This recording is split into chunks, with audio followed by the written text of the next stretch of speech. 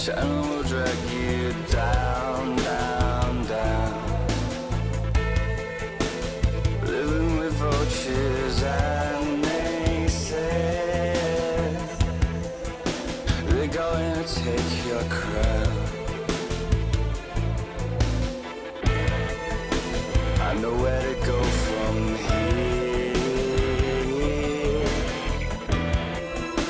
I will not let you down, down, down. 'Cause I'm beginning to see you fall to pieces, being pulled to the hollow ground. Please stop, you'll drown. Do you follow your desires? Do you challenge their routines? I will dream, I will aspire, 'cause I know how much it means. And I won't take no more. The bitter end devours all.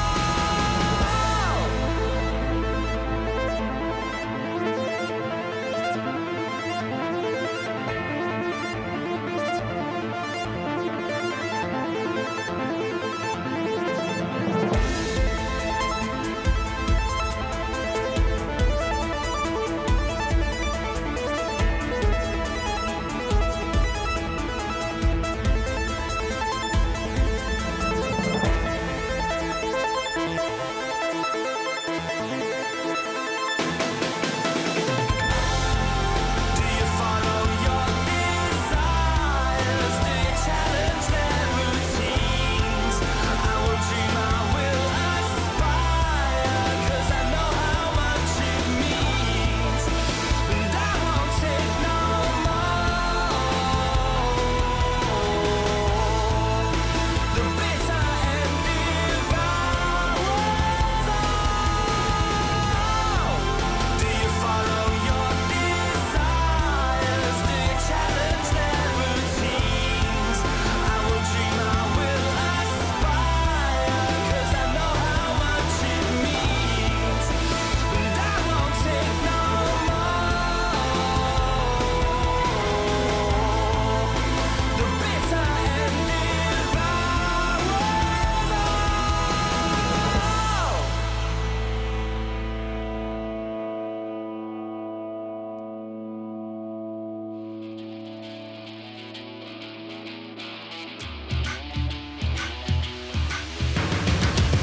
Got a backbone made of steel, make you feel like I'm an animal that you can't control. Walk the walk, talk the talk, I'm the whole deal. Yeah, I'm an animal and I command the show. I can see it in your eyes, I can feel you watching. Got your hooks, got you right where I know I want you. Play the switch, I'm a mystery, but you love it. Hook, line, sinker, follow the leader.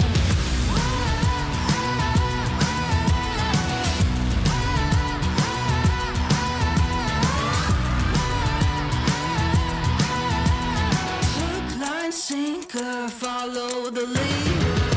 Bring you right there to the edge, make you sweat like you can never take the heat, but it's never too hot for me. I walk the walk, talk the talk, you know I'll never stop, 'cause I'm an animal, I'll just laugh it off. I can see it in your eyes, I can feel you watching. Got your hooks, got you right where I know I want you. Play the switch, I'm a mystery, but you love it. Hook, line, sinker, follow the leader.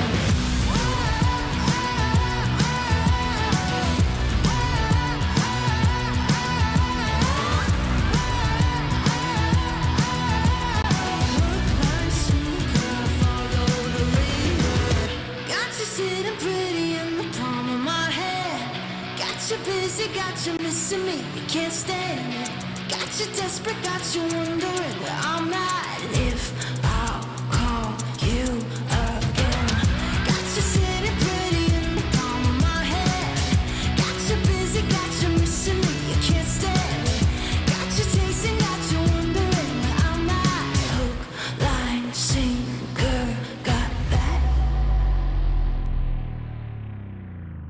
I can see it in your eyes, I can feel you watching. Got your hooks, got you right where I know I want you. Play the switch, you're a mystery, but you love it. Hook, line, sinker, follow the leader.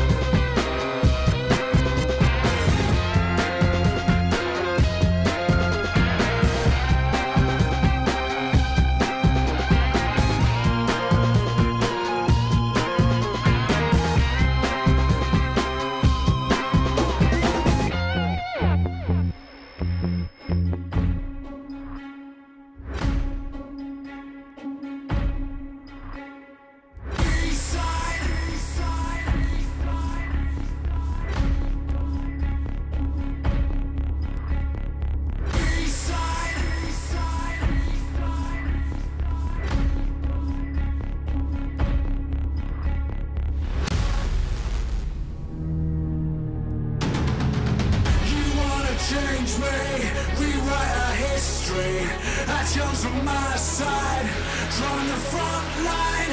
You wanna save face, came to the wrong place. You raise a white flag, I give the V side.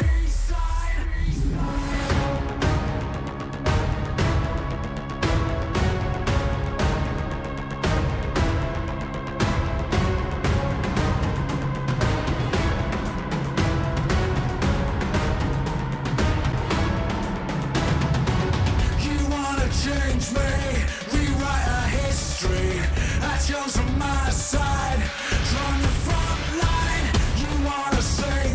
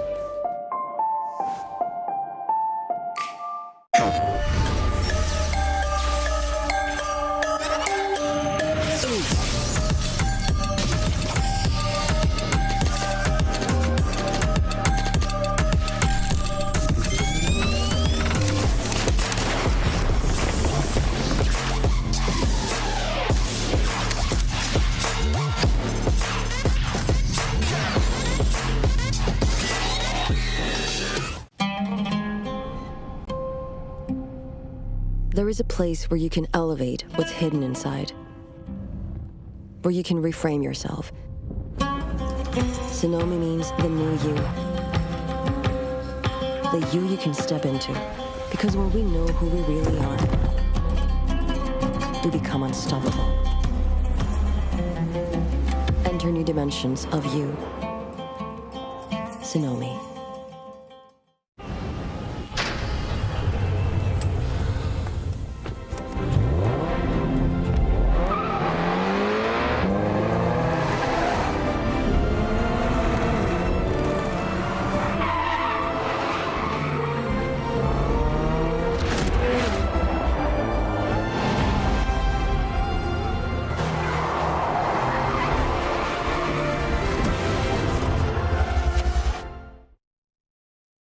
All new Honor Magic 5 Pro.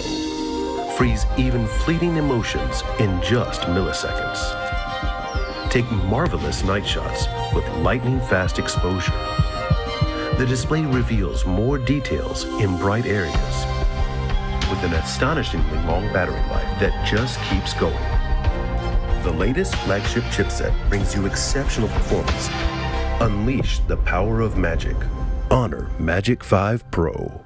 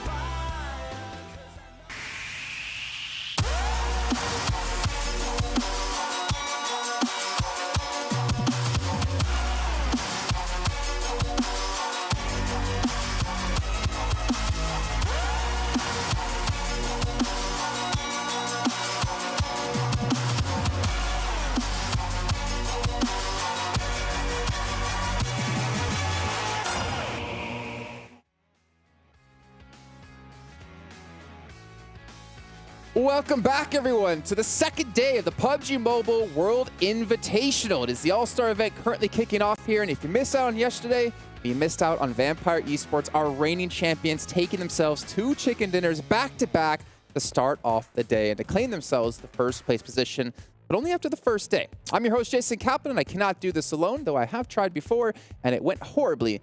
But not as, I don't know what I was going to go with that. Where are you going with that? But Max looks great, and he's having a good time. And then we got 7 on the end. Hey, gentlemen, how you doing? All good. No, fantastic day yesterday. A feeler day, I would say, for a lot of the teams, so we can see some expectations that can be achieved for some of these teams. I'm hoping some teams at the bottom that need to do better. But man, Vampire, not only 2 wins, almost a third on that third match. So they're feeling great right now. Some surprises too. Bigetron with 2 wins. Also. Nobody expected that at the beginning of the day. I expected it. Lies. He did. Yep. Lies. I actually called it off air, back at the hotel in my own room, where no one could hear me. But this 3 show is brought to you by Savvy, as we're going to be starting to dive into this event. But not only this event, right? There's 2 events. It's the All-Star event and the main tournament. But we'll start off by taking a look at the format of this entire event to get you guys up to par of what's all going to be happening over these next, 5 days of play, I should say. And things are going to be starting off here. Really interesting. 18 teams. We've already seen some adaptations. We've already seen how messy some battlegrounds can be, Sanhok. like Sanhok. Yeah, Sanhok, exactly. yeah. But 6 of these teams will advance through into the main tournament. However, if Alpha7 is one of those teams, then it'll be the 7th place team that gets through because they already qualified to the main tournament. They won their America's Regionals. And then we have our PMWI event with 1 champion. A lot of money to be won as well. And you can see the map order too, which is a lot different than we've had in the past, Max. And I'm actually curious about your thoughts on this in particular. I really enjoyed it, actually, after you had your first Erangel. I feel some teams were definitely slow on the first Erangel, and it's already started on the first day, seeing some improvements, trying to speed up the rotation process, etc. So I did enjoy that. Miramar, same, actually, on the 6th game. Teams were actually doing some splits and regrouping a little bit faster, reacting to circles faster. So overall, happy with how things turned out. Then the one Sanhok, now we can expect some adaptations to be made because some teams got away with stuff on that first game that I don't think they really should, 7. Max, who are you hinting at? Gladiators, maybe? Just a little bit, you know. Hey, don't talk smack about Gladiators. They're 2nd place. No chicken dinners, but 4 top 4 placings out of 6 matches. Like, I've never seen you be that consistent at a game. Whoa. Okay. Out of pocket. A little bit low-hanging Miramar fruit was there. their kryptonite, though. Miramar was their kryptonite, so we'll see how they do today on Miramar. Yeah, well, let's take a look at the prize below to get an idea of how much money can be won across these 2 events. We know it's $3 million, but the All-Star Tournament's going to be $1 million, with first place taking home $125,000. And of course, just for being here today, you get 10 grand, which, you know what? That's pretty damn good. Yeah. I mean, if you're Mozexis, you wouldn't even plan to be here in the first place. You're just like, well, at least they get that bare minimum. And we did talk to them a little bit earlier behind the stage, right, 7, and they said they had some changes they want to make. I think I was with Hotrix also. They want to make some big changes because first day didn't quite work out. But I mean, 10K minimum, that is not many tournaments that have that price pool at the bottom. So I mean, for great them, to it was a team, right, that they didn't even know that they were going to be here until last week, so they have very little time to prepare. So hopefully now, with one day under their belt, they'll be able to come out and actually showcase what they're able to do. If not, they're going to continue to be there towards the bottom. And we'll dive into Mizex just a little bit after this as we take a look at the prize breakdown for our main event. It's $2 million, 400 grand for first place. Now, again, if you're at home using a calculator, obviously that does not add up to $2 million. But the important thing is that there's a lot of money to be won outside of that as well with our milestones, with our record breakers, which we'll get into when we get to the main event. It's not too big of a deal now because it's not relevant to the All-Star event. But the teams, that's what's relevant here, as we'll take a look at all of our participating teams. And 7, I think I was saying this to you last night, this morning, I don't know, it's all blending into one. Important part for Mizexis, as you mentioned before, is that they can use this as a training ground. Like, realistically, coming in last second, they weren't really prepared for this event, but use the information and the practice you're getting here right now, which is by far beyond better than anything you'll get in North America. Take that back with you, man, and run with that momentum. It is. It really is, and I think that's why I want to see how this team is going to be reacting, especially after day 1, right?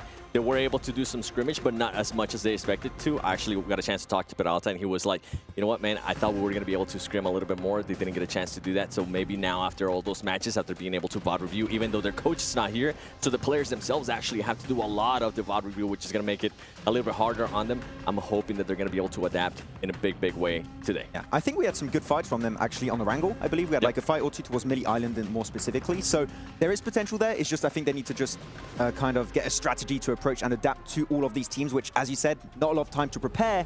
hopefully the day of yesterday was like a glorified scrim for them, so they can bring that knowledge into today. Yeah, I think for me, looking at them, I don't necessarily care if they get super far into the matches. For me, it's more about like, can they contend in like the 4v4 battles against some of these teams? Because you're looking at some of these teams who are like the Lionel Messi of PUBG Mobile. Like, it's going to be very difficult for them to compete. But if they can, which we did see a little bit of, that's a good sign. Then they have to work on more of their macro play and the rotations. I feel like they need a little bit more confidence too. We saw yesterday, especially, we saw some teams that just weren't confident, willing to take a fight. Yeah. Come to mind, iKURD. I mean, Miramar, you Yeah, remember? We're looking at it, okay, just like, what really are they doing? They were just in a perfect area to actually cause a lot of damage, to try to get a lot of eliminations. They were able to cause a lot of damage, but I feel like they could have done a lot more with their positioning. I think that's one thing that we can keep saying over and over again for yesterday. It was a feeler team for a lot of these squads. I think a lot of the teams that have been voted in, they didn't qualify, so a lot of them got voted in. So for a lot of these teams and players, it's their first time at this stage at the LAN event, playing with 18 team lobbies in PMWI. So that first 8 teams are like, okay, this is what we have to do to be able to contend at the highest level in PUBG Mobile Esports. So yesterday, some teams might have struggled. I think that the leaderboards might be all over the place today. Then you have the defending PMGC champions SGG, where they ended up performing It's just a really normal well. tournament, Seven. It's just a normal No, that's $3 million Vampire. That's tournament. Oh, sorry. I thought we were going on them. No. Not yet. I want to see more of SGG. I mean, the defending champions of the PMGC, yeah, they did get voted in. Yeah, they have had a bunch of excuses coming into this tournament. They're currently nowhere to be seen. I want to see more of it. Yeah, I mean, there's nothing really to add. It's just prove it on this second day, right, for SGG. I mean, there were some things that were said in the spring season that didn't quite work out for them. Apparently, all the wounds have been healed, literally, for the team. So that right now, we need to see better from the current reigning world champions. Wounds. Always could be new ones. Oh. Never know. Yeah. I agree. Let's not jinx them. SGG definitely want to see more of. Let's take a look at our schedule to get you guys up to date with what will be coming your way today and, of course, over the next few days as well. So starting things off on Sanhok, like we mentioned before, it's going to be the exact same map order every single day. So one Sanhok into 3 Erangels into 2 Miramars. Now, obviously, this does allow teams to kind of get repeats, get extra reps in on the same battleground one after another, where in the past it would always be a different battleground after another. So it allows you to make those adaptations. And I guess even technically the tough part is if you have like a good match, or I guess maybe a bad match, like you have the ability to just kind of rethink things and then, okay, we're going back into Erangel. You don't have to think ahead to be like, okay, we're going to be going into Vikendi next. So let's prepare for Vikendi. It's no, let's just figure out what we did wrong and fix it for the next one. Yeah, and if you do well, just ride on that high, right? And which is what we saw from Vampire. Got himself a chicken dinner, got himself a second place right after. So if things are working out for you, you can just keep that ball rolling as you have multiple games of the same map in a row. Yeah, and then the opposite of that, right? We had Bigetron, first Erangel. I think they ended up 14th place. Second Erangel, they ended up 15th place. And on the third one, they finally got everything together and they ended up with the first chicken dinner of the day. Okay. Well, we'll see if they can do it yet again today. But for you guys at home, we want to hear your thoughts about the show. So make sure you check out a link in chat and make sure you fill out that survey because we appreciate it so much. And Seven said to me, if you take a picture proving that you did actually take the survey, he's going to send you some UC and also follow you back on social media. Right, Seven? Yeah. How much UC are we talking here? Yeah, like one? One? Yeah, that's solid. You're such a gracious guy. 777. But yeah, That's more you should have said brand. 7 instead of 1, No. to be honest. 7's slow. But let's maybe turn our attention towards maybe some of the teams who had a insane start yesterday. We'll take a look at overall so you guys get an idea of how they did as well. We talked about Vampire placing first. Well, 78 points. I feel like, unfortunately, that doesn't do justice to how far ahead they were in the beginning. But then again, if you're going to maintain winning like they did throughout the entire day, it'd be very tough to hold that kind of level of play. Yeah, it could have very easily been 3 chicken dinners for them. And most importantly, they've gotten themselves top placements. We're talking top 5s on all different maps. They had that chicken dinner, of course, at the start on Sanhok, that first chicken dinner on the first Erangel, followed up by 2nd place. And Miramar, they got themselves a 5th place with 5 eliminations, where they had some nice approaches to rotating in. That game 5 was a bit tough when it came to Circle for some of the squads, so I do like that they got plans for all of the maps that have been working to some extent. So I feel like it's just going to continue. It doesn't seem like a forced playstyle. It seems like something they're very used to, and they're just going to keep cruising for the All-Stars. Yeah, for me, I was looking at the second pitch. I saw Aton Esports actually get a chance to talk to them as well, and they were like, man, Bigetron was really causing some issues for us yesterday. We saw it, especially in Erangel, right? We kept seeing some hot drops there that were willing to fight when the zone wasn't even near them. I'm hoping that they're going to be able to adapt, and they're going to be willing to make a decision. Do we want to continue to fight Bigetron early on, or do we maybe want to back away from a fight? Like we saw Gaimin Gladiators do yesterday against Alpha7. They lost a player early on, and they were like, you know what? We actually don't want to get into an ego fight right now. Let's just back up, and it ended up working out well for them. Okay, well, we are getting very close to kicking off our first match of the day, but I'm hearing we have Hot Jukes and Banks here for a quick little story to tell us. Welcome to the PUBG Mobile World Invitational Allstars Stage. My name is Banks and it is day 2 of our competition, and this is when the leaderboard is really going to start to take shape. Isn't that right, Jukes? You're darn right it is. Vampire Esports is crushing this tournament so far with a 21-point lead over everybody in the lobby. They're definitely the team to beat coming into today. A surprise turn of events as well. The local organization Team Falcons made a late dash up the leaderboard and they're currently sitting in 4th. Man, when it comes to Team Falcons, when they got that chicken dinner, the entire stadium exploded. So their squad, then I'm really looking forward to do that here today as well. We've also got to mention Bigetron and Gaimin Gladiators, both extremely consistent throughout day 1, and we cannot wait to see what day 2 of our competition brings to the table, and I cannot wait to hear you guys in the caster booth. Yeah, and hope to see you on the main stage, and we'll see you guys in the battlegrounds. See you there. Yeah, a great day 1, and day 2 has a lot in store for us here. As we can see the players, walking around here, getting ready as well, getting that VIP treatment. Banks, what are you doing there? How did you do that? How's that possible? What? He's wearing different clothes too? Oh my gosh, he's a magician. I want to be Maybe like it's a Banks you. look-alike. To be fair, he does have a lot of attention. Maybe he needs that like fake person that looks like him. Oh, to protect him. body double?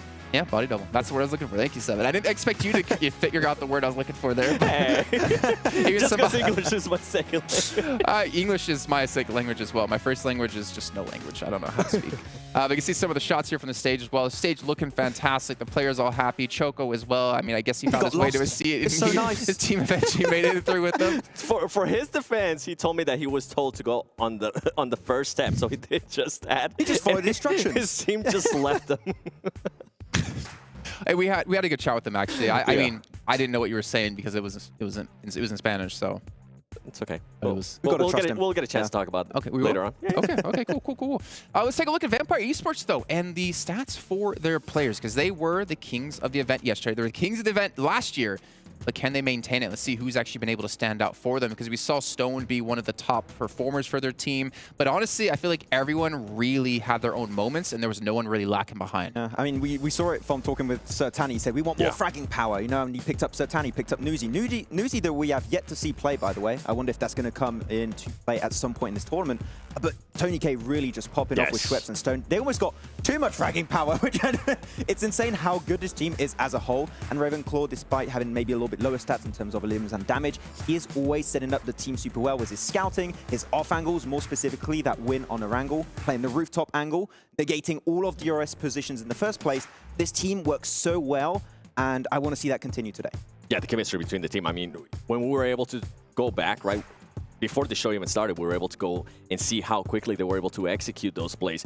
In the botation, the first Erangel, how they were able to actually execute that play before. And Ravenclaw, I think at one point too, we were saying, oh man, RA should be in there first. Ravenclaw was able to get to a position. He's already there. He was already there before RA even got a chance to be there. So just the chemistry that out of this team right now, the synergy as well. And also Tony K, the way he was able to bounce back from the mistake that he was able to do, that almost cost him the game, to being able to just become that fragging power that they brought him to be. Yeah.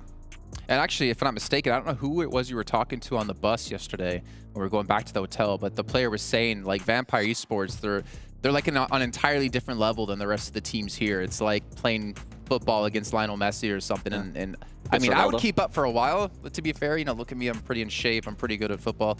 No, it's just playing against professional. I'll run for like about 5 minutes, and then I'm just gonna be puking Let's all forget over the about place. that. But I think that's a cool little a little clip though to say that they recognize that Vampire Esports are just on an entirely different level at the moment. I think it was Ida from R8 Esports. Yeah, and I think that's why we're so excited for today, right? We want to see how these teams are going to be able to readjust to what some of these teams are being able to do. I mean, Bigetron, nobody expected them to be able to get those 2 chicken dinners. I did. Remember I told you? Of course I told you. In my hotel room, I said to myself in the mirror, I'm like, Bigetron are going to get 2 wins today.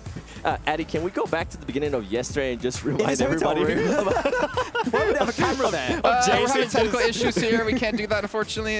No, continue along. Of Jason just saying, yeah, Bigetron, I don't think they're going to do well this tournament. Well, so far. I don't remember saying that. Yeah, doing well, but we'll get to them in a second. But what about G Gladiators? I mean, they have had top 4 finishes out of 6 matches in total. TixieS's supremacy, Max Man. We got to see him be the MVP of yesterday. They have started off strong. I am still very sad I did not pick him as my MVP of the day. He was not the top fragger, but actually all the stats of survival time, damage, eliminations add up, and he was then ending up being the MVP just above Stoned from the side of Vampire Esports, but he's been just up there, so consistent with his damage every single time. And I truly feel like if we see 3 4-man teams of Gladiators make it to the late game, we can expect to see a chicken dinner from them today. Like, they've reached top 5, they've reached top 3 positions, but I'm telling you, the first Gladiators win should be happening today. You know what's interesting to me, Seven, is like looking at these numbers. It's Kitsune, actually. Because when I think back to when he was known as Adder on Cloud9, we did talk a lot about how, like, him coming to the team, he helped Beowulf actually lead the team in-game. He was like the co-in-game leader. And we commented a lot of, like, Adder, I used to know then, like, he's putting up numbers and helping lead. Now here, he's not really able to do that, and for me, it's almost similar to maybe Alpha7, where he doesn't necessarily need to step up like for them to do well.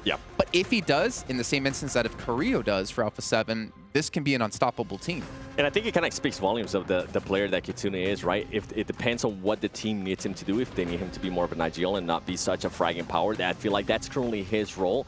But if they do need him to frag out, they always can rely on him to be able to do that. And the main thing for me with GG is going to be, are they going to be getting away with the splits that they got away with yesterday? Because we were, I mean, going back to Sanhok, yeah, they got super blitzed by that zone. We thought that the splits, they were a little bit too far away from each other. They were getting away with it. If they're still able to get away with it today, I wouldn't be surprised if we maybe see them in first place. Yeah, to go back to Kitsune, actually, we saw in PMPL EU and also the Championship of Europe that he was also fragging out big time in that tournament. And I think like he can do both. He can be a frag in IGL. I feel for like this tournament with so many top tier teams, he has to go more in the IGLing role, so just more maybe scouting a little bit more for the teams and not on the forefront. I don't know if I agree with that, because we've been saying for a long time now, you can't have like those 1 or 2 star players on a roster. You have to have everyone performing well if you want to win these events. I don't know if that's maybe the right route. I mean, I can't really complain. I can't really talk negatively, right? They're in second place, but it's kind of like they're playing a little bit different to like what we've seen the meta rising through in terms of like the depth of a roster. Do you think this is a team maybe that came in the mindset, okay, we're going to be in main event, and maybe Kitsune is wanting to give the younger players a bit of a confidence boost? Potentially. I mean, I feel like they understood during the championship, okay, we need to get as many points as possible against Fireflux at the time, because there was a lot of competition between Fireflux and Gladiators to reach the main tournament directly. So I feel like he just went a little bit extra to get those eliminations. But I do wonder, is that going to continue today? Because Kitsune hasn't brought in the points that the rest of the team has, like Matic, Meku, and TixieS. It might continue today, I'm not too sure. But at the end of the day, the 3 other players are fragging out big time. It is mostly the splits that we need to see group up a little bit faster, and if that happens and we see them reach the late game as a 3 4-man team, as I already said, I think the wins will be starting to happen today. When you say 3-man team, does that mean one person on the team is eliminated, or do you think Matic is just off by himself? Matic is that what a 3-man team is? And Matic on the side, pretty much. That's what I say. When you guys were mentioning, like, yeah, you know, see if they can regroup quicker. I'm like, there's three things guaranteed in life: death, taxes, and Matic being off by himself. That's pretty much, yeah. Hey, it kind of worked out for them yesterday at some points, though. Versus Vampire, actually, you got a lot of extra information and nice angles, but sometimes when you're split like that and you're only doing a solo split, if you get knocked, you're done.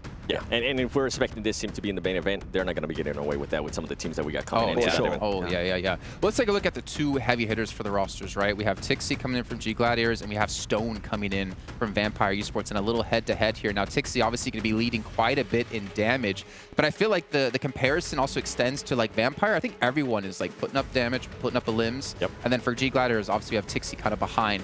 So it's a little bit of a difference in terms of how these teams are running. Yeah, Schweppes and Tony K was, I call him Tony Clay, that's my boy, has been doing it. My boy Jim.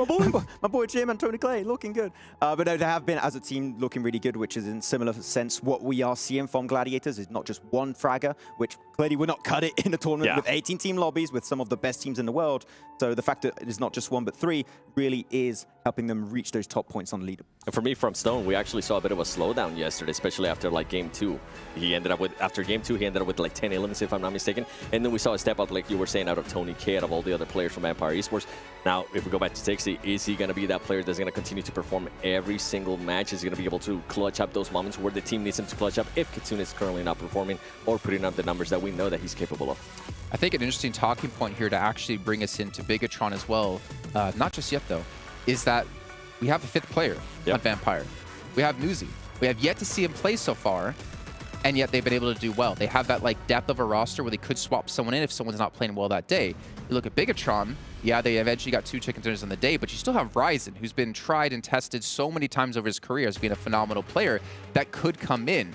I'm curious if we're going to see either of these teams swap someone in, even if they're like, okay, if Vampires, let's say like 100 points ahead, they're going to qualify to the main event, why not throw Newsy in? Get them some reps. Same for Bigetron. If they get themselves a big enough buffer, throw them in, get them some reps, get them ready to go for that main event because you have to hit the ground running. Yeah, after things working so well for Vampire yesterday, maybe not bringing Newsy in today, just keep that consistency going. Day 3, so tomorrow, before the end of the All-Stars, if they already know they're qualified, they're above that 180-point bar they're trying to reach already that Sir Tanny mentioned, I would say they're good to go. They can try Newsy in, maybe try and get him heated up for the main tournament, but otherwise I don't see like an inherent need to have him on board. Same with Bigetron, right? Currently, everything, whatever they're doing, it is working. I would like to see a little bit more aggressiveness out of them at certain times, but it worked out yesterday for them. I feel like it's going to come down to that, right? If they do get a nice buffer of points, maybe tomorrow they'll put in Ryzen, because Ryzen hasn't really played in a tournament like this, like I mentioned yesterday, in 2.5 years. That is a long, long time for having international gameplay at this level.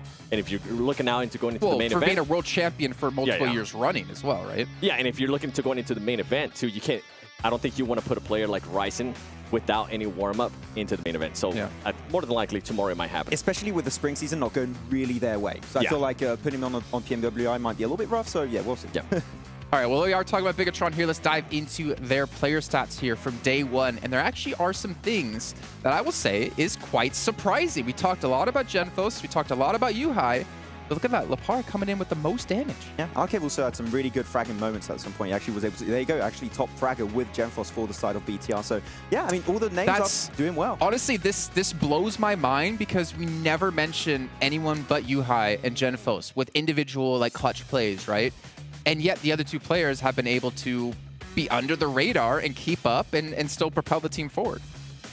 Yeah, what's interesting for me, what's interesting for me is Lapar. He was a player that was just able to join the team back in May. So for him to be able to perform like this so fast as well, especially with how you were mentioning, they weren't really able to perform that well in their region, in their country. It's good to see that they're now starting to get that chemistry. And that's something that, I mean, even going back to Vampire Esports, we got a chance to talk to Sir Tanny. Sir Tanny was saying the same thing. It took the 2 new players a little bit of time to get into the groove. They ended up winning now their PMPL in Thailand. And now we're seeing what they're able to do here in the PMWI. So maybe it's a little bit of giving Bigetron and the new players more time to adjust. And that might be one of the reasons, too, why they're currently not playing Ryzen. It's what we mentioned on the pre-show yesterday, actually. Like, on paper, this team is good. We need to see that synergy start to build. And we actually saw that on the last few games of yesterday. So I want to see that continue. And if the synergy keeps growing at this rate, who knows? Top 6, they can remain up there and maybe actually reach the main tournament and play with Alter Ego. That'll be fun. Fun, or it's going to be a bloodbath. Probably that too. Yeah. Probably that, yeah. Well, things are heating up here in Saudi Arabia. We're going to take a quick little break here to get things ready to go for our first match. And we'll see you guys in just a few.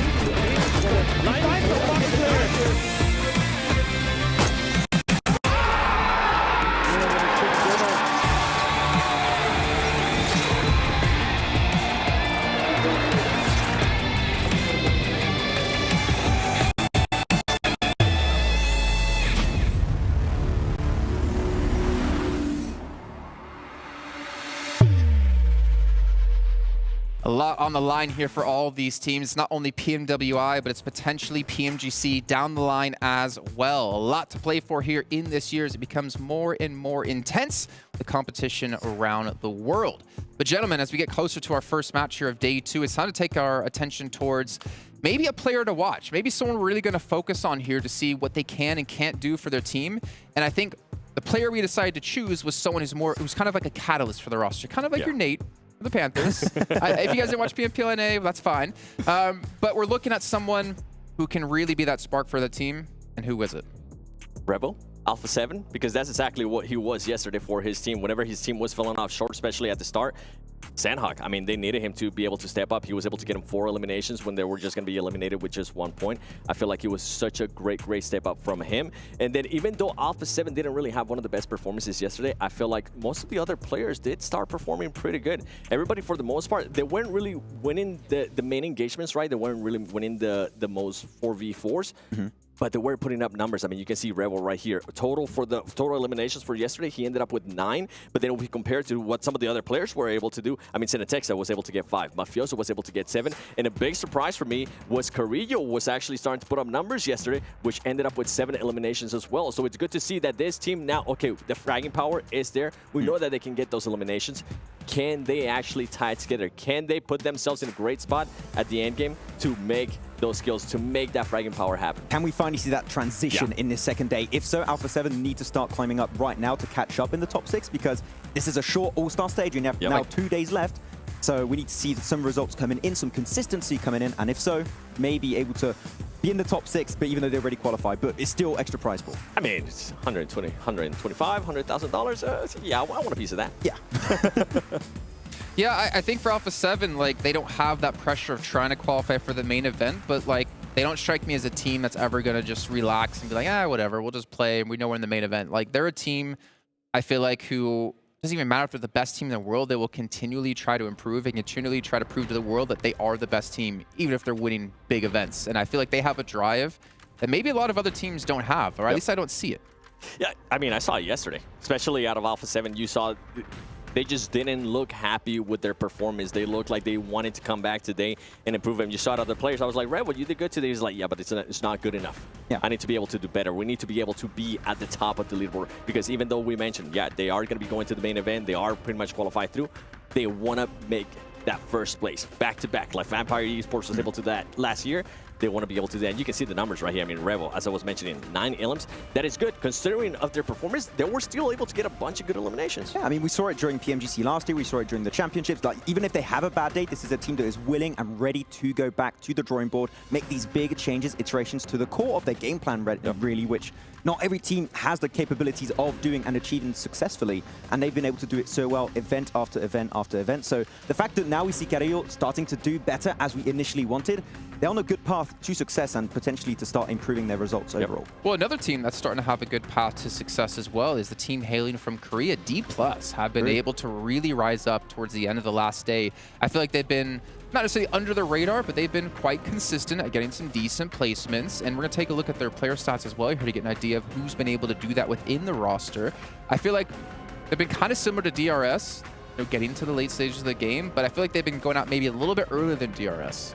I feel like they're a lot more macro-focused than DRS, and their Miramars were absolutely awesome. Their Miramar was some of the best games we've seen from this team, actually. They are literally the best games we saw from D+ Kia. I want to see that transition into Sanhok potentially, even though it's only one game, but mainly Erangel. If we start seeing D+ Kia getting good, consistent points on Erangel, I'm going to be completely sold on their performances, because we've seen last year's PMWI, what the team and the players can do. I expect that to happen to some extent again this event. I mean, we kind of saw it a little bit yesterday, right? They ended up in 16th place in the first Erangel, and then they were able to improve it. They were able to get 7th place with 4 eliminations. They were able to end up getting 8th place with 4 eliminations. I'm pretty sure it's not where they want to be, but it's good to see that they are being able to improve, and I am excited to say, like, what are they going to be able to do today, right? Are they going to be able to get those placement points? Are they going to be able to get those eliminations?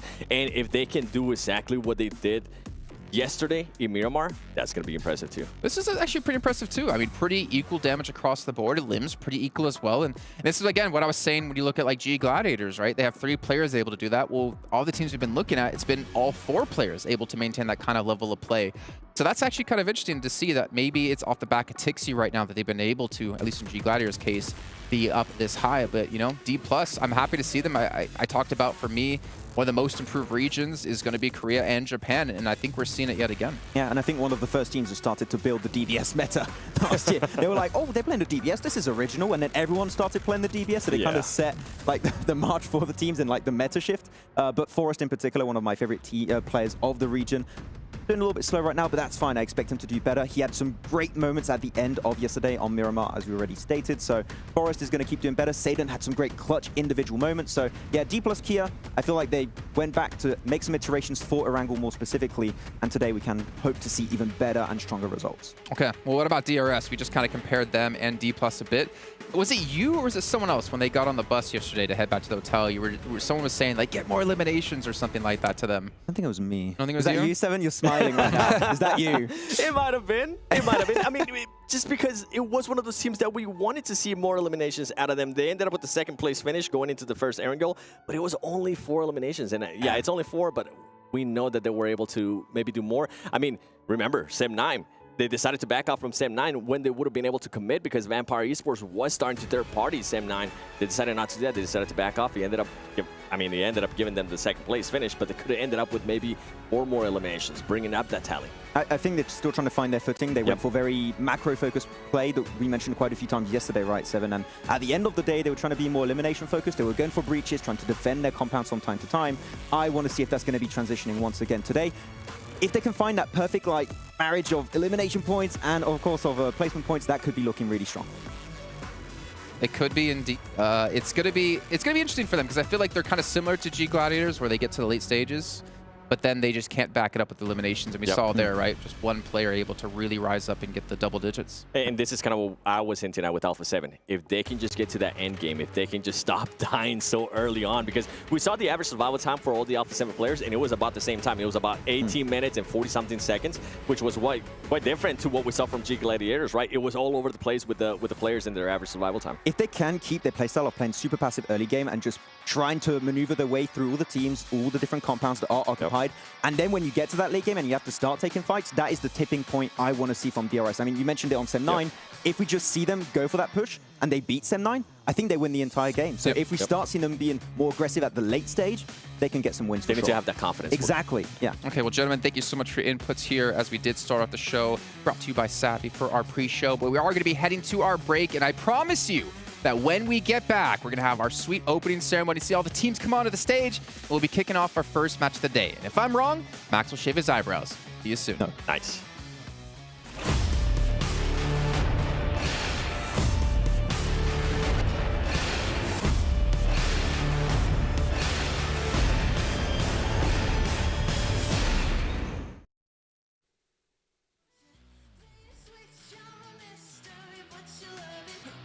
Sinker, follow the leader.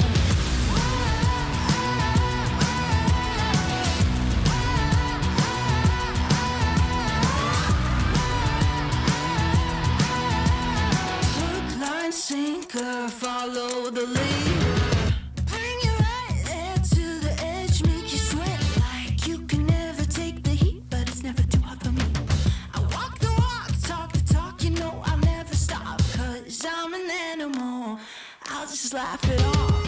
I can see it in your eyes, I can feel you watching. Got you hooked, got you right where I know I want you. Play the switch, I'm a mystery, but you love it. Hook, line, sinker, follow the leader.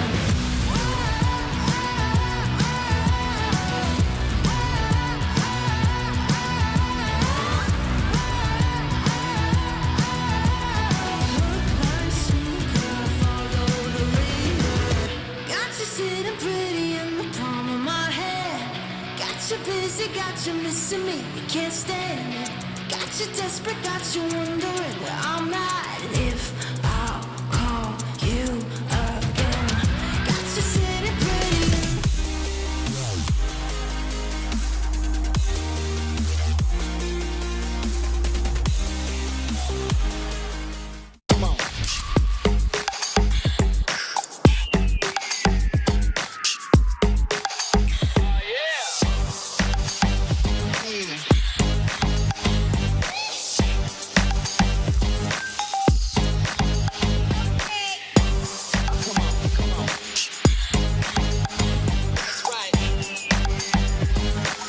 All new Honor Magic 5 Pro. Freeze even fleeting emotions in just milliseconds. Take marvelous night shots with lightning-fast exposure. The display reveals more details in bright areas. with an astonishingly long battery life that just keeps going. The latest flagship chipset brings you exceptional performance. Unleash the power of magic. Honor Magic 5 Pro. Open your eyes. When you look into my eyes, tell me what do you see? Tonight, I'm gonna show you the wonders of the mall. Hey, I got nothing to lose. I got nothing to lose. I need warriors. So is this what you want in? You wanna walk? Show me what's up then. Now we ready to bust in. Take everything, leave 'em with nothing.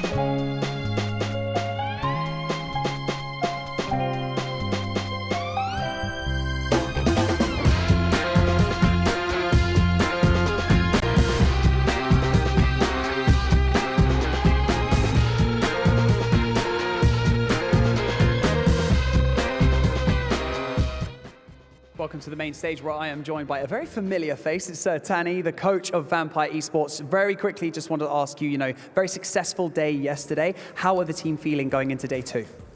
Yeah, I think they can make us more confidence because just as I told you guys yesterday is when we unlocked the chicken dinner earlier, that make more confidence to us because it's, everything can happen in the offline tournament. So if you have a good start, it will be good on the tournament. And what have they been working on from day 1 into day 2? Anything in particular? Yeah, I don't think I've changed anything because for now our timing, our teamwork is always the greatest. Yeah, I like that. And is there any team in particular that you're worried about coming into day 2 or worried about catching up with you guys in points? Yeah, I think it's every team because anything can happen in PUBG Mobile, so we are just prepared for anything is impossible. That's a safe answer. I like it though. That's it from us here on the main stage. Back over to the desk to continue day number 2.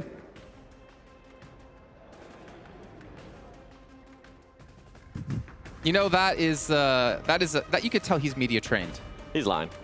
Which team? Every team has an equal chance.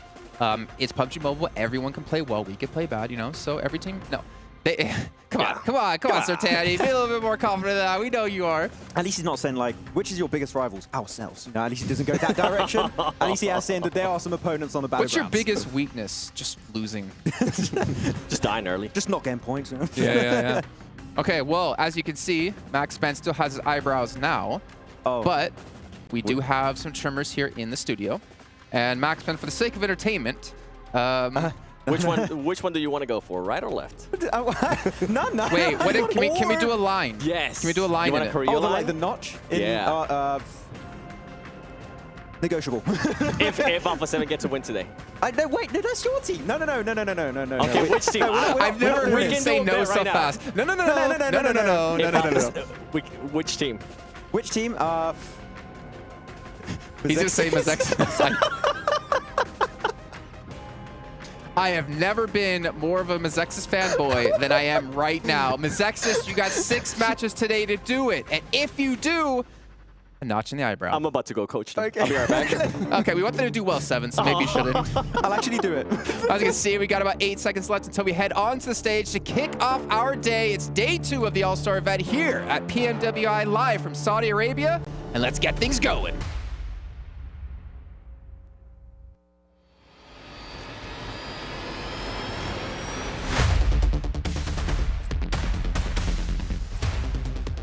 The central definition of interest, or as we know it, focus.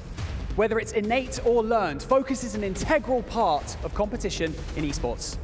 والحين أعزائنا المشاهدين وصلنا إلى اليوم الثاني في هذه المنافسة في PMWI اللي راح نشوف فيها أبطال هذه النسخة. هل بنشوف متصدر جديد؟ هل بنشوف منافس مختلف؟ هل بنشوف ترتيب برضه مختلف في النقاط؟ Our focus yesterday are reigning champions Vampire Esports, who burst onto the scene and claimed the first 2 chicken dinners of the day. But by the end of day 1, the rest of our teams made up some ground. فريق فامباير في اليوم الاول قدر انه ياخذ 2 تشيكن دينر وبرضه كان في الصداره في المجموعه، لكن برضه في فرق ما اخذوا ولا تشيكن دينر وبرضه كانوا منافسين زي فريق جلاديترز في المركز الثاني. لكن هل بتتغير ترتيب النقاط؟ هذا اللي راح نعرفه اليوم. هذه فيها الفرصه راح يكون برضه معنا 12 مباريات لليوم ولبكره ونعرف ترتيب ال6 فرق اللي راح يتاهلون معنا. Our teams have some catching up to do, but there is still plenty to play for. Welcome to the PUBG Mobile World Invitational Allstars Stage. My name is Banks and I am your host, and joining me on the main stage is my co-host, Atik. باذن الله راح نشوف مباريات جدا ممتعه اليوم وراح نشوف كيف Comfortable today, a lot more ready, and that's where I kind of like. I was talking to you this before we got started here. Was like Vampire in the last game. If they played it to perfection, I think they could have gotten a chicken dinner in the last one. What do you think? Oh yeah, absolutely. I mean, if you're looking at the ramp dip that they had, holding that down either side on a 2-2 split, that's us. You know, it's actually a really strong position of power, and I mean that's where eventually BTR wins from, right? Now, sending the 2 east onto the high ground, I understand why you usually do that, to try and kind of hold teams out from pushing up against you, but you then lose those 2 whilst D plus Kia is going to be then pushing on your west side. So the divide and conquer game for other teams was successful against Vampire. I think it's too much of a large split. Yeah, I think at that point they were just feeling themselves. I mean, when you literally dominate the first half of the tournament, or of day number 1, it's insane. I mean, 2 chicken dinners, but the third game, they had the most points as well. So obviously you can just tell. I think people are a lot more comfortable coming into this. I'm glad that Vampire got heat checked in the last game, because they need to realize that, you know what, job's not finished. Yeah. Still a lot more left to go. There is $1 million on the line. And that's just a drop in the bucket. That's crazy. And I'm glad you told me what heat checked was before all of this was going down. That's right. I am not a traditional sports person, I'm going to be real. Hey, but you know what? Sometimes you got to do it. And that's something I've seen from a team like Alpha7 in the past. That seems to be their biggest struggle. You know, like sometimes they'll get real hot, start getting a little bit too confident, push out in the open, and then just get checked really quickly. So Alpha7, they are a late tournament team. We always see them kind of have a little shaky start, so maybe this could be their bounce back time. Maybe. I think for some of the teams here, when it comes to 3-1 splits, 2-2 splits, even single quad splits across the board, 1-1-1-1-1. Yeah. Like, it changes the dynamic so much going from a 16-team lobby to an 18-team lobby. There is suddenly not that extra room you may expect when you're going into circles 3 or 4. There is suddenly an extra team pushing up on a certain angle. So sometimes some of these teams are going to lose people in those scenarios, and it's slightly, it might just sound like a slight difference adding 2 extra teams to that normal lobby, but it makes a whole world of difference. Oh, 100%. I got to talk to some of these players here, some of these coaches. I talked to Texas, Alpha7. A lot of these guys were just saying, man, this 18-team lobby is a whole another monster. Yeah. You know, people are fighting for drop locations, and I think this is a big, important time for those squads at the bottom of the leaderboards, because you do not want to put a target on your back for teams looking to climb up. So these teams have studied every single drop location. You don't want to be giving it up easily. Yeah, when I look at those bottom teams, if we look through, I'm going to say 15th through 18th, right, to take a little gander down there. You've got R8, you've got Mazexis, you've got Aton, and you've got Galacticos down there as well. I do feel like there is room for the home team, R8. Yeah. Like looking at previous tournaments that I've commentated them in, hosted them in, analyzed them in, whichever role I've done, I can't remember which ones. There's too many things, right? It's a lot. I think that technically their previous skill level is better than where we're seeing them at a 15th right now. Now, of course, time has passed. Whether or not they can kind of recoup those losses in performance overall remains to be seen. But I've seen the potential in the past, so I'm hoping that maybe there's a bump up here today. And you know what? There has to be, because it is crazy the difference in prize pool as we go up to every single level. I mean, you talk about like just the difference from, you know, 6th place, 7th. It's like you get an extra 10 grand each way up, and of course, $140,000 for first place. Yeah, that is huge. Not to mention, of course, maybe even that good ticket to EMGC. That's going to be the goal at the end of the stage, but we're here right now, so hopefully we see that bounce back, because the last thing I want to see is at the end of this tournament, squads that have been struggling, now that they have nothing to lose, finally start playing like themselves, and then we just see them pop off. And of course, that first hurdle that they've got to overcome is Sanhok. As we're getting geared up to that, you can see everybody in the lobby just waiting for the game to begin to get things raring to go. Yesterday, our Sanhok produced a Northwest Island finish. We saw, of course, currently is in second place, Gladiators holding high ground, but a very wide split, and not really attaining huge amounts for it. Like a 4th place with technically 9 eliminations is decent. But when you hold that high ground on that Northwest Island, oftentimes you think to yourself, we've got this. When you get a circle coming up your way, you feel to yourself, we've got this. But they didn't have it. Right? Yeah, I mean, that's literally a dream scenario if you're a team that drops in that location, because if that zone goes there, you know you're going to get some points on the board. But at the same time, you know, when you have that high ground, it's so hard to give up. You know, you're like, oh, I want those eliminations. But that's why I kind of like Vampire's drop location, because they were so... Ruins? They were so quick to drop in Ruins. Once they saw that zone pop, boom, straight up the bridge, and they were able to go ahead and pull a chicken dinner out there. If I recall correctly as well, it's also Falcon's kind of contested drop spot over by Ruins. I mean, whether or not we see that kind of go down again, obviously we've seen it in scrims, we've seen it multiple times, and Ruins is one of the hardest hot drop locations in all of Sanhok. Reason being is because you have loot straight away out on the outside on the Ruins as you hit, and we've seen multiple times Vampire's been able to get DBSs straight away, bang, bang, bang. Oh my days. Unfortunately, Falcons is then down to 2 players. And when you have a hot drop like that can end your game in literally 20 seconds, it's a little demoralizing. Oh, yeah. I mean, that DBS has just really changed the game here. Once you hear that kuchung, kuchung, you better keep your eye out. And, you know, once talk about hot drops, boot camp. We had a hot drop there as well. FaZe Clan suffered a little bit there. In that scenario, I think they lost 3 players right off the bat. And hopefully we see them either decide to share boot camp or maybe even pick another location. Do you think we will actually see a team decide a different drop spot here in day number 2? I think they'll still keep challenging. The thing is, for teams on Sanhok especially, when it comes to boot camp, they do see it as a high-value location, right? It's very central. Technically, it gives you great opportunities to move to the other islands whenever you need to. A lot of loot, too. Yeah, a lot of loot. Lobster building, great stuff. Yeah, I mean, that's where we usually see the battles truly go down on boot camp. But I don't like the hot drop. Yeah. Because oftentimes, I mean, I think usually we're, in scrims at least, we did see FaZe doing pretty well there.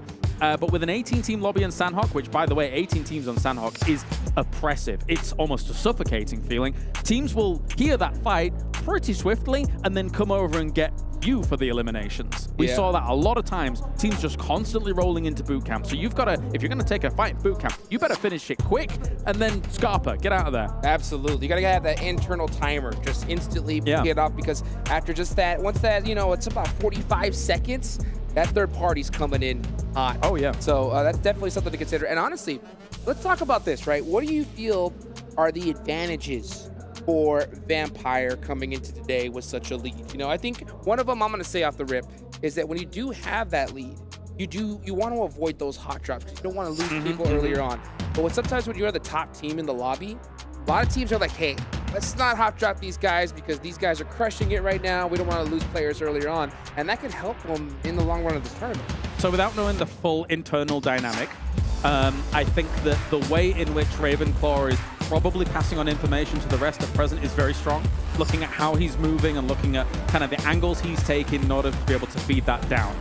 Of course, that is speculation. So, as I say, I don't know how things work out for them. That being said, it would be unheard of. It would be unbelievable if they were able to replicate what they did yesterday on a second day as well. The rest of the teams have gone out there, probably VOD reviewed. Likewise, they have as well. But again, it's difficult to, we talked about it yesterday, it's difficult to be number one and evolve, revolutionize, as opposed to people chase you down in a lobby. So I think the other teams are going to come in less cautious and maybe bring the fight a bit more to them. What do you think? I think so too. I mean, like, yeah, we talked about advantages, now we talk about disadvantages. And when it comes to Vampire, you know, you mentioned yesterday, S2G, when they won the global championships, they were the most viewed and studied team on the planet, right?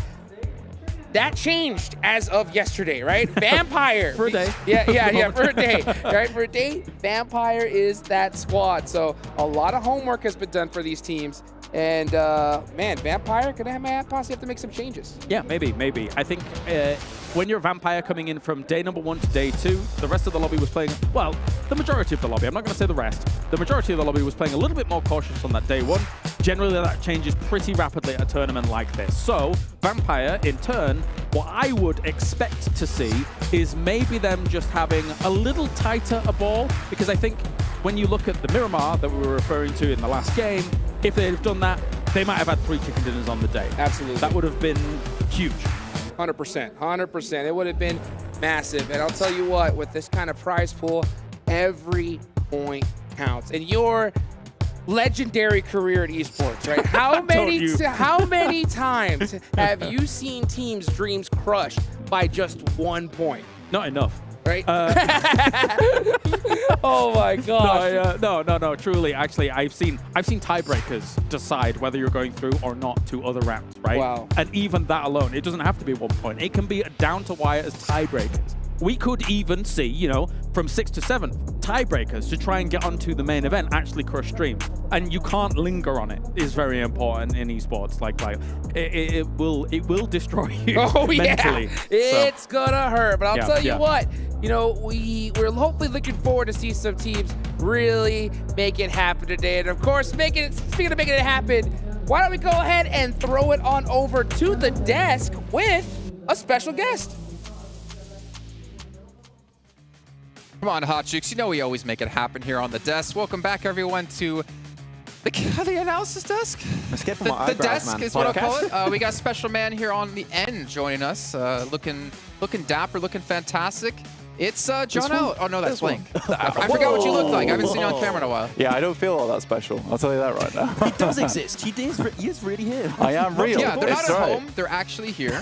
They are casting. We're not lying to you. We are breaking the illusion right now. To be fair, right? This is, I guess, since PMGC, the first time you're going to an offline event again. Because when we do regionals and stuff, you're working from home.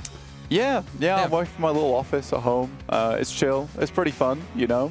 Obviously, being here is better. I get to see the boys, which is amazing. I get to see all the players, which is also very, very cool. We always enjoy that. And I think that realistically, it is always nicer to have an offline event because you do get like a much better range of play, in my opinion, overall. And I think seeing some of the teams get more of this experience offline is probably beneficial for the esports in general, because you want to get these players in, you want to get rid of those jitters, those nerves of being on camera, on the stage, and then get going. 2020 PMGC, we literally talked about that, right? COVID just had hit, the players had to play from home, and we were talking about how some players actually were excelling because of that. Chilled out. Yeah, exactly. They didn't have to play in front of the stage. They didn't have to worry about that. You know, Darth Pillow, was it? What? I can't remember his name. Darth Blanket. Yeah, it was good times. But you know, great player.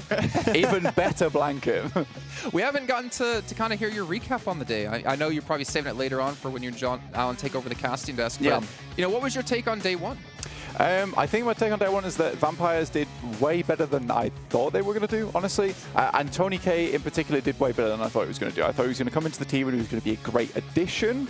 I didn't think he would excel as much as he did. And it was funny for me because I think we were talking about on the cast actually that honestly, when you look at Tony K, it was almost that redemption from game 2 where it looked very dangerous, where he almost for the entire game and he was like, Sorry, guys. Please let me stay on. Don't pull a newsie on me. Don't put me on the bench, please. For the love of God. Too soon. Yeah, I know. Maybe too soon. Maybe too soon. But I think that what they have right now, this is a good question to ask, right? Is I don't know if Seven, you particularly think that do they need to bring in newsie at this point? I think that with Ravenclaw, Stone, as well as Tony K, it's just a great roster overall. I think they've got every little bit of the piece that they need for a fantastic finish. Yeah, I think with the way they're going right now, I would rather them just keep the roster the way they have it right now, build that point cushion, and then going into tomorrow, maybe put them in, give them some experience, because if they continue to perform this well, if they continue to perform this well, they are going to be going to main event, and you want to have your sub at least have some experience here, at least have some warm-up games. Or just cut him. Don't let him play. So to be fair, right, like we did discuss that earlier on, right? We did compare newsie and Ryzen right now. Bigetron, looking good, but they do have that fifth player that if anyone's not performing well on that day, they could sub him in. I'm actually curious, Blank, let's hear your thoughts on like a 5-man roster, but like a viable 5-man roster, not just like someone you put on the list just so they can go to Liquipedia and be like, hey, see, I played in this. Not just a coach, just put like as a sub player. Not just like Max at the PMCO. Oh my! I love that. Bang, bang, bang. You know, you're all dropping the jokes on me. I mean, look, let me go to the original question first, is what I think of an actual 5-man roster. And I think a 5-man roster is really good. You think you take a team like Nexus from Europe in particular, they've got a 5-man roster at the moment. They switch people in and out from that roster. And I think it really helped them in the long run kind of build up to what they were looking for in the finals. And I do think that if you have a player like Octavian, for instance, bit of a streaky player at times, doesn't really turn on until the end of the tournaments a lot. It's great to, give him a little bit of a break and let him come in feeling refreshed when you really need it, when you need that clutch factor. I think it's less ideal taking out your main fraggers. So for instance, if we're talking about Vampires, you wouldn't particularly take out Stoned because he is just overall a very consistent player they need as that initiator into a lot of those compounds, a lot of those buildings. But having a 5-man roster, I think it does give you a lot of flexibility in these games of how you want to play things out. Say you just want to skip out on a Sanhok, one of your players, they've really played out their mind, Tony K, you can just let him step out, maybe get a newsie in. And I do think if we come back to newsie, he was a great player back in the day. When he played on Infinity, he was one of their star players, right? I think when they played from that northern edge, he really definitely dominated in that play style. And I think that, maybe if we come back to that edge play style, maybe we will see newsie. If they make it to main tournament, I think newsie will be really good there. Right now with 18 teams in the lobby, it's not easy to play that edge. After especially their success of yesterday, it's not like there's a need to change something. So far, if it ain't broke, don't fix it. And I feel like that's the case for them. BTR2 had some good success yesterday, so Ryzen also doesn't really have to be brought in unless they fall off significantly today. It might remain like this. I would like to see newsie come in and see how he would react if he has to support, because we saw what happened with Tony K, right? What happens if newsie actually can support even better than Tony K and still put up the fragging power? That would be super interesting to see, actually. Is it going to happen, though? We don't know. Big question mark. But if it does happen and he can actually kind of perform the same way his teammates have, then that roster's even more scary, because 6 games on a day, that's quite a lot. Leaving a break period for some of the players throughout a day can actually be really impactful for a squad. And if anybody's having a bad day, I mean, you can always try to replace them with one of the other players. I mean, that is the benefits of the first, right? Well, see, I think there's one thing that you guys aren't not really taking into consideration, though, when you come into these 5-man rosters or 6, whatever, how many people on a roster, is that there's a lot of interrelational stuff that can break down. So let's just say we're a 4-man squad, right? You got Kalaris, who's the 5th man on our team. If he's not being put into games, is he going to become salty? Is he going to become angry that he's not getting game time in? Is that going to affect the team? Is he going to just leave the roster and find somewhere else? Or is he going to be an asset to the team to be there? Act as an analyst, be there with the coach. In between matches, go talk to me, like, hey, I noticed in this rotation you're doing things wrong, or hey, these teams, because he can watch the whole game from the arena or something, these teams are doing this, be careful. I think it depends on the mindset and the mentality of that 5th player, if they want to be an asset to a team or if they only want to be a star. Do they want their team to win, or do they want themselves to win? I think that's crucial.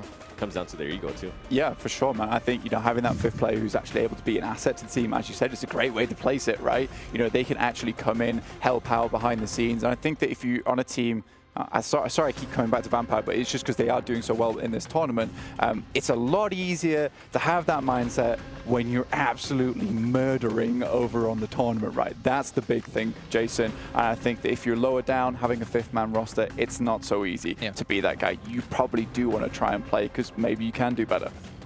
Yeah, and obviously, like you're saying, like different tiers of play, right? Your top team, I mean, I'm not gonna lie, I'm the type of person that I would be, you know, I would help them out. I don't care about being the 5th man on the team. I don't care about playing. If our team's winning, my name's in there in the banner. I'm getting to celebrate, and more importantly, I'm getting my cut of the prize pool. Exactly. I'm more than happy to be there. And you're chilling. And you're chilling. But what if the player feels like they are truly hitting their peak and they're not getting that game time?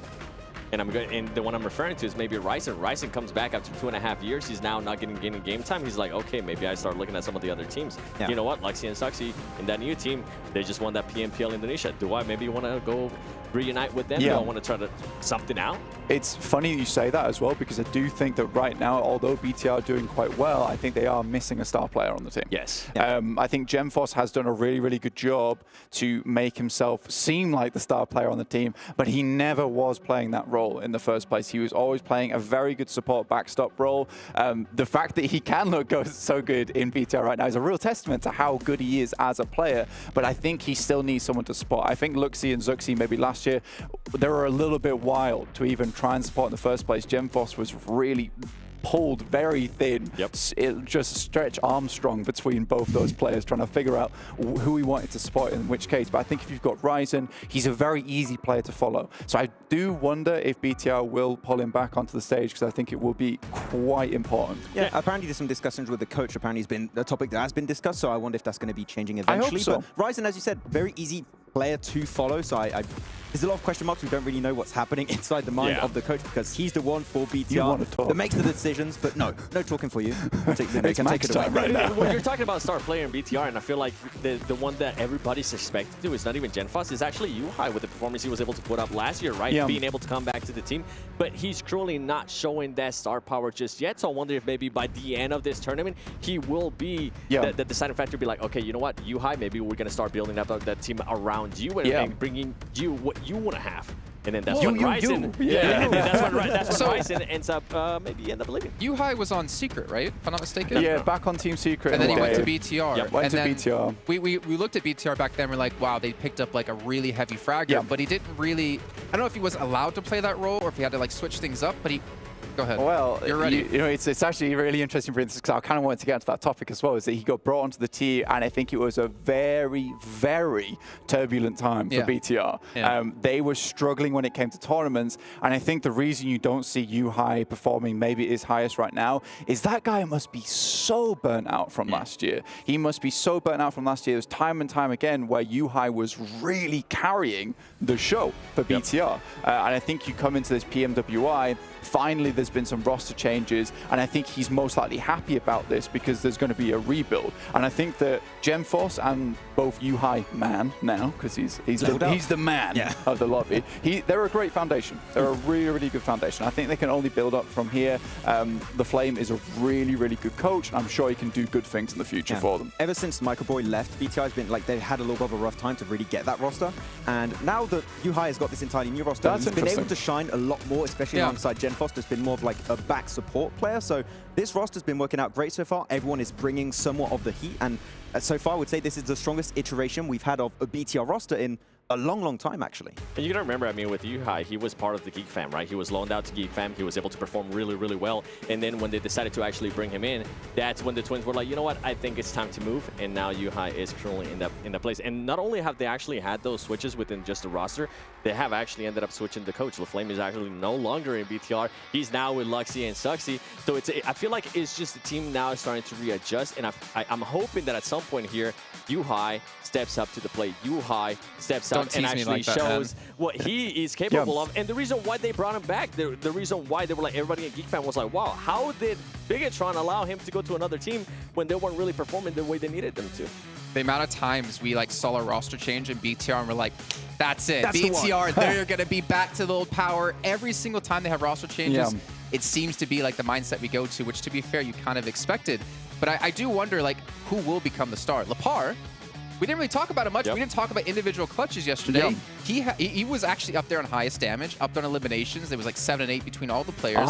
He's gone under the radar quite a bit, but I kind of wonder, is he going to be, is that like his maybe like mode in the team, or is anyone going to step up to be like the new star of the team like the Twins used to be? Yeah, I think it's difficult because when you see Lepar as a player, doesn't have that like big name behind him, right? You've got Yuhai as well as Gemforce, been around the scene a long time. Lepar, on the other hand, we've not really heard too much out of him. And I think he's definitely gone under my radar. But after yesterday, definitely taking a better look at him, really, because he has put up some really good performances to keep them in the running of this tournament, which is not easy in All-Stars. There is some great teams here. But there has also been some really questionable plays, in my opinion. I think that when you look at it, I think most of that does come from the 18-team lobby.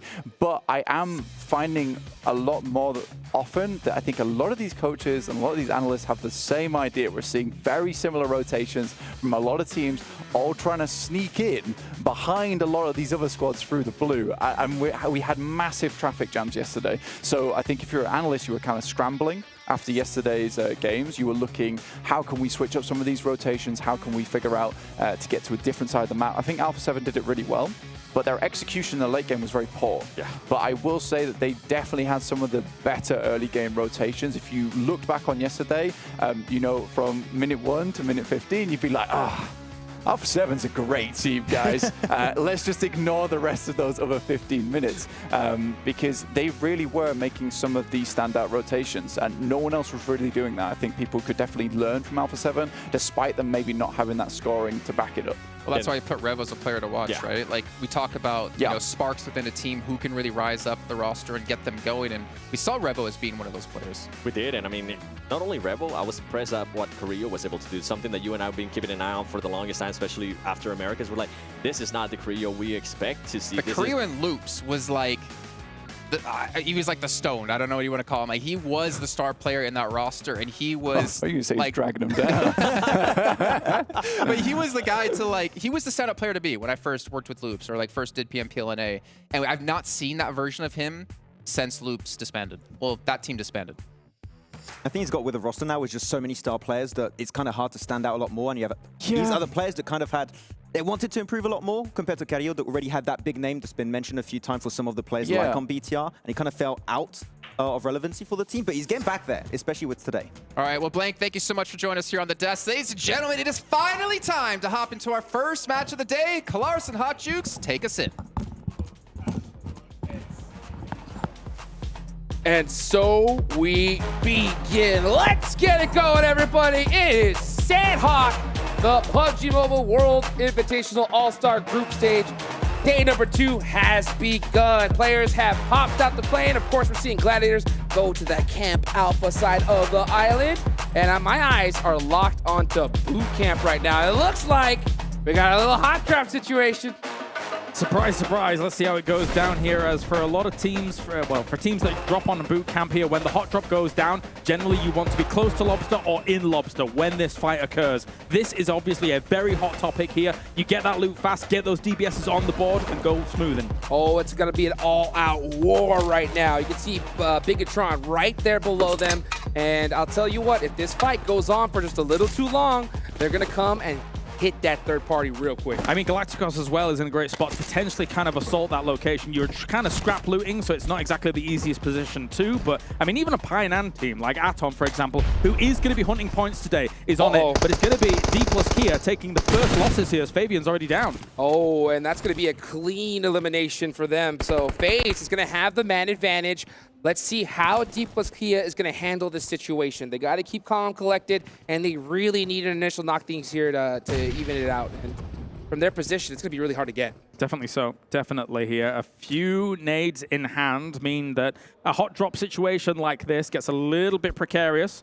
Through the window, not going to be able to hit. Oh, never mind. Satan falls. And with 2 knocked, that's a full-on push, baby. It's coming in hot. You know it. But they're still taking it very carefully. Uh-oh. Now, we did see a return knock there with a nice angle to be from Osel. I'm going to say, I'm glad he has an S12K because in his hands previously was with VSS. And I'm going to be honest, that's not the greatest weapon in that situation. So the S12K will come in handy. Absolutely. And that knocked really just helped them buy some more time. Here he's going again. He does have that S12K. Oh, the pre-fire. DBS. Absolutely disgusting. DBS coming in hot, and D plus Kia. Oh, it's pretty much done and dusted. What could Forrest do at this point? If you're Forrest, you somehow have to bail. Like, you're just going to get destroyed here. And he will go down. That's D plus Kia finished off to start things here in the game. Now, there is BTR slowly encroaching on this position, but they're not fully committing to it. There was 2 southwest of them. The other 2, though, they're at Trifecta, so they're safe. And we talked about this earlier, right? When you have those kind of fights, you got to do it quickly. Yes. And, all right. Oh, the circle. The circle has popped. Hopefully, we can kind of get a look at the map feed here in a second so you can see exactly where it's going. And just for you guys to guess, there's one team right now screaming in the air with joy. And what do you think that is? I'm going to go with Gladiators, perhaps, as we take a look at the replay of this. And unfortunately, Alpha7 already having 1-knock Revo going down. That's really going to hinder their campaign, as they'll be wanting to approach rapidly, because a circle like this, far west, coming in from Kampong, coming in from Lakawi and these locations, it's going to take a while. And then there'll be a barrier to entry for teams holding you out. Yeah, with this first zone, I'm surprised to see Vampire taking so long to rotate up like they did yesterday.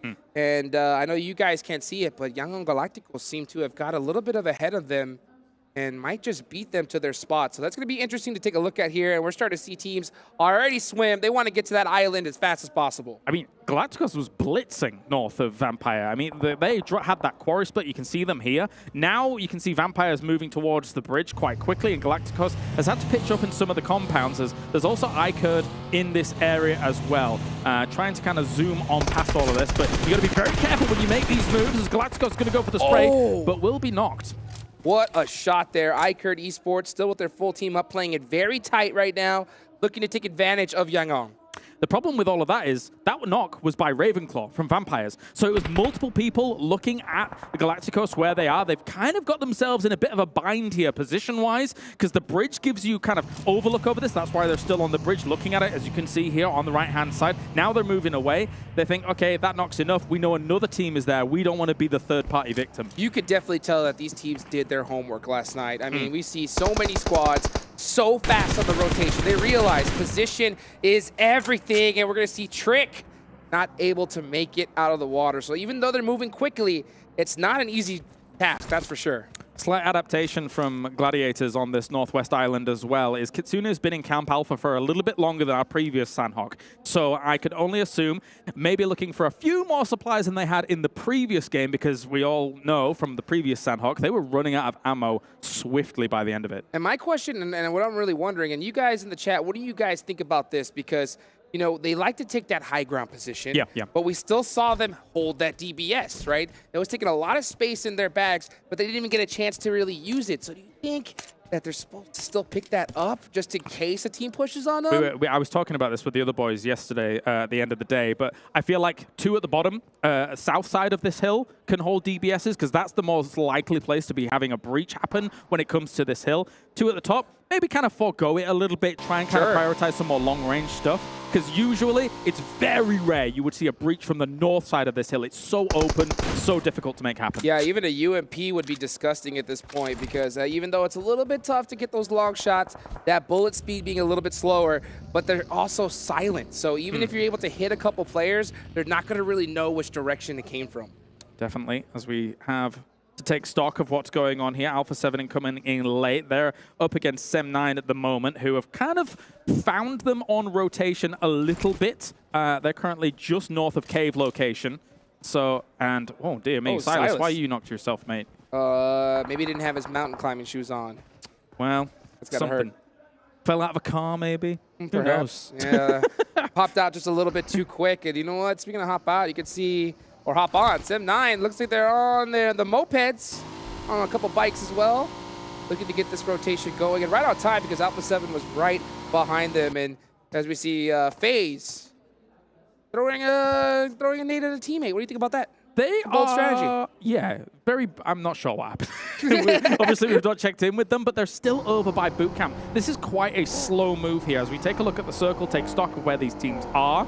They are frozen for the moment here, just kind of holding on to this position. I guess maybe they thought teams might come in against them from the east side, but that's not to be the case. That's a huge shift. Yeah, I think the second they saw that zone, they should have just took off from boot camp, grabbed those 4 eliminations, and got across that water. But Bigetron beat them to it, and now they're going to be gate kept like crazy in this situation. Now, this is a super interesting case study because this is so dissimilar, not too dissimilar at all from our previous Sanhok. So Vampire will be moving up that west coast on this island. Will anybody use that information to their advantage to maybe try and punish them wherever they may be? Looks like Galacticos is going much deeper than they previously did as we jump on with Aton, who's taking some shots. That's a great point. I mean, if anybody did their homework last night, I mean, this is the exact same circle that we saw. Basically. So you should have a good idea where most of these teams are going to head. We're starting to see that feed light up right now as R8 are seem to be pressured by both Bigetron and S2G. That's two teams you really don't want on you. Bigetron going in deep as well, up in that northwest side here. So Could be cutting off Vampire. Maybe. Also S2G trying to go for that too. A few shots will head over their way as Yuhai will try and pepper them down here with the M4. Not really hitting too much, but Kelsey's got to take cover. S2G going to hold these buildings right next to Bigetron, so they're going to be neighbors for now. This circle is pretty wide, so I wonder if they decide to kind of just have a little momentary truce, share the spot for now, or if they get a knock, they're actually going to push it. Whilst that was going on, Ferrari hit an unbelievable Car 98 shot from Hatin all the way onto Gladiators, which is quite the distance. So Gladiators here, I mean, they're obviously, people know that they're present on that hill, and they always will be. But the fact that they're taking those trades, Gladiators got to be careful about that usual 1-1-1-1 split that they do. Yeah, I mean, in that scenario, if you get knocked, it's going to be really hard to get picked up. So you want to be split, but at least close enough where you get knocked, you're able to get that rest. See that shot? Wow! Out the car! That was nice. That was nice. That was disgusting. That's how you get it done right there. I'm telling you, these rotations, they know what's at risk because it's so easy to blow up those vehicles, but hitting shots like that, I mean, it's got to feel good. All right, so as this circle is folded down, if Vampire gets the same level of success as they did in the previous Sanhok, I'd be surprised because there is a lot more teams now committed to that west side here on this island. It's going to be a lot harder for them to have freedom of movement here. And this is what I was talking about before. Teams yesterday looked more cautious than they do right now in this game. People know what they want to do in this circle because they've played it basically before. Yes. And now they're going to be looking for those center positions more ferociously. And honestly, this was the perfect start to day number 2 here because if those teams still had any nerves, right, they know what to do in this zone. So that's going to definitely help them out. There's no surprises so far. Unfortunately for Mazexis, they did take off a little bit early. They did lose 3 players, so they're going to be stuck with 1. D plus Kia obviously taken out. Still a lot of players alive. But here we go. Let's see Alpha7. Mafioso getting caught slipping. And Dexa as well. So now Alpha7 having a terrible start here to day 2. Blade looking good here for AGONxI8 as we see Carrillo trying to charge up and good to go against Blade. Did actually catch him a little bit with that nade, but not getting the full knock to start things off. There's going to be reinforcements coming, and I think Carrillo here is going to have a very hard time shutting this down. 100%. You can see Carrillo looking for that right side peak advantage. All these players are right-handed. He hits 1. Kuchuk. Oh my. 2. 1 more. Oh, goes for the thirst. He knows where the third player is, but he just secures the points. No. And he has the advantage. Carrillo, he's pissed and he's wanting more. Goes for the molly as well. That actually fire will spread quite closely. And Oh, he got him! Oh my goodness! What a play coming in from Carrillo. 1v3. Huge. Carrillo is on fire. That play alone, even though they had such a difficult start, if there's anything that's going to hype your team up and get ready for the day, it's that right there. That was massive. I mean, the DBS enables a little bit of that because it's so powerful, but Carrillo, the way he was using it, the way he was getting those shots off, and the wherewithal to just go for the molly after, brilliant stuff. What a play. That's my play of the tournament so far, I'm going to be honest. Absolutely. Same way here. And I'll tell you what, as much as it's so hyped for Alpha7, oh, man, for AGONxI8, that's got to hurt big time. Definitely, definitely. They should have been able to shut that down. You don't give an opponent 3 1v1s. You push at the same time in order to be able to dislodge him when you've got the man advantage. But anyway, let's move our attention elsewhere. FaZe on the edge of the circle, down towards the south, trying to hold on off, but Aton with some long-range shots. Oh, man, and FaZe, they have 5 eliminations, the most in the lobby so far, so they're definitely feeling good. But with 2 players knocked, it's starting to get a little bit too close for comfort. Let's see if Mormon can go ahead and throw these smokes out, get his team up. But man, that cross is gonna be so deadly. Oh, but from the back, he's getting shot as well. and he is going to go down, so it's only one player left for FaZe. They're totally sandwiched in all of this here, Hot Jukes.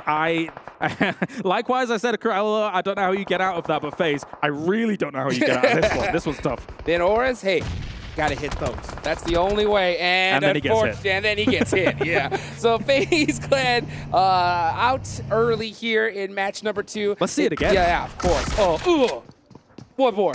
Oh, I like the fact that he actually had the heads-up play to go for those thirsts, eliminate those sight lines for him to throw that Molotov. Just money in the bank. You're absolutely right. Leaves Blade blind, which is very, very important here. And a molly like this on that wooden floor, hey, man, it's tough for Blade to get away from.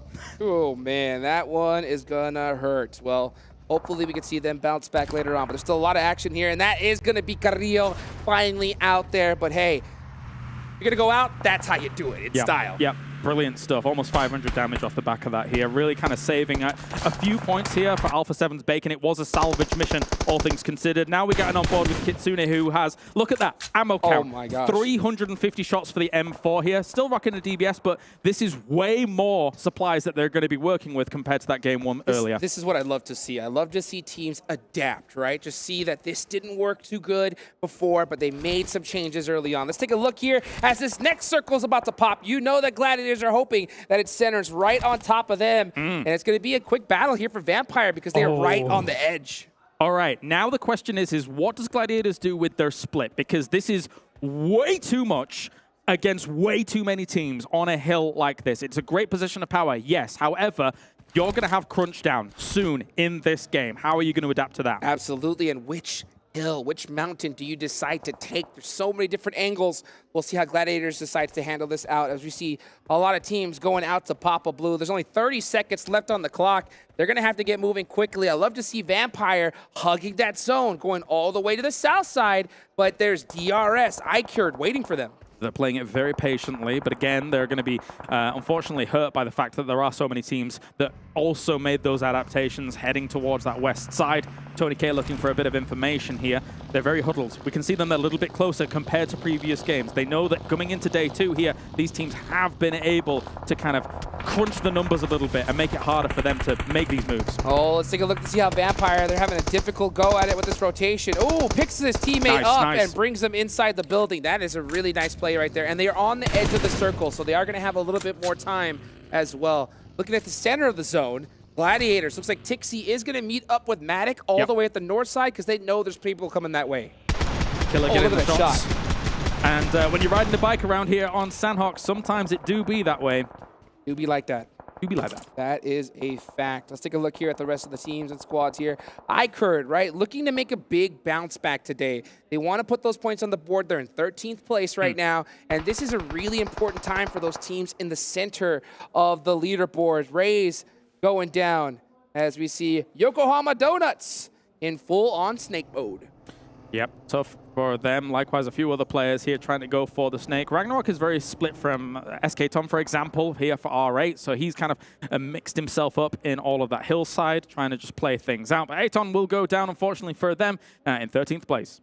12 teams remaining. Mazexis with 1 player up, R8 with 2. S2G rocking a duo as well. And here comes the blue zone coming in hot. This is right on the edge of Cap Alpha. Let's see if Silas can catch a couple players off guard, but he's not going to have a lot of time to do so. You can see him barely getting that first aid off. 17 seconds left on the clock. This is the calm before the storm. And I'll tell you what, 5th circle is that storm. Definitely so. Where are we going? I'm going to go high ground. High ground. High ground. Come on, take it to the high ground, baby. That'll make it interesting. And I'll tell you what, it's going to center on up. Oh, okay. It's going to center on up. You know, that's going to be a pretty easy rotation for iKURD.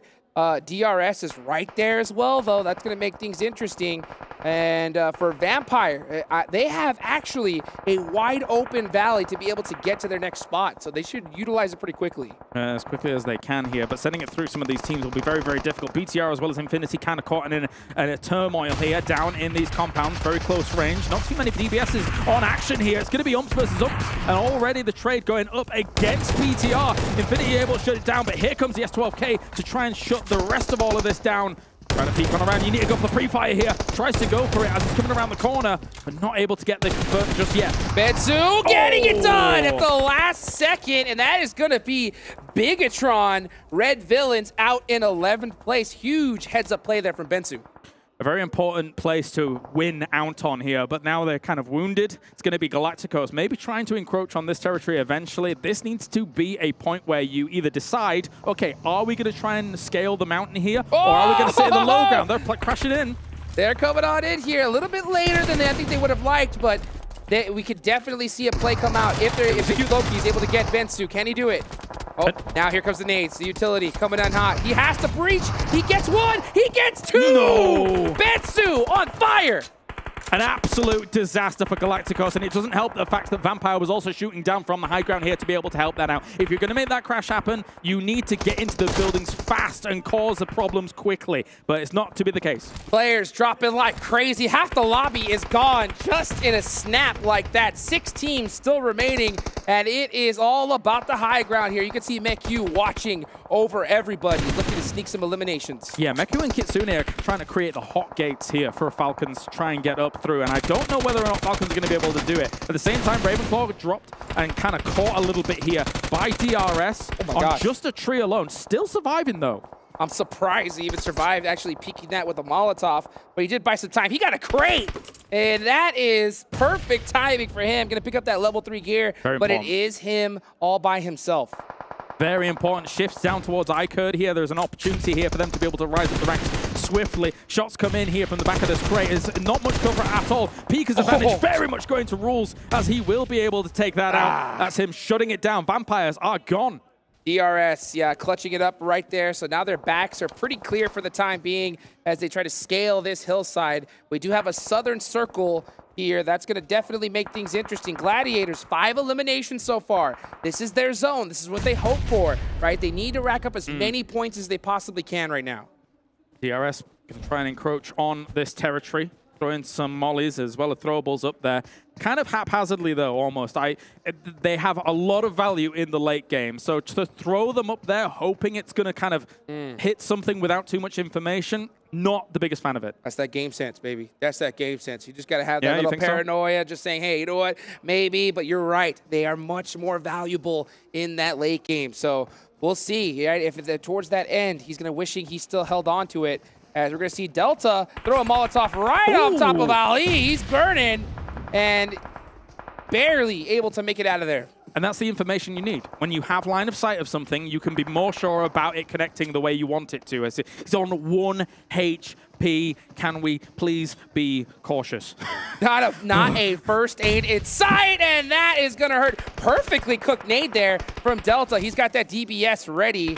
But he definitely knows that there is that off angle held by Ali. So he has that intel, doesn't want to make a mistake here and push out, you know. That shot right there is going to shut it down. Here comes the push on the ARAM. Can he hold it down? He can't. From his perspective, if he was hard holding the left angle and wasn't ready for the right angle, that's unfortunate there for iKURD. Considering they had such a good compound, DRS has been able to breach this strongly. Now, here's the problem. Gladiators is the dragon waiting in the wings. This is their territory. Will DRS be able to hold them off to secure the victory? Yeah, and they're pretty split up right now, so it's going to be pretty tough for Gladiators to do so. Not to mention they lost 1 player. I got to give a huge shout out to Infinity IQ, right? They do have 7 eliminations, and they still managed to survive and get some good placement points from here. So a really big heads-up play for them. Definitely.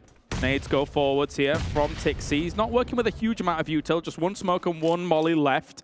And again, now they're working at a man disadvantage. They did lose 1 earlier as Meku was going down.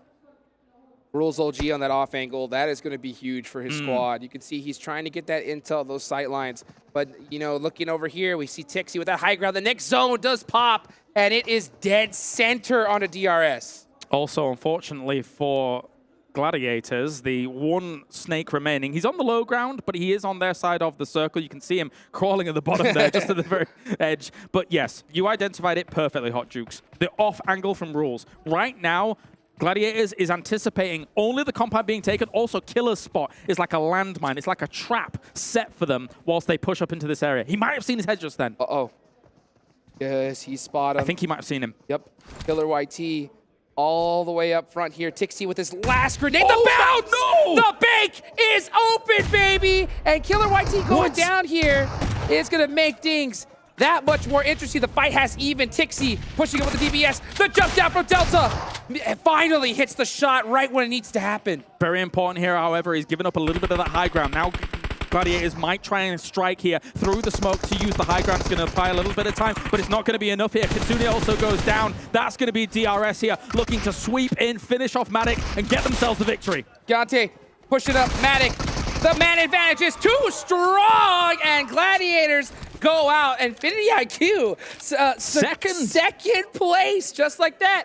That's why you never give up, even as a solo here. Going to charge up for the nade, but they knew where he was with the molly. I think another one, it just went flying past him as they're going to go on the hunt here, finish off IQ, and that is going to be DRS. What a victory for them, coming in to game number 1 of day 2. So huge. DRS Gaming clutching it up, and they did it in spectacular fashion. Double-digit elimination points for them. They did what Gladiators were wishing they could do here at the start of the day. 26 points. A brilliant game here on Sanhok here by them. And considering kind of their movement, moving from compound to compound, able to wrestle this away from iKURD as well, the way that they did it, brilliant stuff for them to get them on the board, considering they needed a few more points here and there, but man, they're going to be chasing for those top spots. Absolutely, and I don't mean to downplay Gladiators' performance at all. Top 3 finish is of course good, but with that particular zone where they drop, 20 plus points is what they're praying for, and I hope it doesn't bite them later on, because you don't always get that circle. You don't always get that circle. And usually, oftentimes, people look at that hill and they think to themselves, we're going to be able to win this one. Yeah. But unfortunately, not quite the case here in this game. Again, when you lose one, I think it was, I can't remember who it was, Meku, I think it was. When you lose one early on a big split like that, you're not able to take those fights later on full force. Well, a beautiful game number 1. Obviously, so hyped for DRS, but let's go ahead and take it on over to the desk so they can break it down. You know what, gentlemen? I feel like we should be charging for our analysis, man. That bus ride yesterday, seeing a DRS, just get more eliminations. It worked. Yeah, I mean, we said early game, just play the passive game. That was already great how they played it throughout yesterday. They were just able to weasel their way through it into a really strong compound. And as the game continued, they started getting more and more aggressive every single circle shift. And the way they just wrestled that building away from iKURD, textbook. It was so good. This is the DRS that we needed after what they showcased yesterday. And even before they actually even took onto iKURD, I love the 2-1-1 split that they had, because they were covering iKURD, and on top of that, they were able to get those eliminations on Vampire, which allowed them to actually end up pushing with all their full players to iKURD. Just beautiful gameplay out of them, and finally seeing that aggressivity, right, that you wanted to see, Max. Yeah, exactly. My words, exactly. You just literally took my word. I didn't know you know French, Seven. I know. It is an English word. Sure. It does exist. It's in the dictionary. Le croissant. I don't. Yeah, it should be too. Yeah. I thought for a second, not just a French word, but yeah.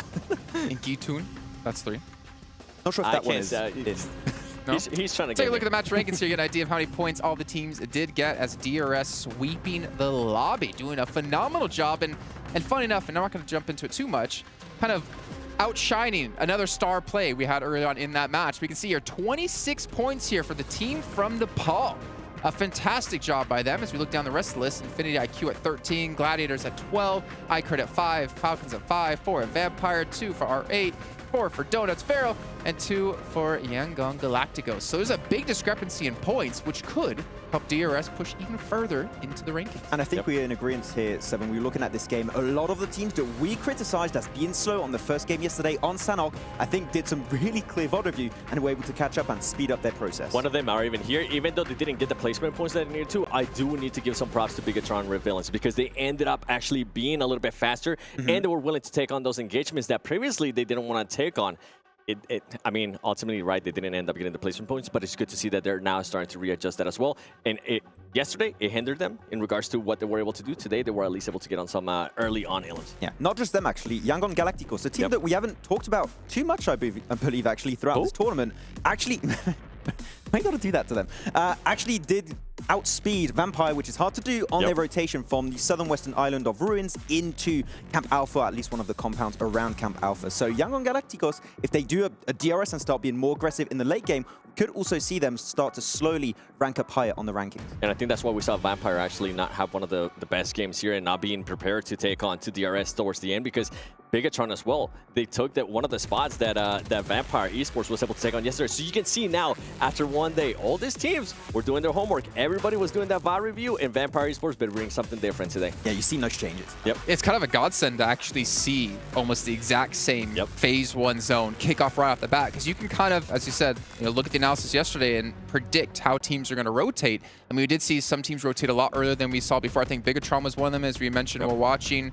And I think even Alpha7 made their way across a little bit quicker, but we did criticize them yesterday on taking fights they didn't necessarily need to. Yeah, I still think rotation would have been good, but yeah, yes, that's my 2 cents. I'm with you. Okay, I'm actually with you today. I felt like the rotation would have been a little bit better. They were already committed to actually go for that push. They were just too slow, and even at the end when we saw Carrillo actually bring out that great play, they had no heals.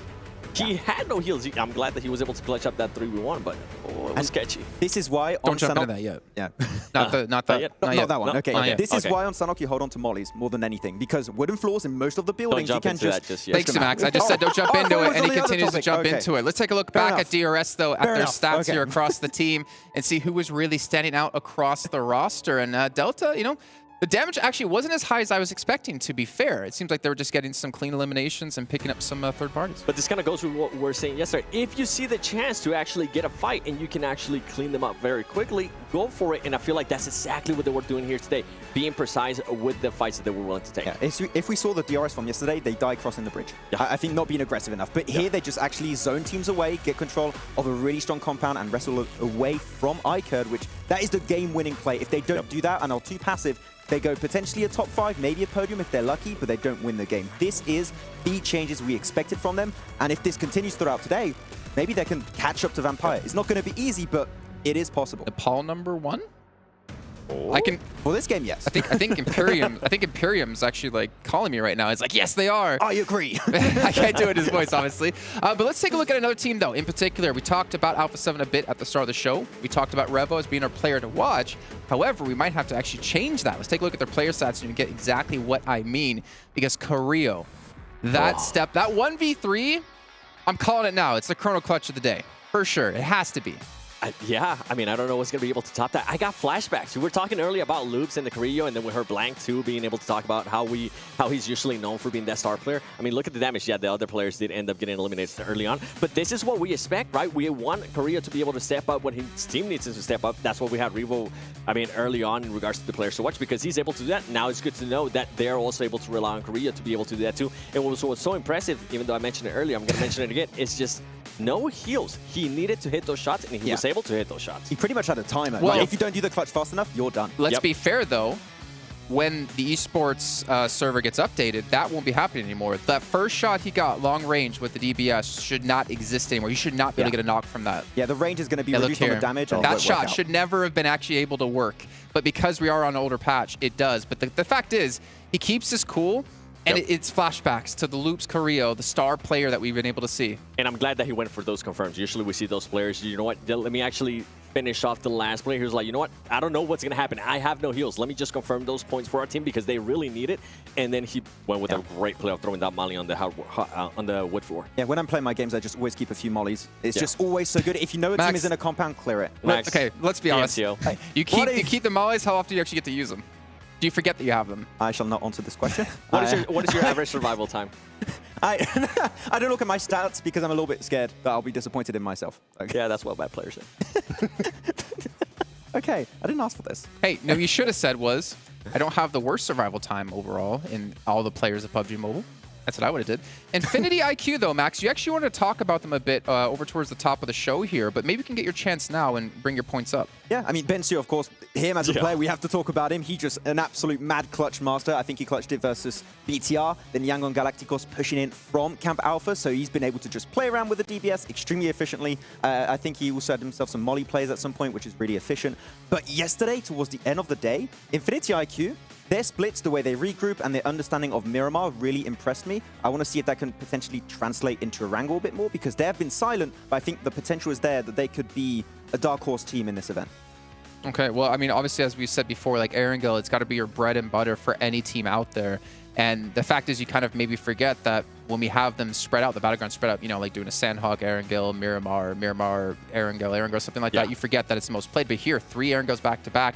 This is where you have to get the majority of your points. Exactly. I mean, Vampire worked out great for them so far. They got a chicken dinner and second place at the end of that second game. But if we can see other teams try and get points over there and they start being consistent, I feel like Vampire will have a hard time retaining in that first place. I think for me, one of the teams to watch going into the Erangel, the back-to-back Erangels that we're going to be having here is going to be Bigetron, especially what we saw out of them here in Sanhok. Even though, once again, it didn't work out in their favor, they were a lot more aggressive, and I'm looking to see if they're going to be willing to take that fight early on with Aton Esports. I know Aton Esports was actually quite upset to a point that, man, Bigetron is just becoming such a pain. I think we might actually need to establish who's going to be landing in just Naya. And these are 2 teams, just like with Alpha7 and Gladiators on north of George Floyd. They're not willing to coexist. So it's just going to be one team there. I mean, now for BTR more specifically, we have seen them do well on each different map. They got themselves chicken dinner on Erangel, chicken dinner on Miramar yesterday, and now actually doing way better on this one Sanhok game. So it seems like overall they got a game plan for every map, which is working really efficiently. So it can continue going. Well, you mentioned overall. Yes. And this is completely hard shift into it. Let's take a look at the overall rankings, actually get an idea of where the team's currently standing. You can see Vampire going to be in first place at 82, but DRS, 3rd place off the back of that last victory that we just saw happen. 30 eliminations, 22 placement points. And the list, it's a little bit of a gap starting to develop here. I mean, you're seeing DRS, you're looking at Gladiators, 1 win, and they can be catching up to Vampire, which after the lead they set up yesterday, I didn't think that would be possible so quickly, but it is getting there where Vampire not going to be as safe anymore, 7 in that first top. For Gladiators, I don't know, man. I'm just not happy with the way they played that Sanhok.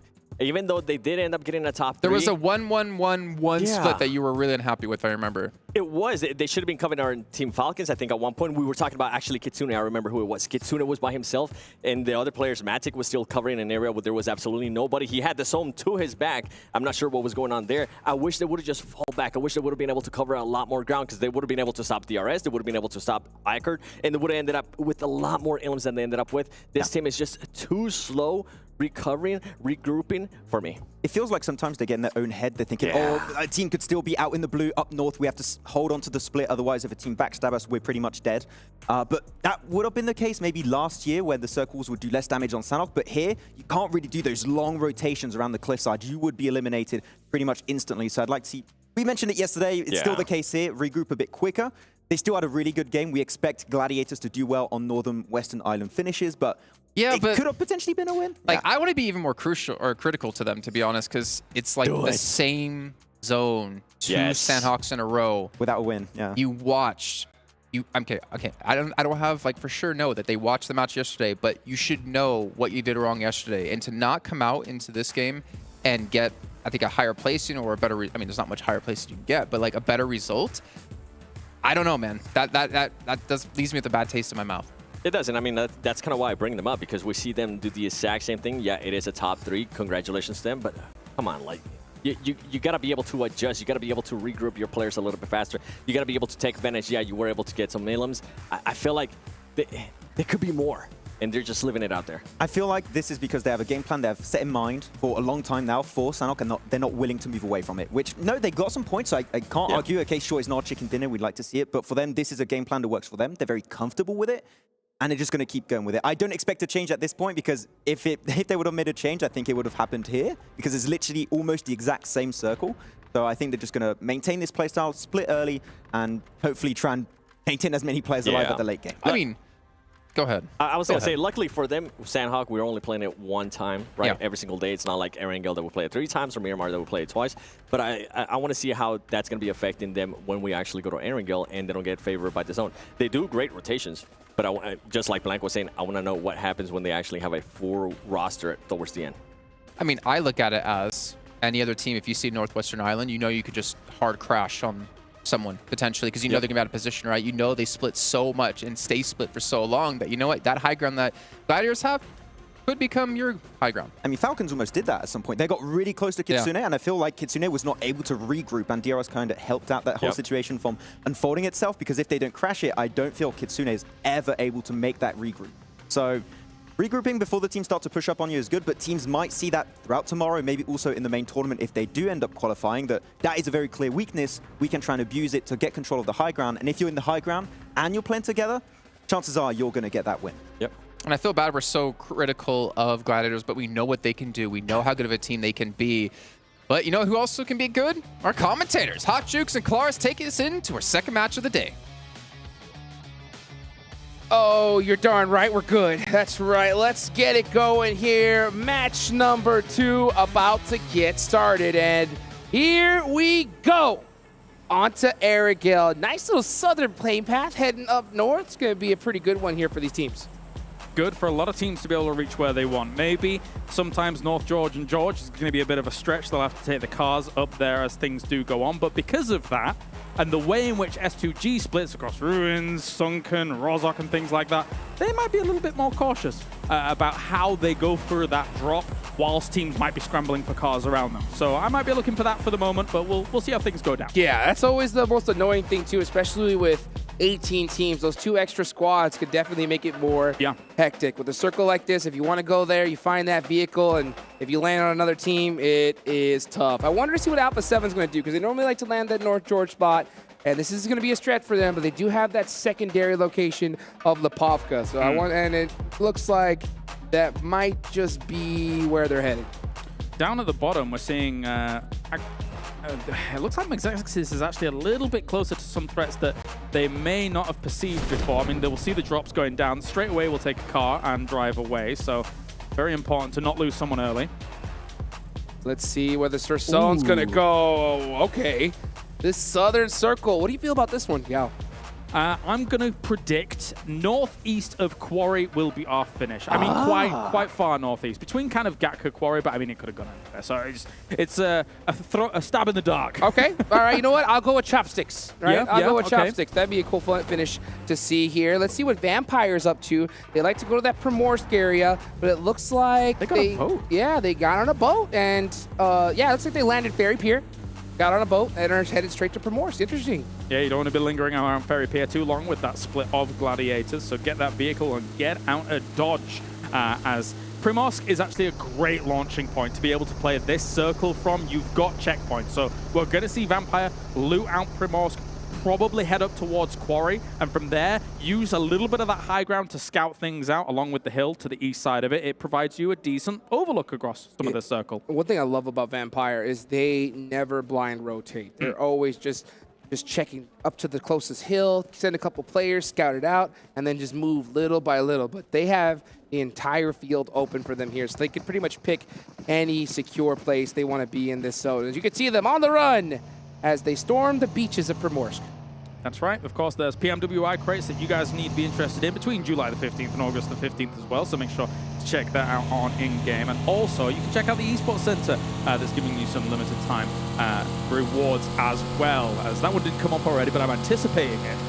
Babosh! Get him! That's what I'm talking about here. That's why we're the best in the biz, baby. And let's see, as S2G, they want to be considered, they want to get that title as well, as they're hunting down FaZe Clan. They had a really tough start in that last match, but it does look like S2G, after getting some return shots, say, you know what, yeah, all right, you guys can go ahead. So, as I was saying, they were potentially in trouble because of the way their split works, right, and the kind of playing path and where they could potentially have teams rotate past them. FaZe was going to be the one to kind of take up that challenge, and S2G kind of getting out of dodge free a bit here, because there was always going to be that potential lingering threat because of the factors I've spoken about. Yes, let's see what S2G decides to do. They're going to go ahead and take the bridge. Looks like they might start heading towards crates here. So straying away from... Oh, actually, I think they're going to go for a vehicle. Yeah. Who's still in? Yeah, I think they're going to try to get another car. Maybe they're seeing that it's there, or turning around and chasing FaZe Clan. So, all right, S2G mixing it up. I'm scared. I don't know if coming back is the right play. Oh, my goodness! No! The trap has been set! Why? Why have we come back? Bye-bye. I hate to say I told you so, guys, but I am shocked. I do not know what they were going for. I don't know what they were doing, but maybe they wanted to take the very scenic route to Ruins. Anyway, let's move on from that. We have Silas just going to loot things up now, and FaZe just basically gets a free elimination point straight out of it. I mean, I'm lost for words a little bit. I don't know why this occurred. I don't either. That was a really, we'll leave it as interesting play. And not to mention, you know, FaZe, they also get crates. They're going to be able to loot that whole area as well. So a big dub for them and a good bounce back from last match. But, you know, S2G and all the fans out there, not feeling too good after that one. Still a lot of tournament left, but, you know, it's little mistakes like that that could definitely bite you in the butt. Yeah, definitely so, as we now have our teams moving on up. And it is going to be eventually Vampire moving up towards Quarry here.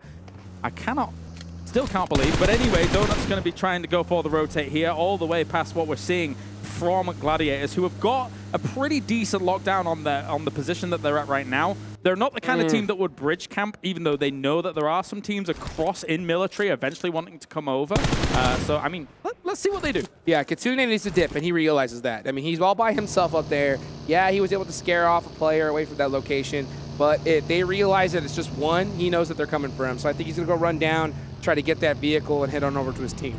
All right, yep, we have Aton now moving on north of Gatka here. They've got a lot of room to work with. And when you're a team that's here early that has a lot of room to work with because of the playing path, because of where it was, because teams had a hard time getting over to the west side, they should be quietly confident in the fact that they can pick up anywhere they want to go right now on this west side. But it then kind of becomes an edge location, so you've got to be considerate of how you're going to rotate back towards the east. Yeah, you know what? I think this is really a big moment for Aton Esports. They're all the way down in 15th place right now. They need a bounce-back game, a massive one, to put them in the running for this. So this is a zone that they pretty much have the lay of the land of. So I'm really interested to see how they finish here.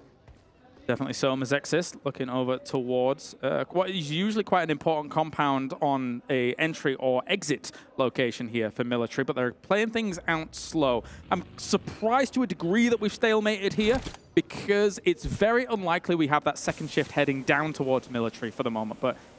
And a smoke definitely gives away. Yeah. Okay, so he was caught in this position, and now they're looking to kind of get a rescue going. I think Hax is going to try to drive up into that smoke, but that is going to still be a little dangerous. We'll see if he does make it out away from here. Mafioso on the hunt for his next location for his team.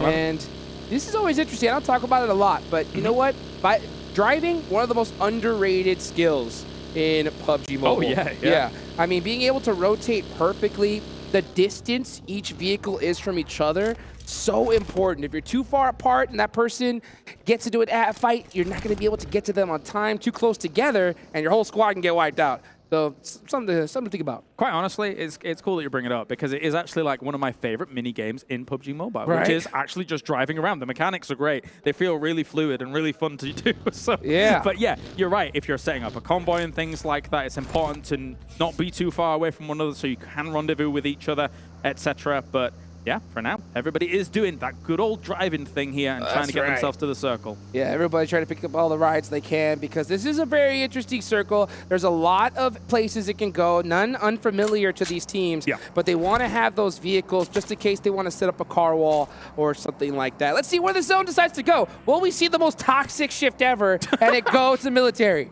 Okay, all right, cool your boots. Let's see where we are on the way. If we did see a military, I'm okay with it because it would cause absolute chaos, but I'm imagining we are going mainland to get things going. And there we have it here as we will go. You know, R8's going to be very happy. I think we kind of called it a little earlier. They're going to be going up in that north side. We'll see where it decides to go to. Vampire, to exactly as you mentioned, they're right there at Quarry, keeping an eye on the land. But, you know, AGONxI8, Mazexis, all the way down in military, having to make their way up, and Mazexis are paying for it big time. 2 players knocked. It's not looking good. No, definitely not.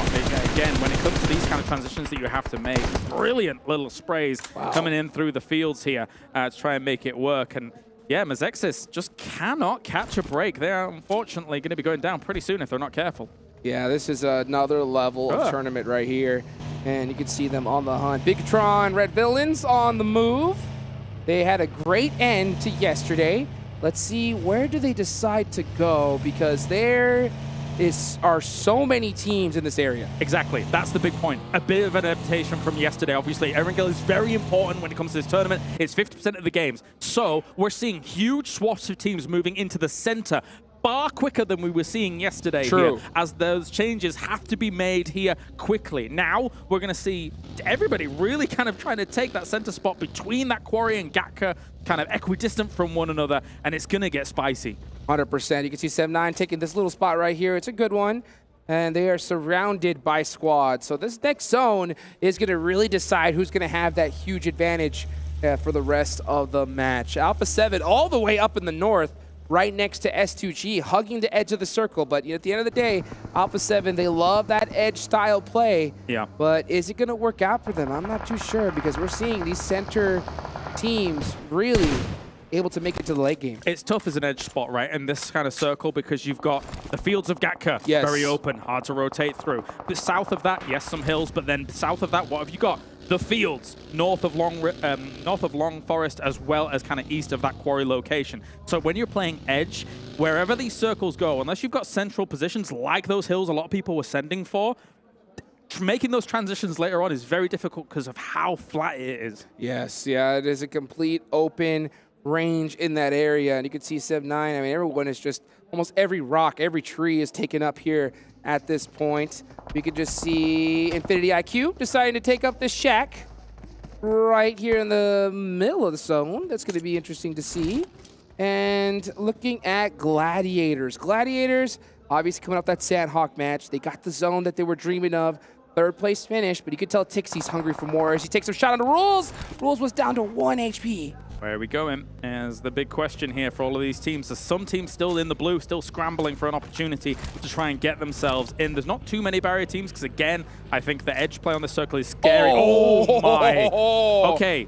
Big problems for a lot of these teams. How are you going to deal with this? There's not much room. The Longwoods in general can actually house a lot of teams just north of that road from Ferry. So technically you can house a lot of teams there, but you've got to get there fast. Oh yeah, as you can see, I love the fact that there is a lot more places to be in that beach area, but Mafioso is lighting up Aton Esports, and Fran having to decide, do I take this fight? Do I get these shots down range?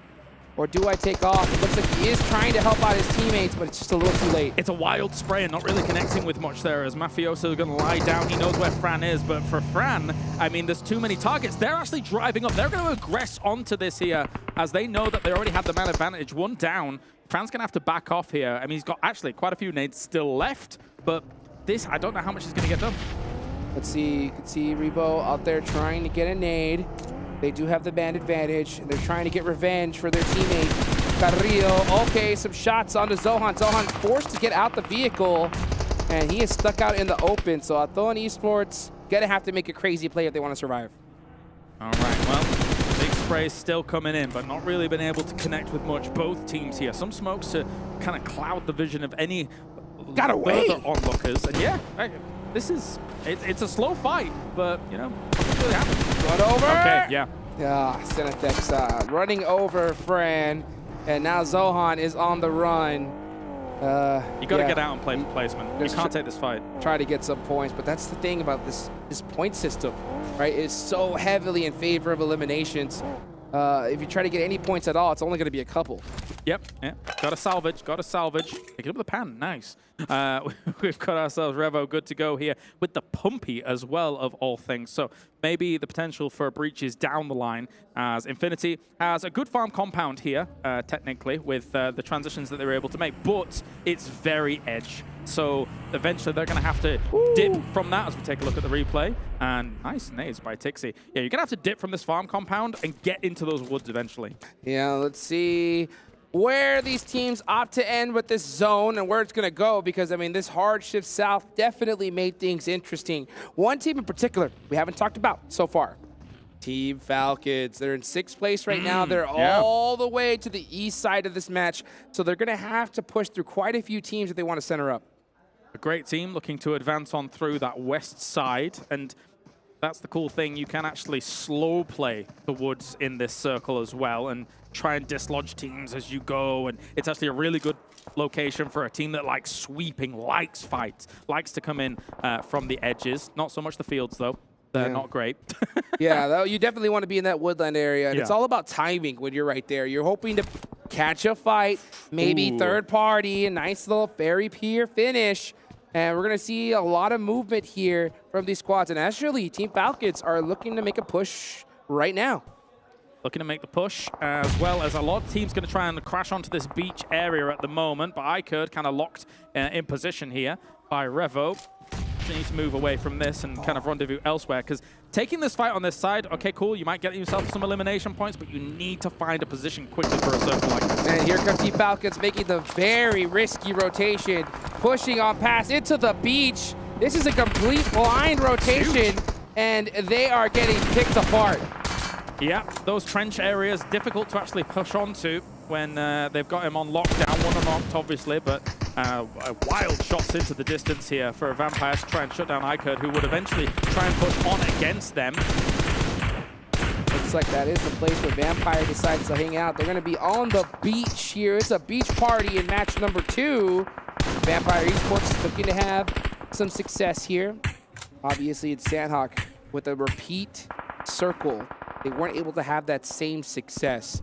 So hopefully they can bounce back here. But this is going to be a very, very difficult zone to actually get a chicken dinner. Oh yeah, for sure. If you're not here already, it's difficult to push onto, as we have a few fights heading on from the north as well. I can talk about the beach a little later on, because still this fight's going to continue. Let's see right now what Sem9 could do here, as Tam is going to go ahead and start off with a shot. Bit there with the off angle, looking to mix things up, and he's a little bit hesitant, because pushing up in that angle is going to leave him wide out and open. He's going to need some support from his teammates. FaZe with the nades. All it takes is one well-placed nade here, and they are going to be at a huge advantage.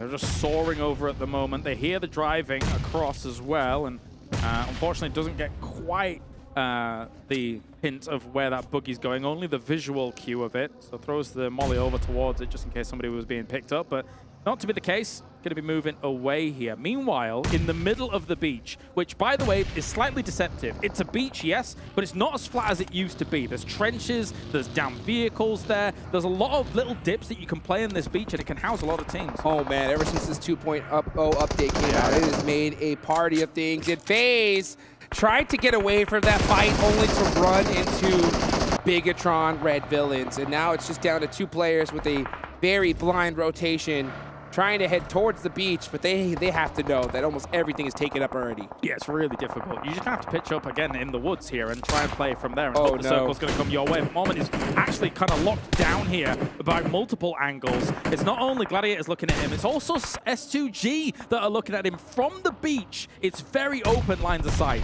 Yep, and that is the name of the game here. Let's see what Sem9 can do as they're pushing through the edge of the circle. They're going to have to get past DRS. Killer does have that off angle, but he's in the vehicle. Does he decide to hop out? He does.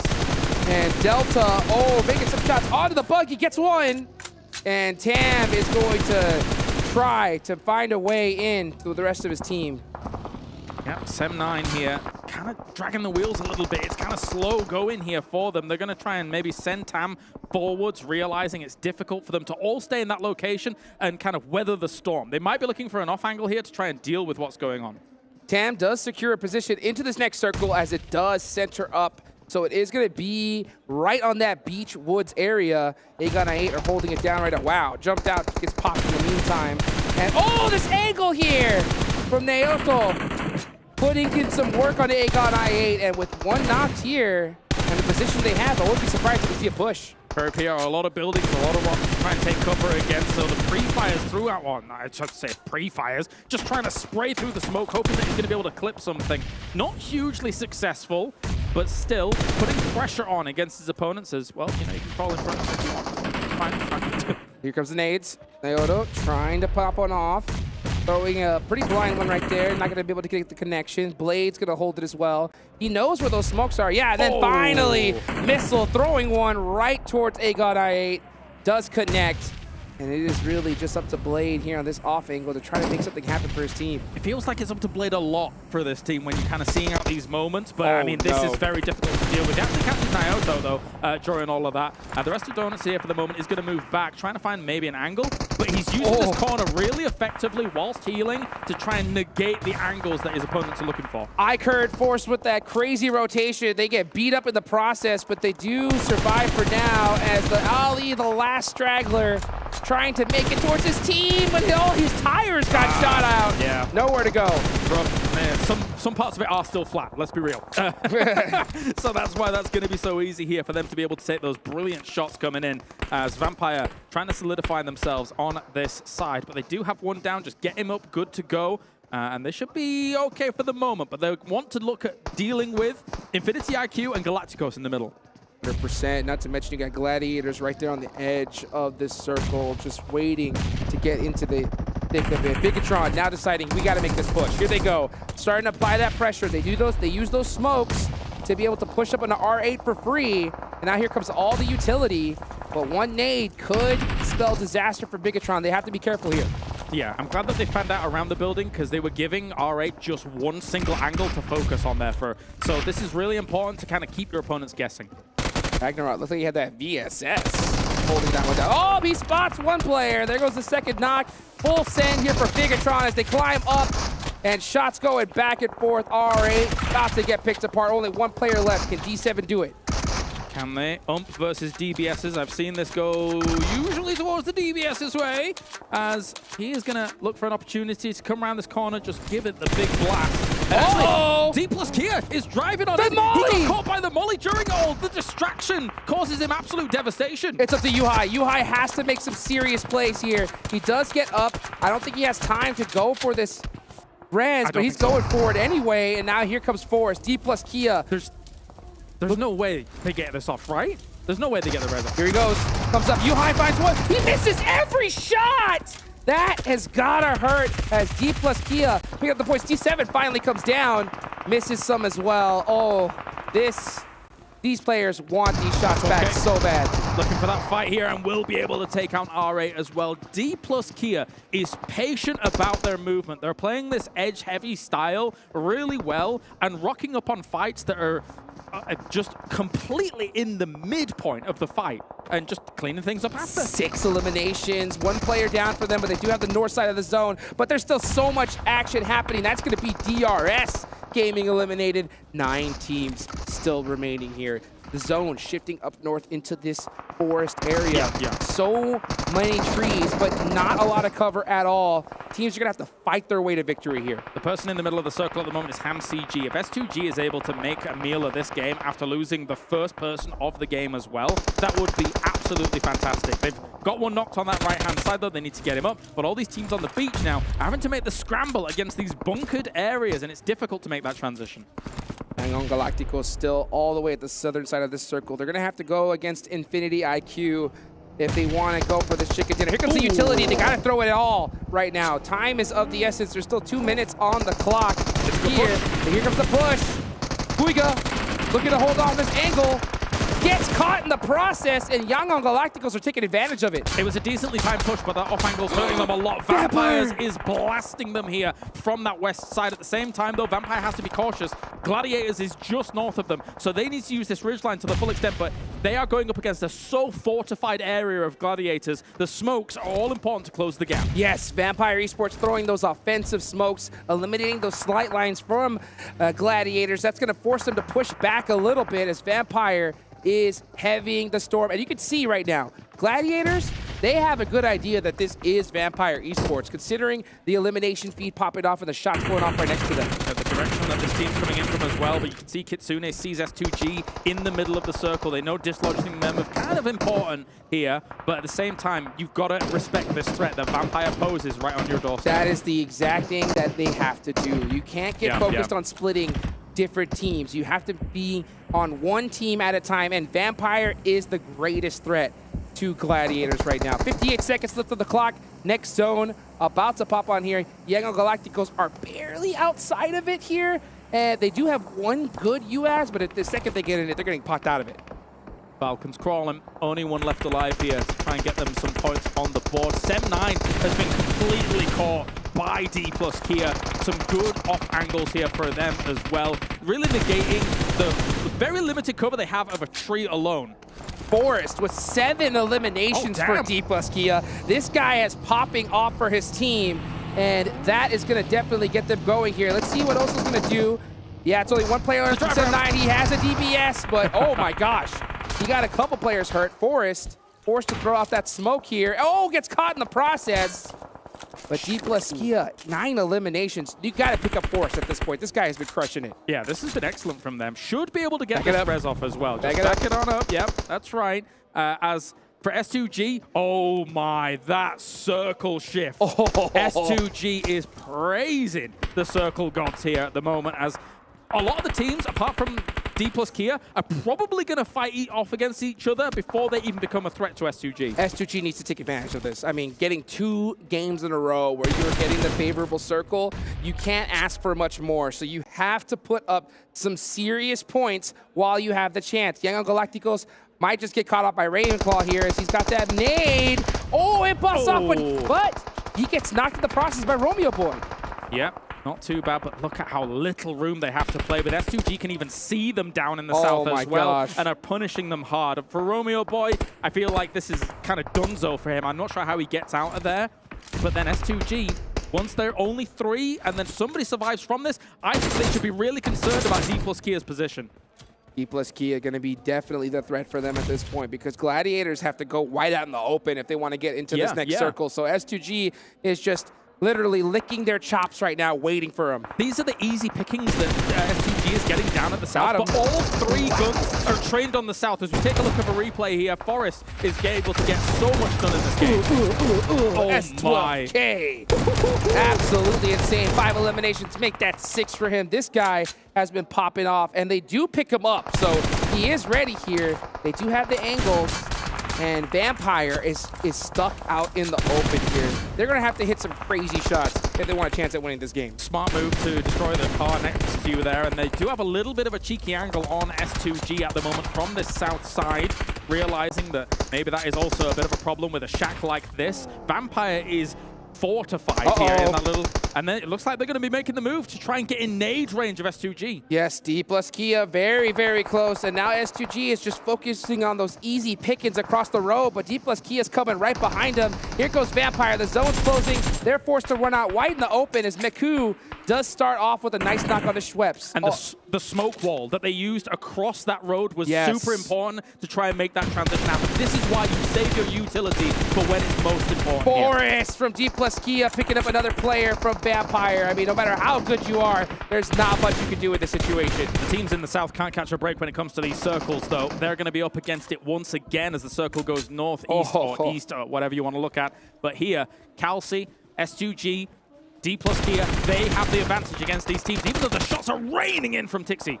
Vampire's just trying to make something happen, but it is just too much. Literally every single squad is focusing right in their direction. I mean, they are the first place team. Everybody wants to get them out as early as possible.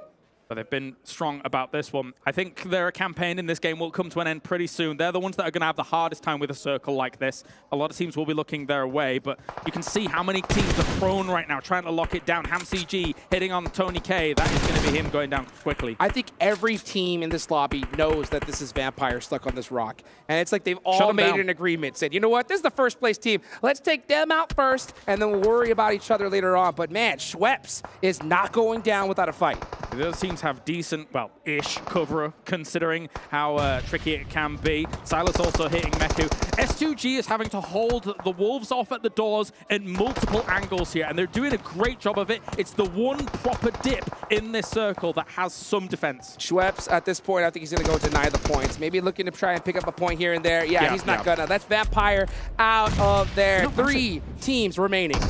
And Gladiators here is going to be absolutely trounced on this west side. I don't know how they're able to deal with this. The lines of sight that the other teams have against them when they have to move are just an impossibility to try and deal with, considering they have to spend so many smokes to get over that road. I might be giving the advantage to D plus Kia here. They have those sight lines. S2G is stuck in a corner. Kitsune is the last one. Oh! There it is! From Fabian! Fabian's been setting this up for the last 5 and a bit minutes. He was taking that off angle strongly. He wipes them out! That's D plus Kia getting themselves the victory. The off angles are important. Getting in nade range of that dip was the play. Oh my gosh, and he just snaked his way towards it little by little, and boom, chicken dinner, baby. S2G Man, blessed with the zone once again. They end up getting 16 points total. Vampire, it was so crazy. They could not catch a break, but they still managed to secure, you know, double-digit points. I like how patient D+Kia is playing these games. They are by no means the most aggressive team in the lobby. Absolutely not. But the South Koreans coming out and being able to take the control of the areas that they did, moving onto the compounds when they did. It's a heavy strategy-based play that's constantly winning them out of these situations. I couldn't agree more, and not to mention their perfect third party just a little bit earlier on to Bigetron, adding up those elimination points. But man, we saw a heck of a performance here from one player in particular. Crazy eliminations here. A D+Kia have stepped up to the table. Was he in the forest? That's right, he sure was. He was in his own element. Yeah, he did fantastically. I mean, obviously, Fabian was absolutely crucial in being able to get that off angle. I think for a little moment, S2G kind of forgot to a degree about exactly how he'd moved. You're obviously going to know that eventually a team is up there and how they were going to hold you off. But when those kind of angles come in, I don't know how you're supposed to respond to them. Yeah, 100%. I mean, and it's so difficult when you have so many easy eliminations in front of you. You kind of forget what's right behind you. But guys, we got a lot ahead in just a few minutes. We'll be right back after this short break.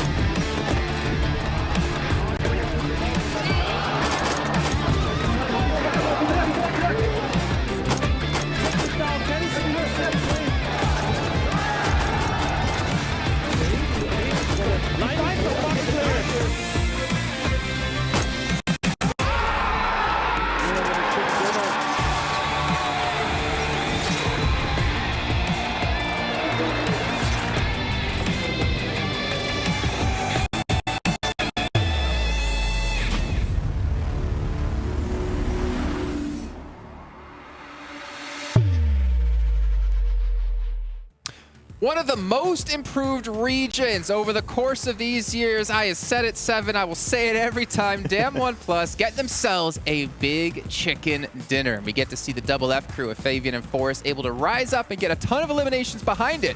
Welcome back here to the desk, everyone. I'm Jason Kaplan, joined by Maxman and Seven Worlds Gaming to break down that last game. And honestly, there were so many phenomenal decisions made by D+, especially third parties, that really set them up for success. So much to break down here, really. Fabian and Forrest were looking spectacular throughout the rest of this game. The moment they cleared Alpha7, I started thinking, what is going to be the next move for D+? And then there was so many situations that came up.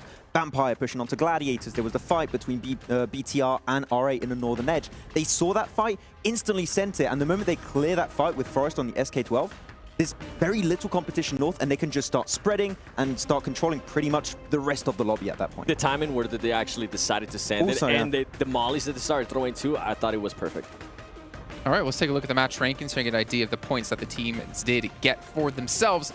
D+, much needed points as well to push it into top 5, to push it back into getting into the main event. 23 points for them. See 16 for S2G, see 9 for Gladiators. Vampire Esports at 10.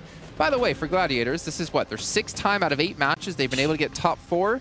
And then we even get to see a team we haven't really been able to talk about too much, Erangel Galacticos. Yeah, I mean, they speed up their rotation on Sanhok, and they're doing good here too. The pronunciation, by the way, on point here, Jason. No. I wanted to do it the way you told me not to do it. Oh, okay. You wanted to do it. Yeah, don't do that. But I was like, Max is going to I was going to give you originality points, but but they did start speeding up their rotations early on Sanhok on game number 1, and here they did get in some interesting positions. It was a tough game for a lot of the teams that started to play the beaches, because moving away from those dips and those little hiding spots is tough, but Tixie. they were still in circle. Yeah. And Tixi was the lookout on the roof. Like, he had pretty much eyesight on everyone, so if you started to move, you're dead 7. But Yangon Galacticos surviving for as long as they did, pretty impressive. It is, and you know what? I actually want to touch base with Alpha7. I feel like they keep getting unlucky with the circles, and they haven't been able to readjust, and it comes down to just their rotations. I still feel like they're being a little bit too slow with the rotations. They need to be able to speed it up even more. But overall, I mean, this was the play that you were talking about here. BTR, they were taking it to R8. They were able to just... Right here is when they started pushing, and I'm talking about D+Kia, and it was at the perfect time possible. If you push too early, BTR are going to be collapsing back onto you. You're going to potentially lose that fight because you're pushing into cars. If you come in too late, maybe the team has time to heal up, and you're also going to get eliminated. As you said, 7, the timing was absolutely perfect. A few seconds off, it doesn't work out. And I feel like something that ended up helping out D+Kia as well was that RA player, Ida, only had 21 bullets in his UMP. Okay, so I'm going to be a bit critical here. Okay, give me a second. He had 21 bullets in the UMP. Okay, not a lot, fair to say. He had himself 2 full clips on the M4, and he decides to spray down onto D+ with the 21 bullet UMP. If he played with the M4 at that moment, I'm pretty sure you maybe see D+ lose 2 players. I'm not too sure what the... I'll show you a replay later, and I'm telling you, if he plays the M4, D+ maybe don't win that fight. Replay from when? From that fight. Of BTR. All right. Okay. I'll show you. I don't know. I still feel like... Trust me. Hey, whatever you two do back in your hotel room is completely on you guys, okay? I don't need to hear about it. Let's take a look at D+'s player stats, though, here in this last match, because we got to talk about Fabian and Forrest yet again here. Forrest, 1,000 damage. Kalaris, I'm going to need a soundboard from you. I'm sure that came through our microphones because I'm pretty sure I heard it.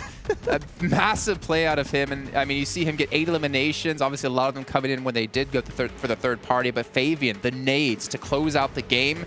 Fantastic job. Yeah, I think Kalaris mentioned it during that game. He was trying to set himself up for that. And the moment he got close enough and he knew that STG were taking... 5 and some odd minutes. Yeah, exactly. To be accurate, the moment you get close enough and he knew that the entirety of STG were just so close to one another, 1 nade was going to be enough. He got 2 knocks on the nade.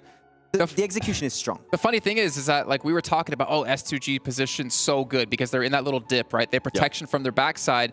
But what helped them get that far also was their downfall because it allowed Fabian to actually push up and get the nade in. Exactly. I mean, there were so many teams that could have potentially won that one at the end, but it's just down to the utility. We keep saying it many times. If you still have that utility in the late game, it can turn the tides. And in this situation, it did exactly that. To give SGG some credit, though, they did end up going for that risky play, and it ended up working out for them because they were able to survive so many teams shooting at them, and they were able to also use their vehicle to discover, which was great. Yeah, I mean, not many teams really know the kind of like terrain, the small little dips, and the fact that they knew that dip was there, they got there as early as they did.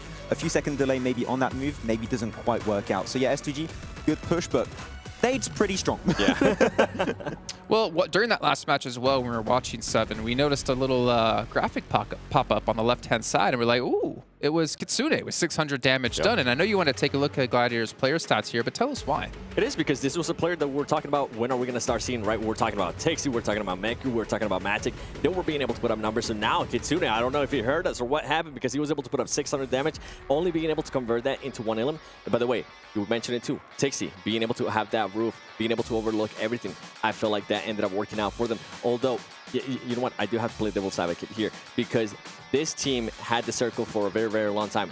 I feel like they did end up playing that right, but I just want to start seeing more out of them. I want to start seeing a little bit faster rotations, like when they had to push out. Even though they did have, even though they did have SGG looking at them, even though they did have to worry about Vampire Esports. I don't know. I still feel like they're leaving some to be desired. They're not quite there yet with the potential that they're capable of. I actually believe it was fast enough this game. I feel like the timing was pretty good. I feel like they went for the right positions at the right time. Sanhok is a different ball game entirely, right? We want them to be faster there, but for this game in particular, I don't really have anything to criticize. For me, it's just a clean game. They went from point A to point B really efficiently. I love how they kind of like coexisted with Vampire the moment they start pushing in, because Tixi was getting naded. He couldn't hold on to the rooftop position anymore. The moment he gets pushed away, information is lacking for the entirety of Gladiators, so they start going north. Vampire take control of the south, and then they kind of work together as a 8-player team and start lasering all the teams trying to leave the beach late. So I feel like that was a good plan that they didn't continue the fight, because otherwise maybe a third party comes up. And I feel like we're going to find the answer too for, can we see Gladiators with a 4-man squad there towards the end? And this circle, this circle forced them to actually be all full players alive towards the end. What about Yangon Galacticos? I mean, no, Max, we haven't really been able to talk about them too much. They were last place coming into this match, though I would imagine they've been able to move up the leaderboards just a bit. I think Mizexis was the team right above them. Starting to see some life in them. Yeah, I mean, I feel like the circle kind of helped them not have to move. I get that fact. It was the best game ever. No, the moment they have to leave the beach is when, of course, with the lookouts of Vampire, Gladiators working together is not going to happen. The circle did somewhat come their way, but the Sanhok of earlier really gave me a little bit of hope. We can see more from this team because they start to be a little bit faster. I feel like they're adapting to this lobby a bit more. They understand 18 teams will need to be a bit quicker on the move. They started doing that. It's still a slow process on a short-term tournament like this is maybe not going to be enough, but there are glimpses of hope here we have seen from Yangon Galacticos. Well, even another team, Viral, Donuts Viral, we were able to see them actually take down DRS, so it was great to see them come out of nowhere. Not out of nowhere, but again, I've been talking about like South Korea with D+, Donuts Viral as well coming from Japan. I wanted to see them, you know, show what I've been kind of building them up to be, and I think we're starting to see a little bit of it. They're starting to get a little bit more, I don't want to say confident necessarily, but they're, I think, willing to maybe take some more fights. Yeah. Which is, I guess, would be confidence, so... Yeah, it's fair to say we haven't seen enough yet from Donuts Viral. So we're hoping to see a little bit more, I think, in terms of taking fights. I think they're not willing to do it yet. Yep. Actually, I'm going to move on to another team, which I wanted to see do well this Alpha7. game. No, if Seven started that sentence, fair. I wanted to see AGONxI8 do well. This is exactly where they drop. This is a position they're super familiar with, and they just started playing edge when... It's their drop. I was expecting them to center up, be in a position where Gladiator actually ended up being. I was a bit surprised. And also I realized yesterday, Ghost wasn't playing, which I found a bit weird. He's a really strong player for the team, so they still need to sort things out on their side, I'd say. Yeah, Gladiator played that well. By the way, going back to Vampire, I feel like Vampire, we started seeing flashes of Vampire yesterday in the first 2 games. We're like, oh, okay, they might actually have a chance at winning this. They didn't end up, the circle didn't end up working out in the favor, but just like what you were saying with Gladiators, I'm glad they decided not to fight. I'm glad they decided to coexist and just start lasering everybody that was nearby. Although, when they actually decided to go against Galacticos, I backfired a little bit because they did end up losing 1 player. Yeah, the thing is, as I already mentioned, if Vampire Gladiators fight in the compound, Yangon Galacticos third party, 100%. Yep. There's no way that doesn't happen, and then maybe they are able to cross the road with a smoke road, just like what Gladiators ended up doing to get that off angle onto Vampire and Yangon Galacticos. So the potential was there, but the fact that Vampire and Gladiators were just so aware that other teams around them were willing to strike if they went for the fight was really what enabled them to make it so far in that game in the first place. Yep. Happy to see as well that these having like a second drop location becoming very important here for these teams, because obviously with the playing path we had happen, heading over to George was not really going to work out too well for them. But, you know, going forward, we're into our next Erangel. We're going to be doing 3 Erangels back to back to back, right? I wonder what adaptations can really be made in this, because obviously if you're Gladiators, at least in particular, you're like, okay, we just sat the compound, zone came to us. Kind of like what we need to do. I do wonder, Gladiators now, even if the plane path is good for Northern George, do they just go back to their secondary drop? Because it's been pretty successful for them. So maybe just make it the main drop and avoid hot drop in Alpha7. No, I don't like this. Okay. No, I shut that down. Take a look at the total damage here from the last match. Gladiators actually putting up a good amount of damage, but again, you kind of expect that, as you mentioned before, with Tixie's position, with the ceasefire, with Vampire. But Bigetron, 1,600 damage, not only 6 eliminations, kind of a shame considering that the push they had onto R8. And then, of course, S2G and Vampire, pretty much the teams we probably expected to be in our top 5. Yeah, we mentioned these names quite a bit throughout yesterday and today now. Well, with Bigetron, the one thing that I do have to kind of nitpick at them is whenever they did end up getting third party, I felt like they could have went through that fight a little bit faster against R8. They were taking a little bit too long with the player that was at the top with Ida, even though they weren't sure. They were acting like they were going to go for it, and then they would back off, and they were acting like they were going to go for it. A little bit more decisiveness out of them is what I want to see, and I feel like it's some of the things that we were talking about yesterday when it came down to Bigetron. Figure out what you actually want to do and execute that plan. I think we saw exactly in that fight, because I think at one point he was willing to go for the first aid, he cancelled, started going for the push, confirmed a player, then started healing again. Yeah, you could see him going through the stairs and then just backing off. And then the thing is that he had another teammate nearby too that could have been able to help him out, but they just weren't able to make that decision in time. Yeah, and the fact that it took so long for them to make that decision actually, then D+ are like, oh, this is fantastic. We're just going to full send it. But then again, hopefully they're able to go back and bottom review, right, and learn from that.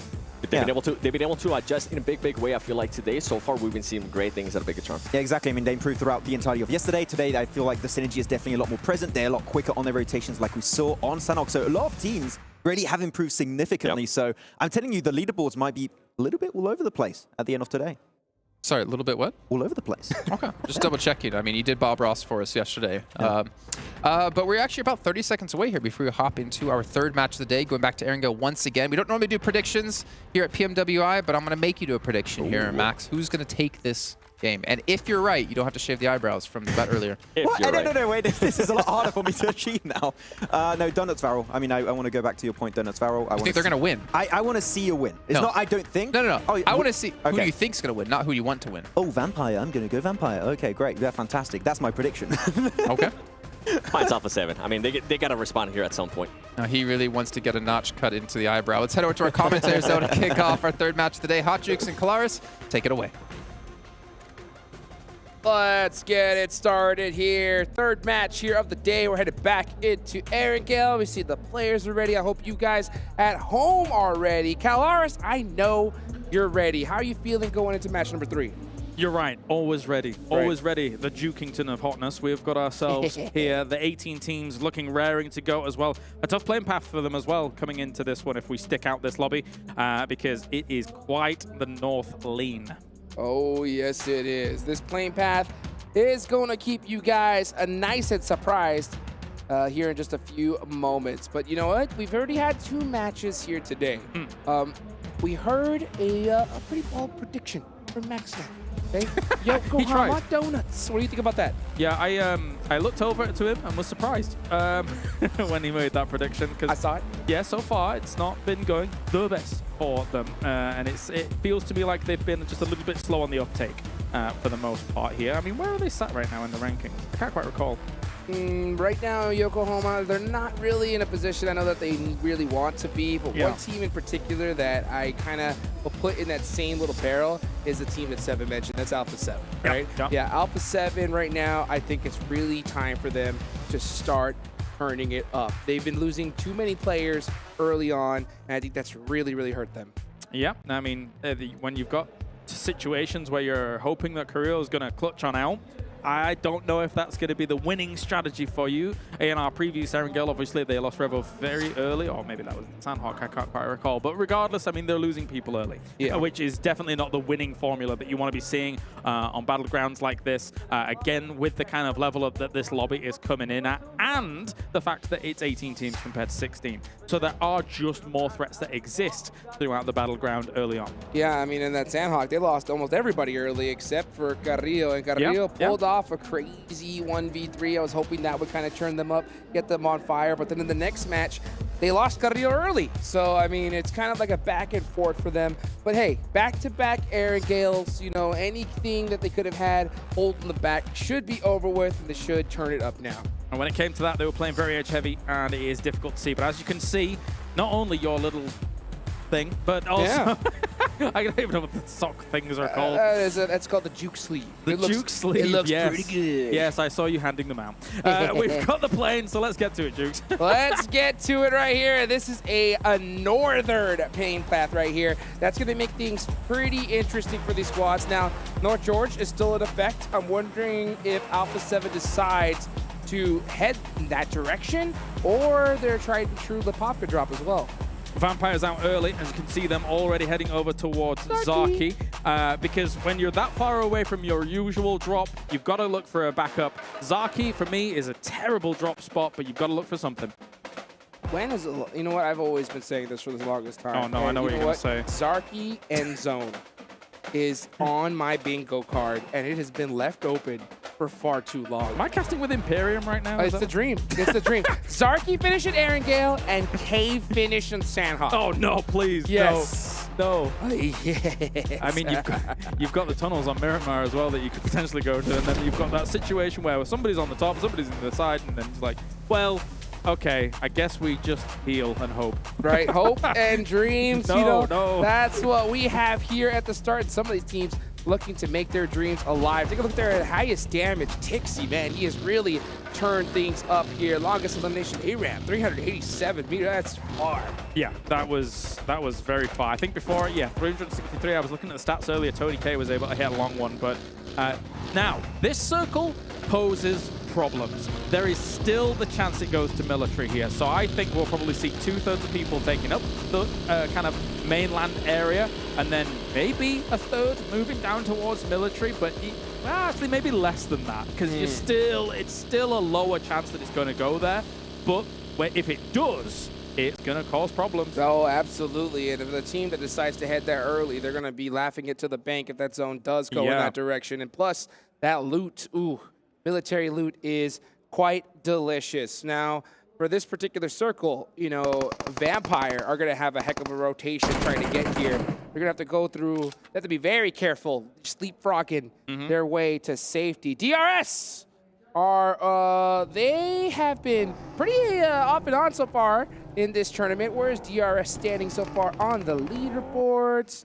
They are going to, oh yeah, there they are, 4th place. So they have 62 points. A good game here. They can definitely breach the top 2. I'm glad we came to this location first when it comes to gunfights, because this, as a choke point on a circle like this, is extremely important. DRS is no stranger to the idea of taking the shots at these locations to make sure they can try and control these locations. Because if you're a DRS right now, you loot Milta and you sit here until you get full confirmation that you need to go north or south. Yes. So get rid of Infinity. And Sem's already getting rid of people as well with the handgun.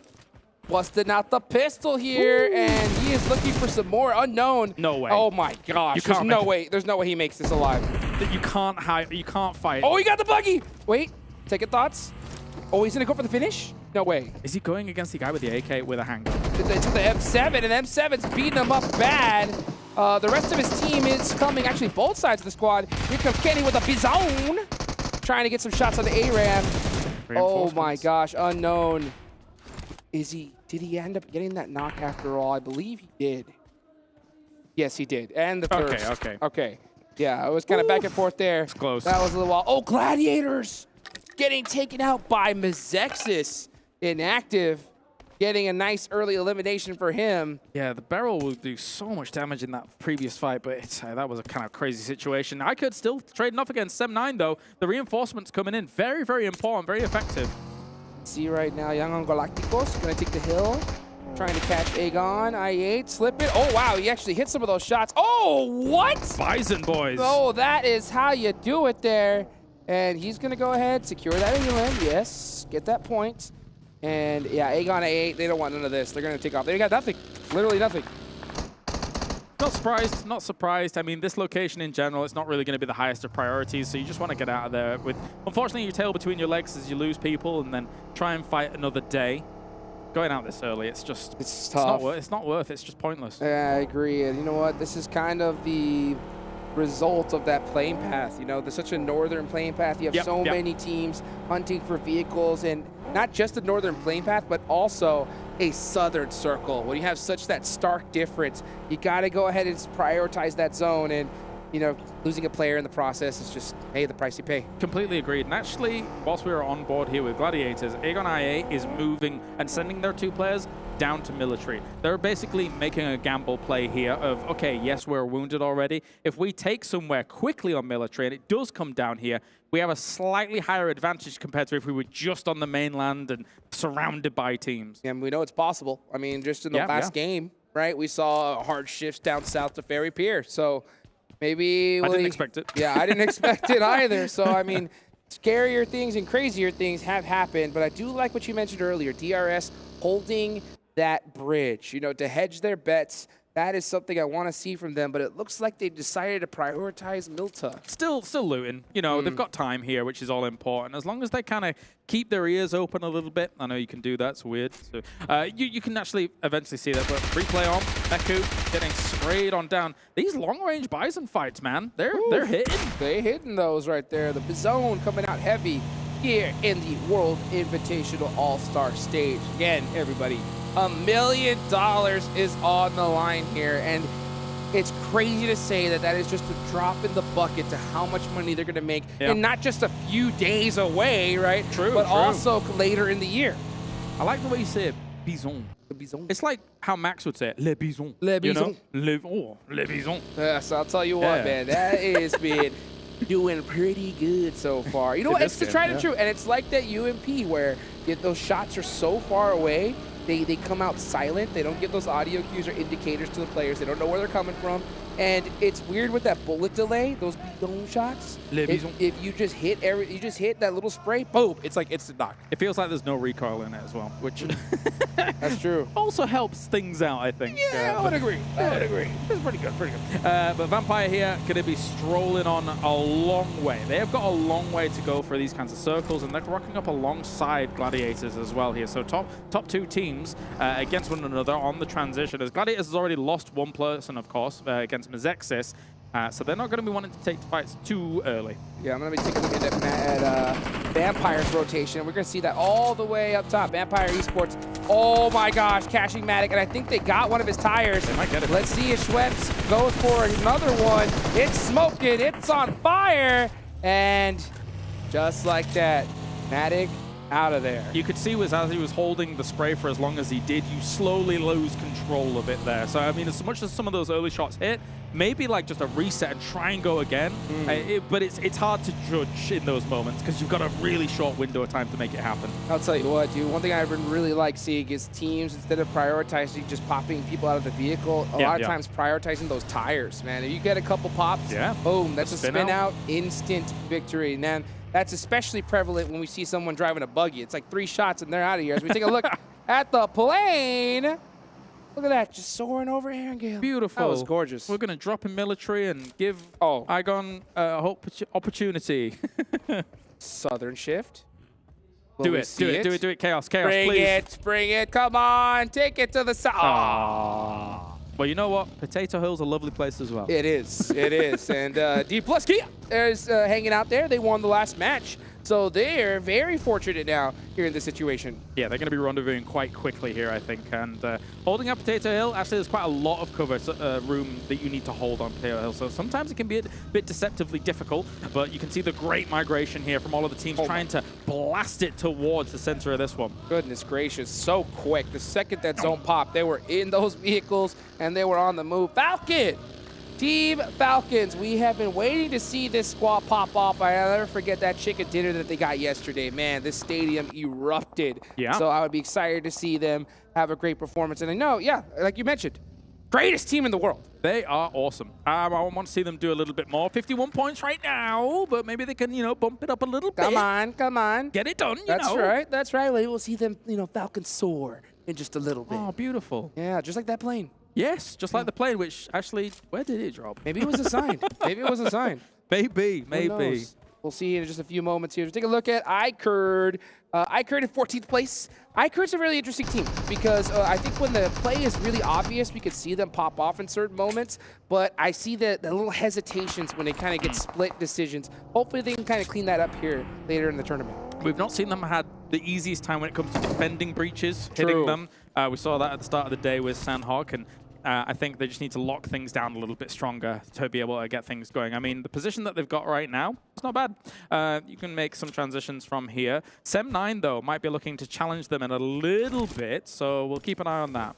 Yeah, what they were also going to keep an eye on is Vampire, looking to be the first team to break the 3-digit mark here, as they already have 92 points, 8 more to go, and they could definitely break it right here and right now. They did make it safely down into the circle. They are just on the side of school here. And man, that was not the easiest of rotations, considering that they came all the way up from Zarki. And eventually got themselves one of Gladiators. That's which true. Is very nice here as a scalp to take. Especially this. Crippling your second place team, right? Yeah, that's any way you can do that and then get yourself a bigger lead would be fantastic. But Galacticos kind of locked in position here against RA, and I think this fight eventually either needs to conclude or the teams need to move north or south from one another, because trying to move east from here before you finish this fight is almost impossible. See what R8 decides to do, and you're going to see D7 push the action here. Oh, Q Loki got really beat up in that position. Angle. Yeah, Romeo Boy with that really nice off angle. He's trying to buy some time for his squad so they can get this res, but it's going to look tough. It's going to be indeed.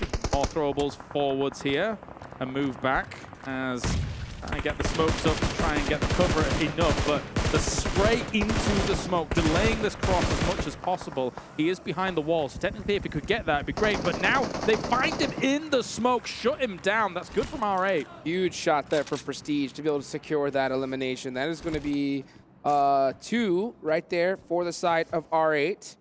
And AGONxI8 with a huge man disadvantage. Sek has to be really careful. You can see him playing it quiet, using that 3 peak, hopefully looking to even the score. With the circle shift as it is far to the east, those two teams in Pochinki now bullhorns locked with one another, finish that off and then make the rotates after. Meanwhile, we're on board here with Vampires as they're moving on through. Only one vehicle makes me scared. Where are they going to pitch up? I believe they spotted this player from AGONxI8 just out by himself. He tries to get the predate off, but the easy spray, another easy elimination for Vampire. Yeah, the absolute blast towards this location, but shots are actually raining in against them. They got to be a bit careful about that. Our push? I mean, with their position right now.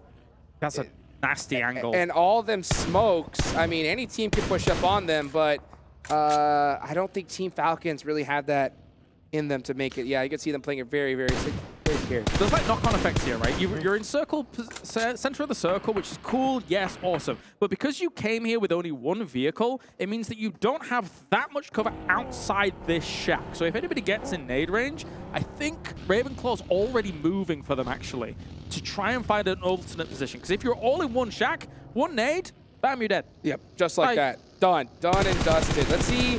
As R8 tries to make the rotation, Carrillo was waiting for him, switches to the DBS because he expected them to come right through him, but instead R8 saying, nah, we're going to go ahead and circumvent this and head on into the circle. Very nice. Move. We've got ahead of them as well. It's Galacticos here with only the 2 being able to blast through.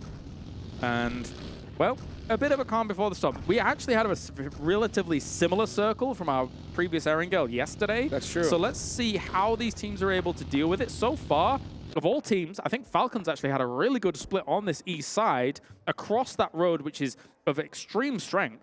So maybe they're able to convert here. Let's see if they are going to be able to. Vampire, oh my gosh, hugging it out. Yeah, they are down to... the 3 players, that's right. 1 took off. Yep, with Ravenclaw down to the south. It's very important that you're all not together in just that shack. You're working with limited information if you're all just in that shack. And Ravenclaw, of course, is the guy that they're normally sending out to gather that for them. Well, they're so heads up to be able to center up in this circle, so no matter where the zone goes, they're going to be most likely in it. And yeah, okay, all right, a nice little southern shift here. This is honestly a great zone for the Falcons, but they have to watch their backs. Downhill is a lot of this combat going to be here in a few moments' time, as well as iKURD's driving past the position of Vampire. R8 skirting past the Alpha7 position.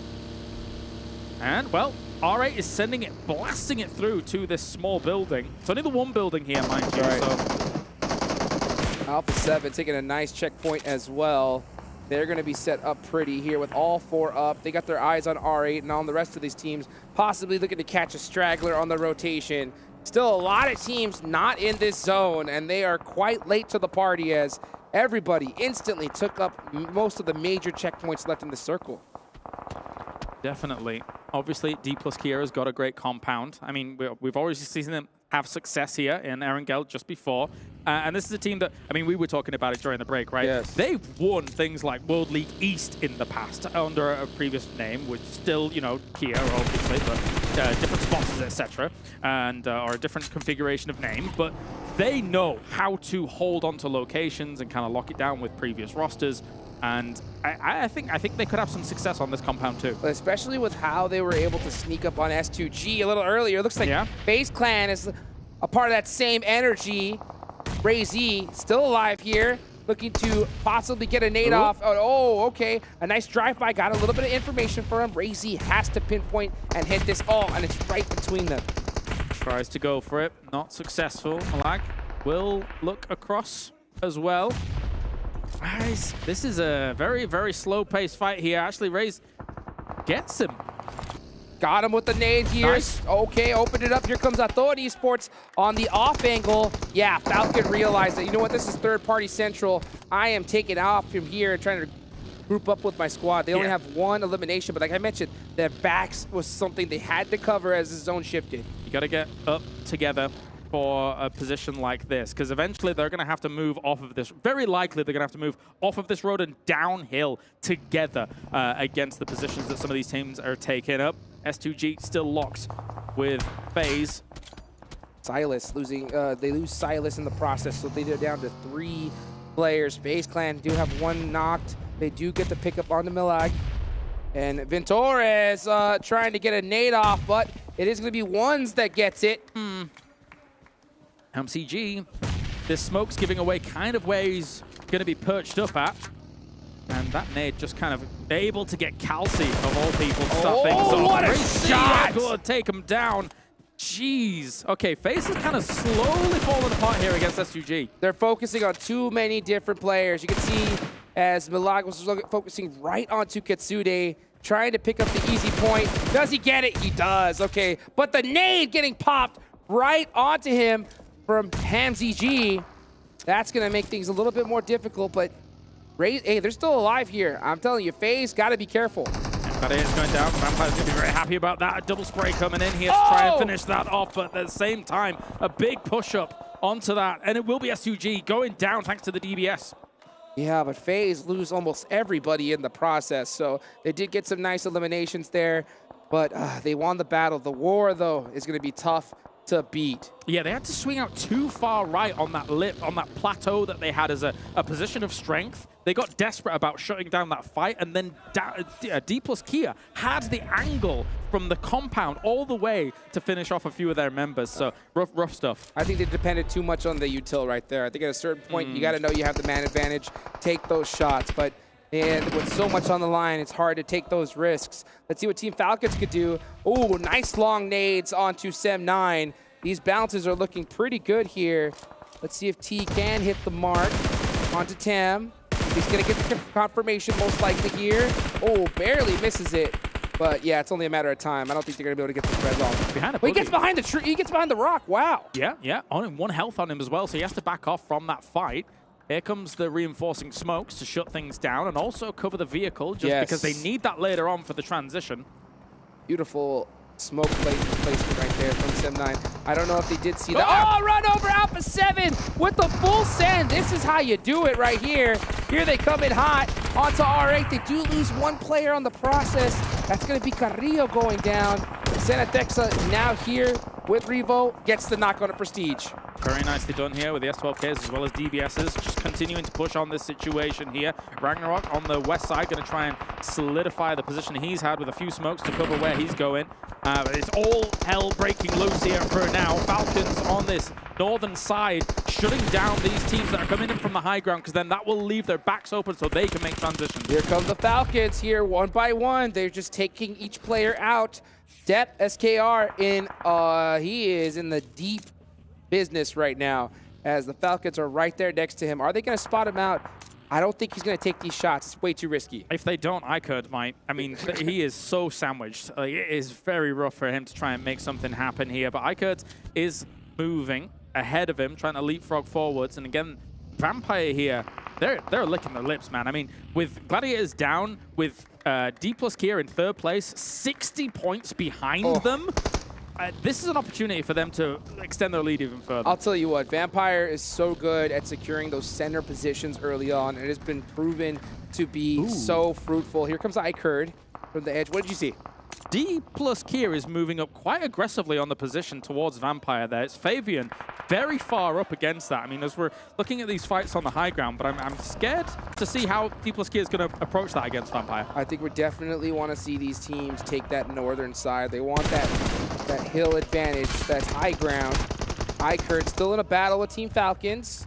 It is going to be that 4v4, but Team Falcons with 5 eliminations, they are feeling themselves right now. They're starting to fire on all cylinders. Ultimately, unless you have a lot of smokes to your ability or a lot of cars to be able to just smash into that compound in the middle, I don't know if anybody on this northern side is going to come out victorious in this game in the end. It's difficult to make that transition down south, but as you can see, now Vampire is very aware that D plus Kia is pushed up against their position and is trying to dislodge them. It's going to be tough for them to get the finish and keep every player alive as that nade from Forrest. Oh my gosh, Forrest is having one heck of a day here. He is especially feeling himself after that last match. And he's down here is Ravenclaw. That's a lot of information. Oh my gosh. And a big angle gone for Vampire. Tony K is actually ripping iKURD apart. And they're gone down as well, thanks to the fact that Falcons was also firing in from the east side. So they got completely smushed.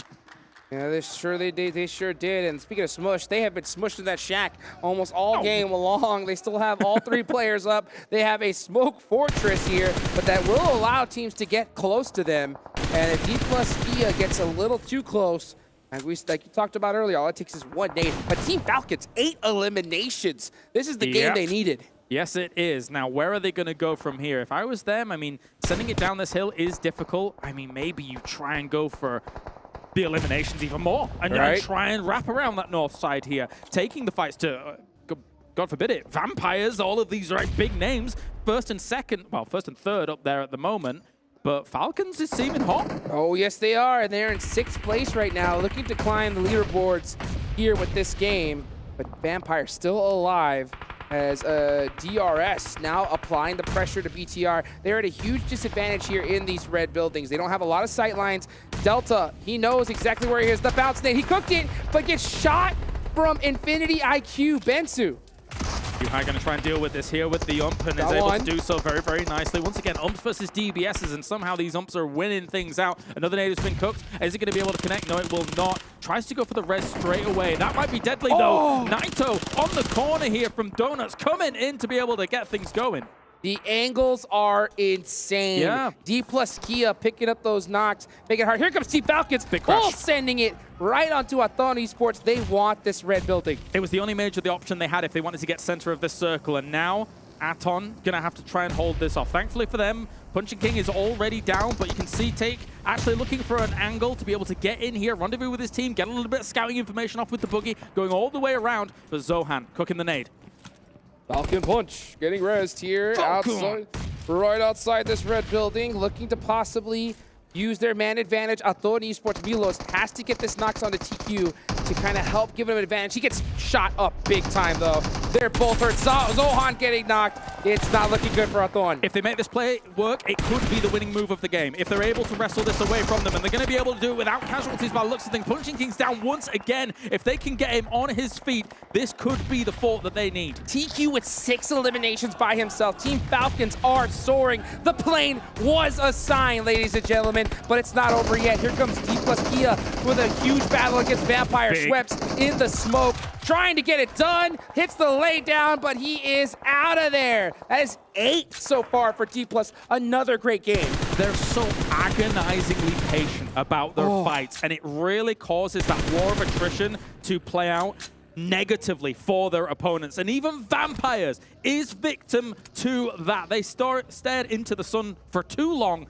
And D+Kia, man, they're looking great in the middle of day 2. They have the high ground as well. They are not inside this next zone, but they have all the information that they could possibly need to get down safely. And they have all 4 up with some vehicles. So they are definitely a threat. Peralta laying down outside of the zone all by himself, just looking to annoy some teams. But the question is, how are they going to play this circle, D+Kia? Of course, Falcons was up on this high ground as well. They realized you can't stay up there for as long as, you know, those teams that are kind of stalled things out can. So Fabian's going for a big wide wrap here. I don't know where he's going though. Yeah, he's trying to secure that rock to try to get some intel. He's going to lose his buggy in the process, and most likely this game in that situation. So the other 3 are still alive. I think probably the push on the Falcons is the play. Maybe. Fabian was basically sent out as a feeler. Okay, I'm going to go here. I'm going to see who has lines of sight on us. Let's not commit everybody. Naoto doesn't burn out. Barely survives with that nade. How is he still alive? I don't know. This man is on another level right here as DRS Gaming is looking to take him out, and they need to do so quickly because there's 53 seconds left on the clock. They want to secure this position. Yeah, and you might be careful about the off angles against you here because Alpha7 can see you against this building. Molly does actually get caught by the fire. I think he should be able to heal through this to get things going. The low toss nade coming out to be fruitful, gets another elimination. So that is going to be 4 for him. He jumps out, but right into a DBS shot. That's DBS territory right there. You don't walk into that. But at the same time, Alpha7 here trying to find themselves a position of power as D plus Kia has now moved onto this west side. Fabian as the kind of feeler player to try and figure out if it was safe. Figured out, okay, actually we can make this location work as long as we've got some car cover against that east position. And the off angle from DRS takes out Alpha7. Nice, so now nice. that's completely clear. That is huge for D plus Kia. 9 eliminations for them and 10 for Team Falcons. No. This is going to be a battle. Look at that shift. D plus Kia has been blessed with this, and it's going to force Falcons to move to the one remaining building that is north of them, and it's really not that big a building. This might be a D plus Kia double victory in 3 games. Oh, can you hear that? All I hear right now is the clicking of teeth onto nails. This stadium is at a standstill right now. They want Team Falcons to get this victory, but it's going to be difficult. It is literally D plus Kia's game to win, but DRS putting a lot of pressure onto them, and I'll tell you, Peralta with that off angle could make things that much more difficult for them. Up until that knock, did you know what I heard on the wind? What was that? The word "감사합니다." As the Koreans here were very, very happy with how this circle's gone for them. But I mean, with a knock like that, it shows actually how vulnerable that location is. Again, if you don't have smokes, if you don't have that car fort fully set up and good to go, so they might be slowly expending their utility with those smokes slowly running out. Oh, but what they do have, the zone, and sometimes that is all you need is that and some 5.56 in your bag. How about a crate, too? That'll help out as well. It will. I wonder what weapon they got from that. But at the same time, big transition trying from AGONxI8 here. They actually saw him on the left-hand side of that smoke being able to move. I guess maybe the scope was actually blocking a little bit of that vision. That's right, and that is going to be a D plus Kia. The AWM comes into play right here at the end. So one shot, headshot could be coming up here in a second. Fabian with the crazy sprays.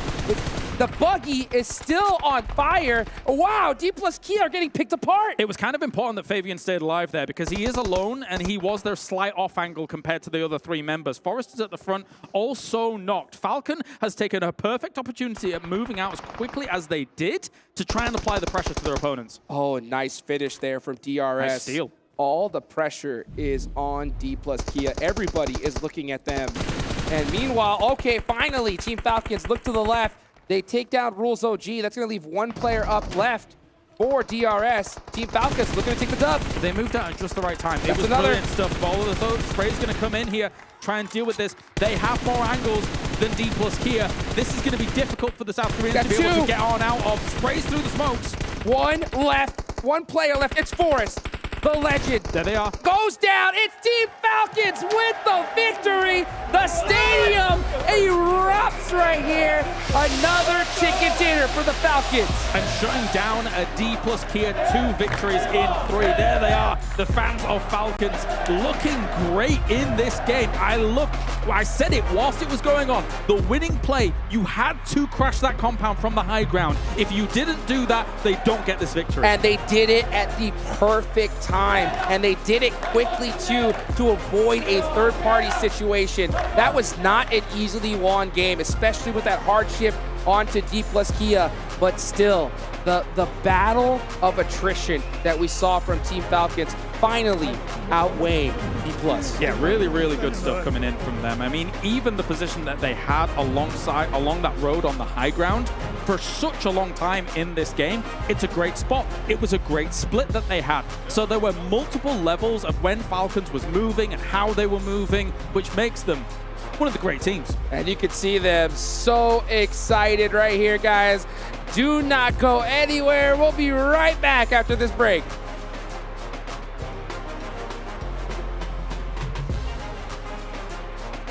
All new Honor Magic 5 Pro. Freeze even fleeting emotions in just milliseconds. Take marvelous night shots with lightning-fast exposure.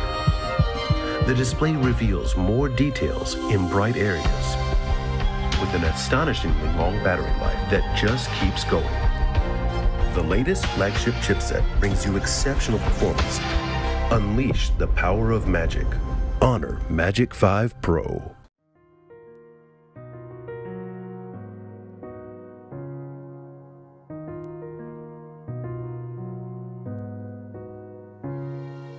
الحياة لحن، ولأننا جزء من مقطوعة عظيمة تحركنا، تلمسنا، تصنع من لحظاتنا ذكريات بديعة.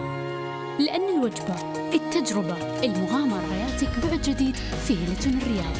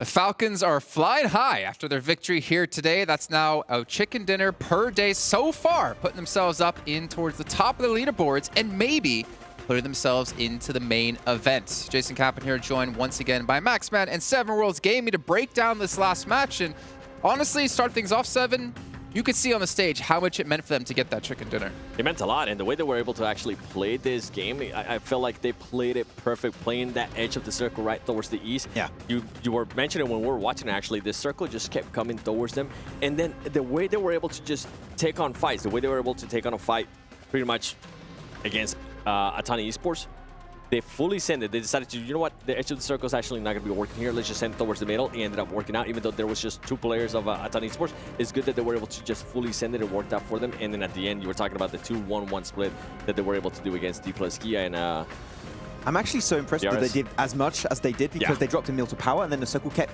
shifting east a lot of the time, and I thought, okay, they might just be idle, chilling in their position, not doing much with it, but actually they were super proactive, searching teams that might have a position and an advantage against them later on in the game. And as you said, at the late game, that split, especially sending Acer up north, was a great response to where D+Kia were playing from, because if they don't have that off angle, potentially D+Kia send a player where Acer is and they win the game. So the smoke rate, especially from D+Kia, was a good response, but unfortunately for them, not quite enough. But that's still a podium finish. So D+Kia still bringing some really heavy points in. The main thing for me was the switch up, right? Between going from edge of the circle to actually fully send it towards the middle. I feel like that's impressive for me. Okay. I agree. I concur as well. Let's take a look at the match rankings, though. See the points they got for themselves, but more importantly, for some other teams who might have snuck in there. A certain team in particular I'm thinking of, with Mazexis able to get themselves 5 points on the board. That one elimination coming the way up against Gladiators.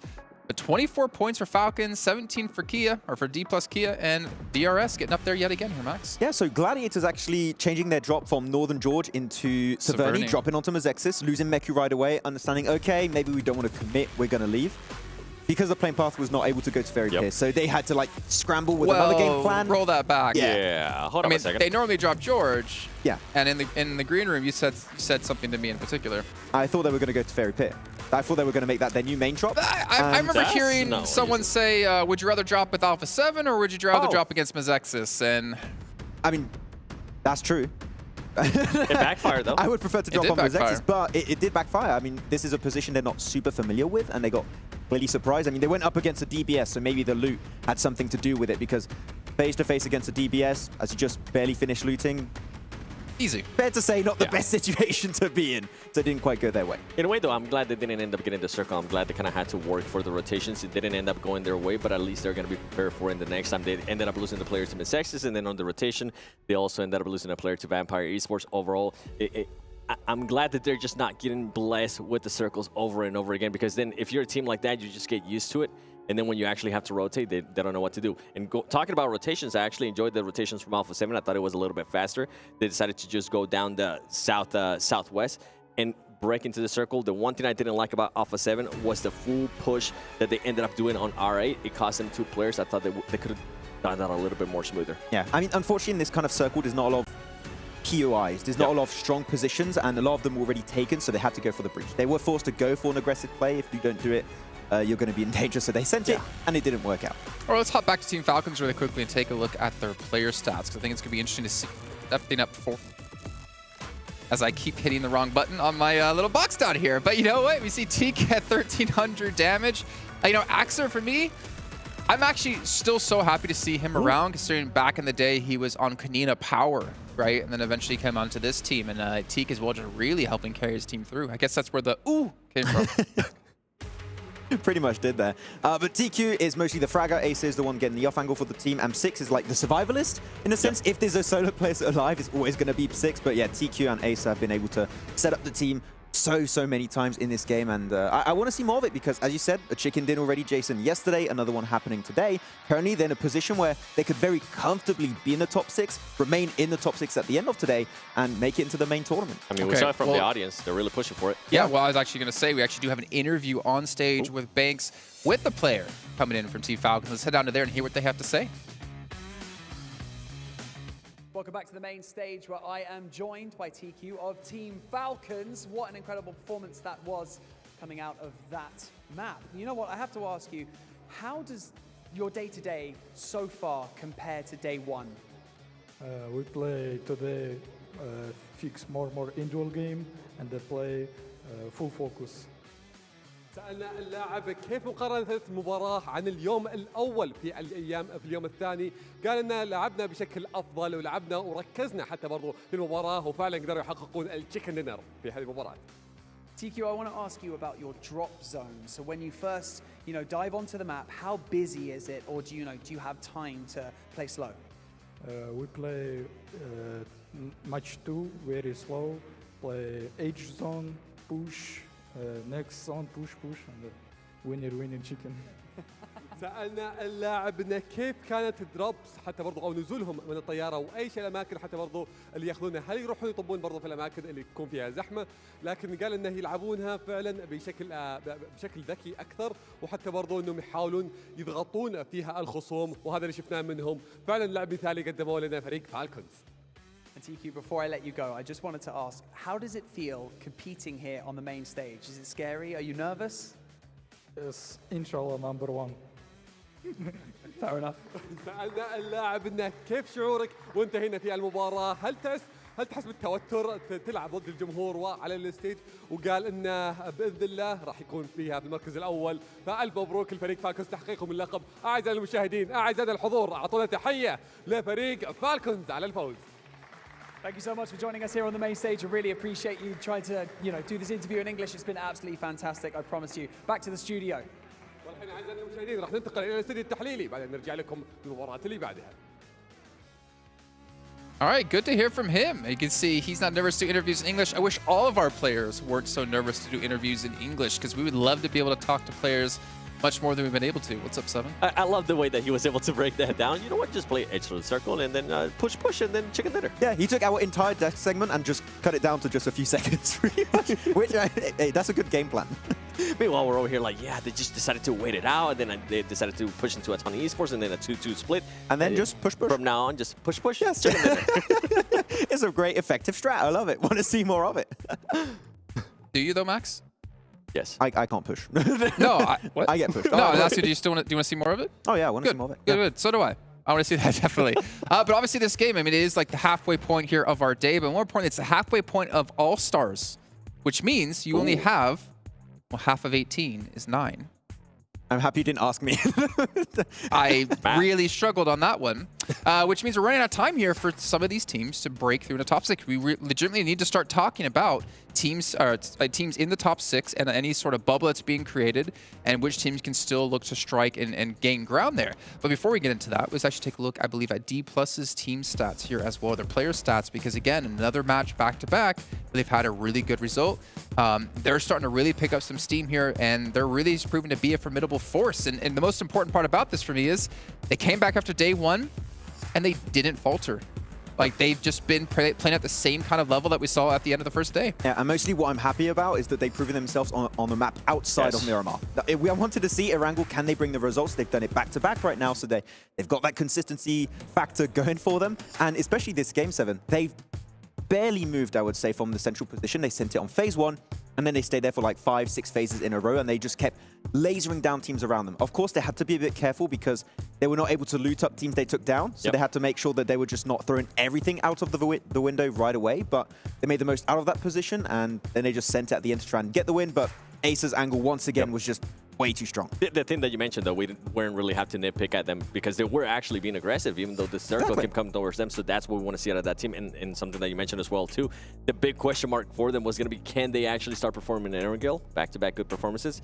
I can't wait to see what this next one's going to be. And then going into Miramar, I'm hoping that we see some of the flashes of what we saw yesterday, and they're going to put themselves in a great position to strike for that first place. Well, upside for them is there is one more Erangel to come today, and it's right after the last 2 we just had. But let's actually take a look here at our 2 top performing teams here in a quick little head-to-head to kind of give us a comparison of how they did respectively. And, you know, 2,400 damage is good, but 3,100 damage is better. And that's a big number. I think that's maybe the most damage we've had in a match yet. One of the most, yeah.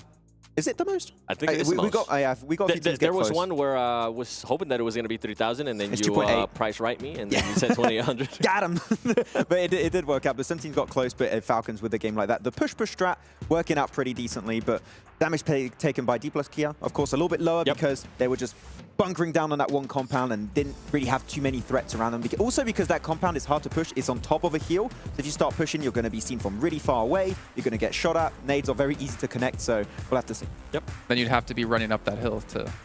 Yeah. No? Yes, no. Okay. From which artist? I don't know. I mean, that was a little bit inside joke that I guess just didn't make it here onto air. I was expecting you to help me out on that one. Yeah, running up that hill. Okay. I forgot the rest, actually. Weird. That's fine. That's fine. We don't need to hear it anyways, Max. So again, halfway point. You know what team we haven't seen really? Vampire. Thing is, they made a big splash yesterday, and I feel like they've kind of just been sleeping in that cave. They did have that 2-2 split that I feel like kind of backfired.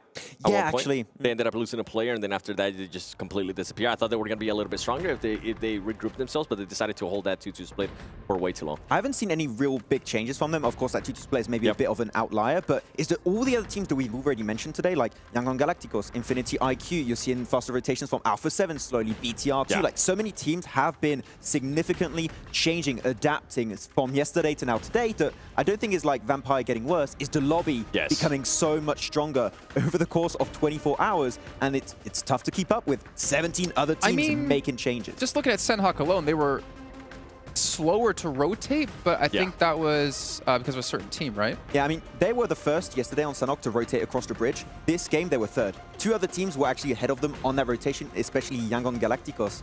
So it was tough to make the catch-up, because once you start being a little bit slower than other teams, you can't really pick the compound you're initially aiming for. You can't start gatekeeping, zoning teams away, and it's just falling apart. Once again, not because they're doing poor plays, it's still really good, but teams are so much faster on the move. Yeah, I think I have to agree with that. The teams are just starting to readjust with what they saw that they were able to do yesterday. I mean, in Vampire Esports, they have been able to put themselves in great situations. Going back to the first Erangel, right? Remember, they were coexisting with GG, and that worked out great until they actually ended up fighting. It didn't work out so great for them, but I feel like you're saying everybody else is starting to step it up in a big, big way. Well, really quickly, while we have some time, because I'm hearing the next match is almost ready to go, why don't we take a look at Vampire yesterday versus Vampire today in their stats and get an idea of how things have been going.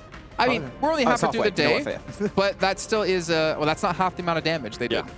Yeah, it is under, so that's the big one. Wow. Oh, wow. That's a way more bigger fall-off than I initially expected. I mean, of course, when you don't have those strong positions and you don't increase that survival time, you're not going to be able to put out as much damage and eliminations as yesterday, which it kind of is expected. And to be fair, right, going at the end of the yesterday, we're coming into today, we didn't really expect Vampire Esports to come in here and get 2 back-to-back chicken dinners like they were able to do yesterday at the beginning of the day. It's those teams starting to readjust, but that eliminations, I think maybe at some point here, they still have a gap in regards to points, in regards to the overall. I'm hoping we start seeing Nuzi. Yeah, I mean, Nuzi would be actually a good pickup right now, potentially. Just see how that's going to be affecting the entirety of the team. We'll have to see how that's going to work out. But they are, with yesterday, pretty sure to qualify if things don't go completely wrong. But the fact that teams have already started to adapt, the main tournament, they might not have this start. So main tournament might be rough for them. You hear that, gentlemen? The music's playing, it's rising up. Things are getting spicy here at PMWI. We have our 4th match of the day coming your way. It's going to be our final Erangel of the day. We got some brand new commentators to come in. We got Jenna and Blink to kick us off.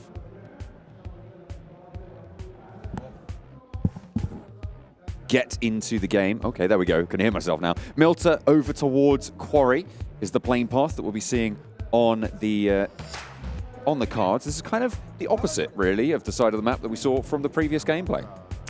Yeah, man.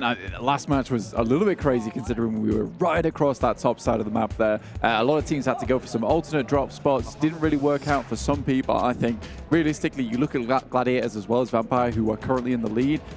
Vampire is a team that likes to even take that Sosnovka alternate drop spot, take the boat across to Primorsk. They like playing Primorsk. And you've got Gladiators who like play up towards North George and Ferry Pier. I think Max on the desk was talking about how, you know, you would have liked to have seen the guys from Gladiators take that Severny drop anyway versus Mezexis, which makes sense to me, 100%.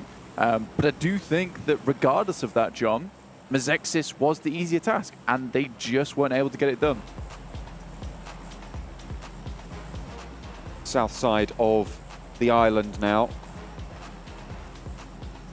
will be the adaptation necessary. Teams dropping out early. Falcons will be out over Milta. Everybody else will disperse from there, so the paths up to the north will be a little bit more contested. We'll see those conflicts come through relatively soon. It's been great to see teams start to step up today. D+ Kia, DRS as well, continuing their upward trend since yesterday's games. Absolutely. I think for D+ Kia, they have done a great job today, and I think it was only a matter of time before we start to see them step up a little bit. You do look at D+ Kia as a Korean team that really coined that whole playstyle of just going center, taking that center position, and having a great time from that spot. It worked out really, really well for them overall. I do think that looking at D+ Kia, though, a little bit more closely, they are less struggling towards that edge play in the end game. I think they were finding it a little bit difficult yesterday to get towards that center position, but I think they've cracked the code now. They just need a little bit more time. We have to remember that this is a region that doesn't often play international events as well. So the fact that they are coming into this one, they have got a lot to learn. They've had a lot of homework to do as well from their pretty inclusive region, which just contains them in Japan a lot of times. So I think they've done a fantastic job coming into the day, getting that homework done, getting that analysis in, and now they've figured out how to play it. Because every time they do come to these international stages, we do see the D+Kia actually perform very, very well. And they're just so slick with their movements in the end game. They have made some really, really solid decisions in the matches today, as you say, towards that end game. Right now, they are on the north side of a 4-team cluster over just to the north of Shelter, southeast, or just to the east of School. D+Kia currently find themselves. You've got Aton there as well, Bigetron and Sem9, all around that sort of area who are going to look to spread out the circle. Hard west shift. Saw some pistol action at the start of the last game, and Melo wants to continue that into this one. Unfortunately, won't be as successful as previous entries. Unfortunately not. Taking a look at the quick standings though, 96 points there for Vampire. D+Kia behind them just by a few points, 79 points. Gladiators have dropped into third place after not accruing any points on that last game. DRS up to 75 and Falcon up to 75 as well. So Vampire's lead at the start there. They've actually been able to catch up to them now. So for Vampire, yes, they were able to get a good performance on yesterday. And I think they did a great job yesterday. We can't underestimate how strong that performance yesterday was. So I think coming in today, it's only natural they have a little bit of a fall off in terms of performance. We're still waiting for that massive resurgence of play coming from Vampires, but they're consistently making it towards that top 10. I think they've got a lot of good finishes. Gladiators, on the other hand, they're just struggling towards that final push. A lot of times we see them make some very good decisions, hold it down. They're all about that control a lot of times, but unfortunately, they are having the same problem that DRS were having yesterday, which is just not enough aggression. They need to be shooting at more people. They need to be taking these shots, taking these engagements, and having more presence, because you can have all the control you want in terms of information, but what they don't have at the moment is that firepower, which DRS have fixed now today. They've had some really good games. They're less passive. They're more confident to take these fights once they find their way in, because they are very slippery at the moment, able to find their way in all over the place the map, which is just showing a great sense of macro from this side. It's something that we were expecting coming into this tournament, is that the whole lobby has a lot more power. It is so stacked across the board, right? So you're seeing these teams that are just able to swing from absolutely any region and play out those corners very, very well. That's exactly what we've seen from those up steps, those upticks in performance. Great to see. I'm looking at the map right now, and I know that Kalaris is unhappy that he's not on this game, because iKURD have gone for one of his favorite drops on Erangel. It's the split West Coast drop going through, and they're going to be playing in a circle that favors them as well. Yeah, it's a great drop at the beginning of the game. Kalaris would say, you know, there's a lot of compounds here that people just tend to ignore. It's not exactly trash loot either, John. You can get some really good stuff from this location. There's vehicles over here too. So it's a good place to start out, especially if you're lacking in any decent position at the start of the game to drop into. So I think for iKURD, they're very happy with the situation. They get the circle on their side too. Vampire can definitely play a strong game from this position. They were gifted their spot down towards Primorsk. They're currently on that 2-2 split between Primorsk as well as Quarry. So this is going to work out well for them. The two guys up front, Schweppes and Ravenclaw, very much known for their scouting capability. I think Ravenclaw hits some of the longest shots on this team. So the fact that he's up front, you know, using his elvish eyes to his advantage is great news. Silas caught, maybe unsuspecting that iKURD are playing in this area of the map. Lose a player, Silas down, and that is a pretty good spot now for iKURD to force S2G to be part of their buffer that they can establish towards those Gatka fields. One of the main vulnerabilities of these positions is, of course, people crashing into you as you have that split drop. But if you have more teams out to your east, it's almost like an early warning system, right? You hear those teams move past and shots start to pop off. It's very obvious that teams are coming your way. It's really nice as well, considering it's a fielded area to that eastern side. Many teams, as we all know, will be just full sending it across the fields in the vehicles, trying to get those tires spinning, because you do not want to be out in those fields for very long, let alone running across them. By the time you start to get blisters on your feet, you've probably already been shot at and taken down out of the game. So for iKURD, yeah, this works out really well. I do think that there is something to be said about S2G's play there and their play for the remainder of today, which needs to be fixed up, because what we've seen so far is just quite lazy scouting coming out from this team. Some pretty questionable movements in terms of rotation. We've seen them double back on themselves after getting shot at, only to get one player popped out of the vehicle. So I'm not really not sure what's going on S2G's side of things, but something needs to change. Gladiators trying to move past Yokohama Donuts. Wheels just about surviving. Somehow the buggies don't spin out, and the Gladiators managed to get past to the tree line on the south side, just north of Ferry Pier. They'll be happy with their position here in this compound. Fairly solid in terms of sight lines that can control around them, as well as options to move through in the future. Yeah, for sure, man. I think for Gladiators themselves, they've had a bit of a rough start to this tournament. Not in terms of their point scoring, because I think it has been decent, but there have been many opportunities for them to take this all the way, to take a chicken dinner, yet they are really struggling in these end games. And I think that a lot of times, because of this 18-team lobby, not making excuses for them at all, by the way, they do get a lot of players coming towards their location, and they are at heart a paranoid team. Which is a little bit more acceptable when you're playing in a 16-team lobby, where, you know, a lot of times when you get to that end game, there's only so many teams you need to be keeping aware of. But we were getting towards Zone 4, Zone 5 on one of those Erangels down towards the coastal area on farm, where we had 63 players and 16 teams around Zone 4 and Zone 5, which is absolutely crazy. Normally you'll see a little bit less than that, but obviously with more teams in that lobby, yeah, does make it pretty tricky.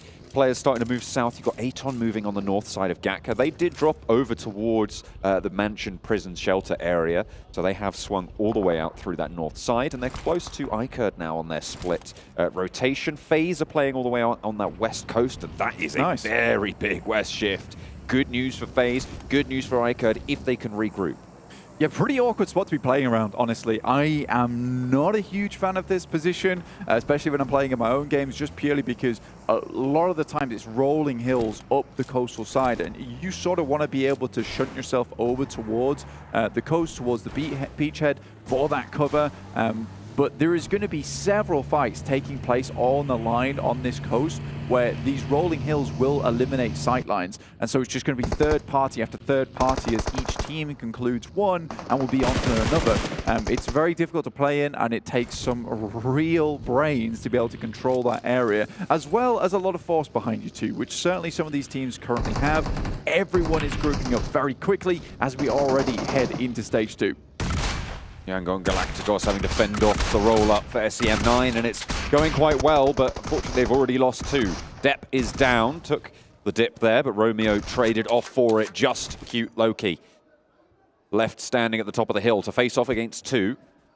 Mikial and Kenny both wanting to find the final player, but a nade evens the numbers, and now it's a 1 versus 1. DBS in hand, sure, but that nade looks pretty good. It's around the right tree, just breaking wide from Kenny.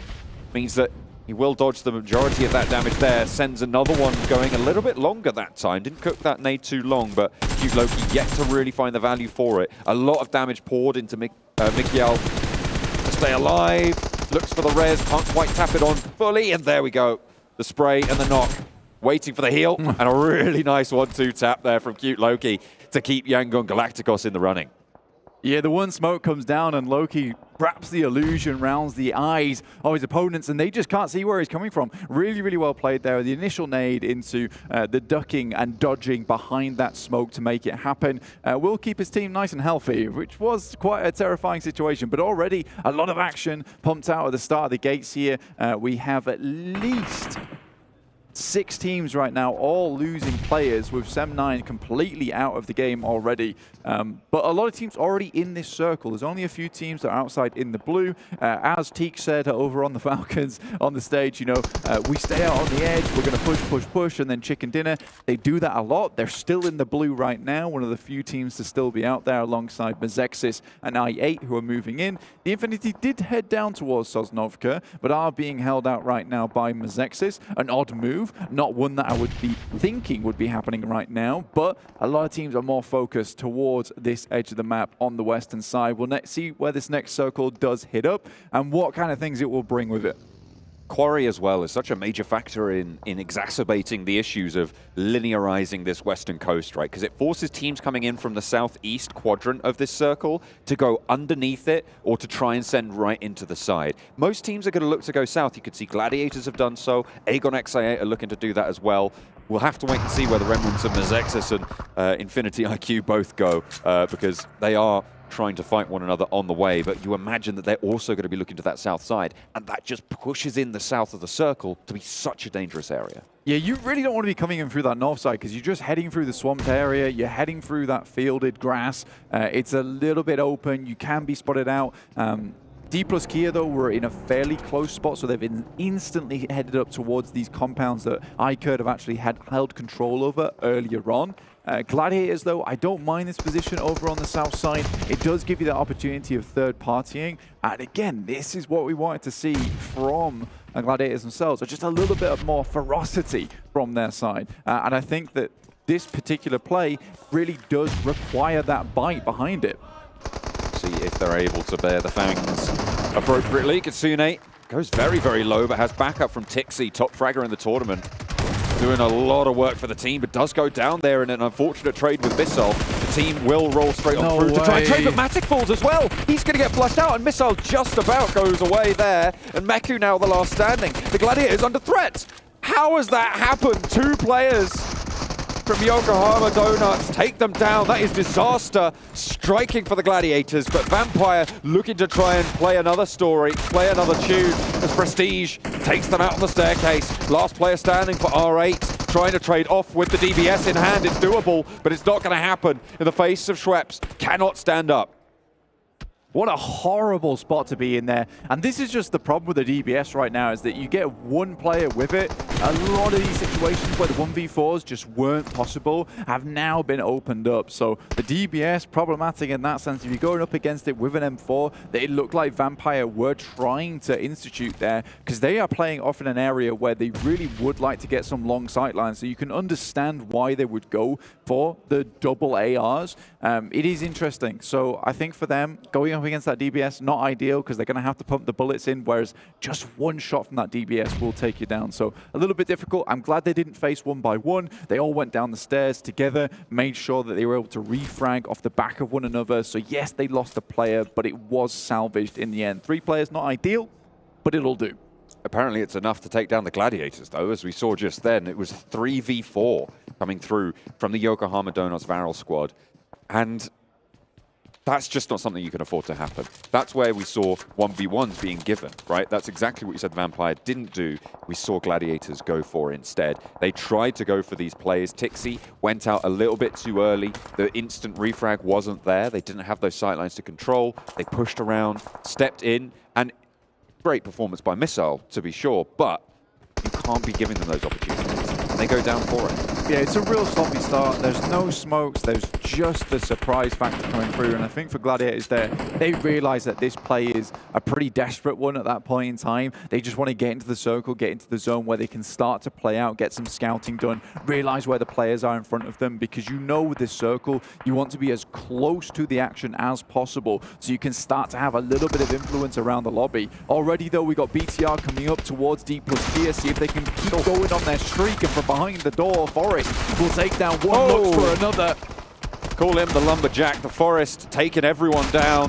Alkev through the window, finally able to slow him, but will it be enough to stop the train? No, sir. Forest still alive. Rezable, but Yangon Galacticos over the ridge. Goodness me. And we can keep going with the old LOTR references, because Forest just assumed that BTR there was Sauron. Very much not happy about that situation. The Ents do finally go back to war and keep the plus Kia back in the action. A great play from them, and they can continue to play from that northeast side. Very critical that they get through that engagement with 4 players still up and running, because it is not going to be easy to get towards the center of this circle now. You need all the sight lines you can get here on forwards. They do have a couple of vehicles. You can see there some do not have wheels, but some do. so they at least have 2 to get through this horrible fielded zone. I think right now Aton have a strong spot in this compound up towards the northern side, which looks down upon a lot of the rest of the lobby. Looking at teams that might be able to find a way into that position, you've got Alpha7 with Carrillo scouting down south to maybe crash onto Aton. Difficult push because you've got D plus Kia on your east side across the fields, as we just saw. FaZe as well on that beach side, but if Alpha7 can make it to those compounds, potential to take it from them. From the south side, it's a lot harder to assault onto this compound, though. Yeah, I mean, this is a really quite a difficult circle to be playing in.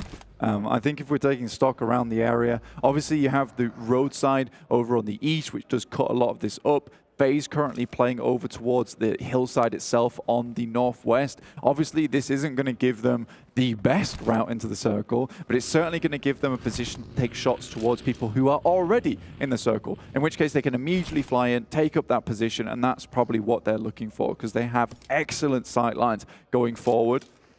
Alpha7 hoping to stop FaZe from making this one happen. They do get these shots off. Alpha7 need to be ready to receive and quickly, because you know that at some point, as this next circle comes through, FaZe will have to cross this road, and that is so treacherous. Being split up on this circle on either side is horrible. Forest here, very quick on the trigger, really good reflexes to see exactly where the players were coming from. Did just enough damage to help the rest of his team actually take down the final player from BTR as well. He has been on an absolute clinic today, even getting 7 eliminations on that last game. By the time a lot of these players had just got 1 on his side, so very, very well done.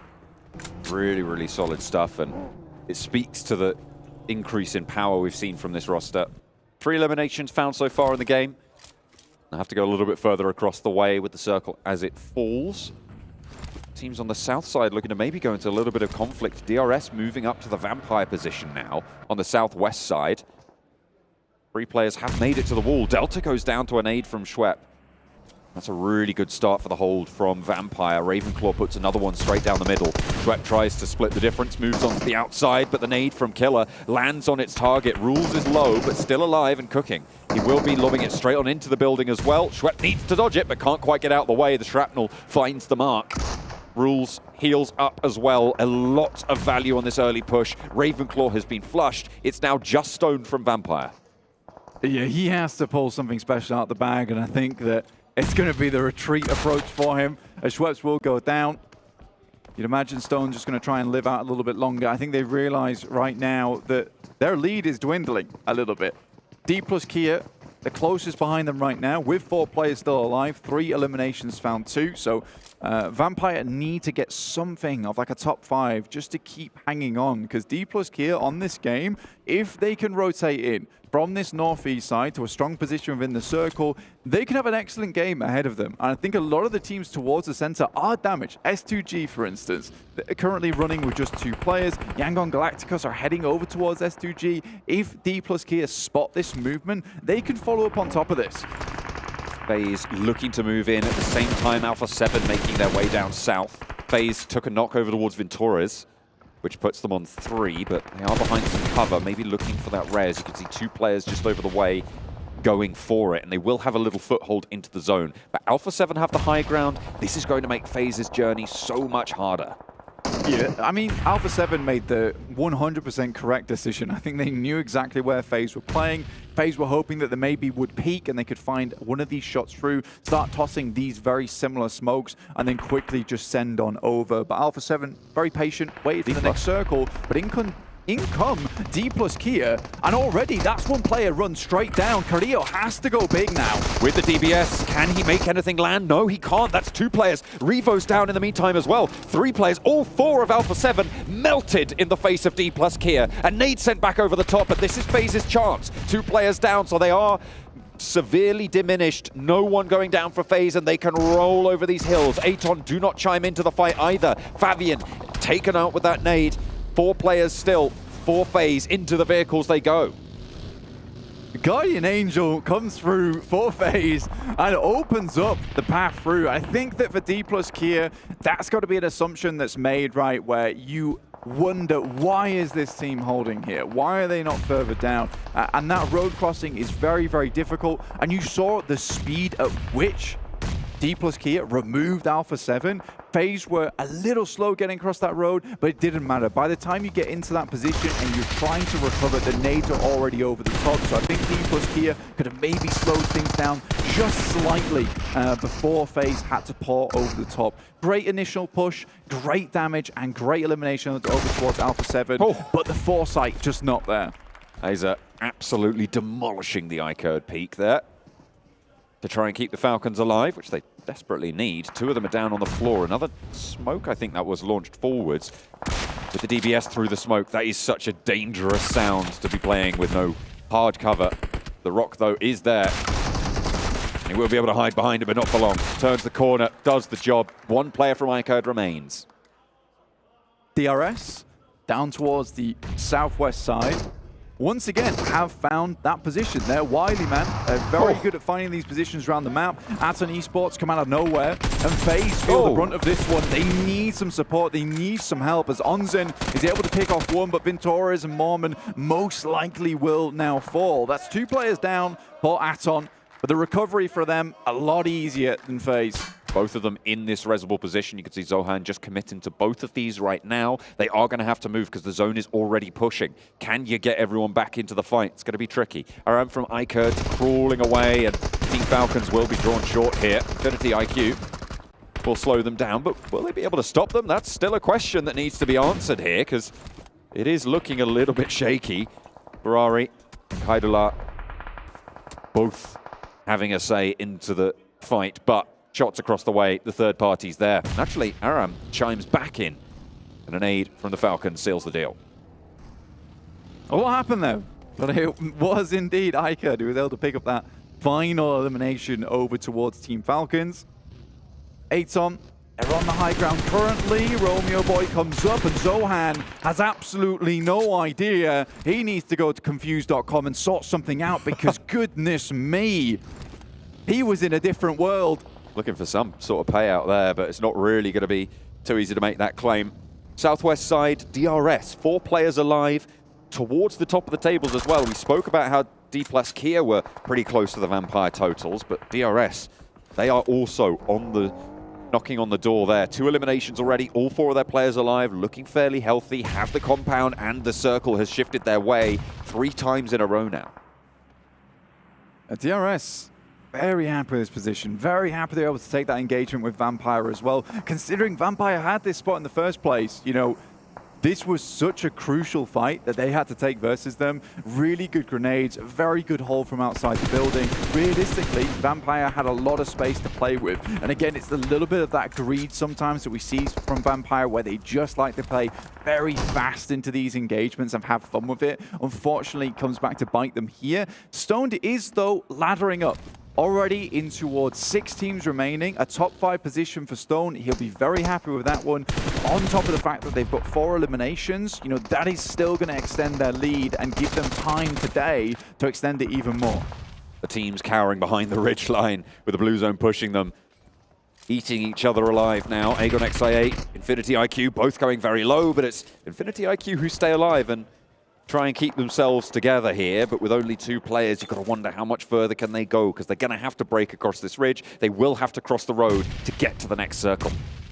You know, with the way this actual compound set up, it's going to be so hard for any team to beat out versus DRS. They have such a strong spot going forward. 4 players alive, so many diminished teams who had to face the brunt of everything. Like I said, this circle is absolutely brutal. Aton, though, vicious with these grenades over the top.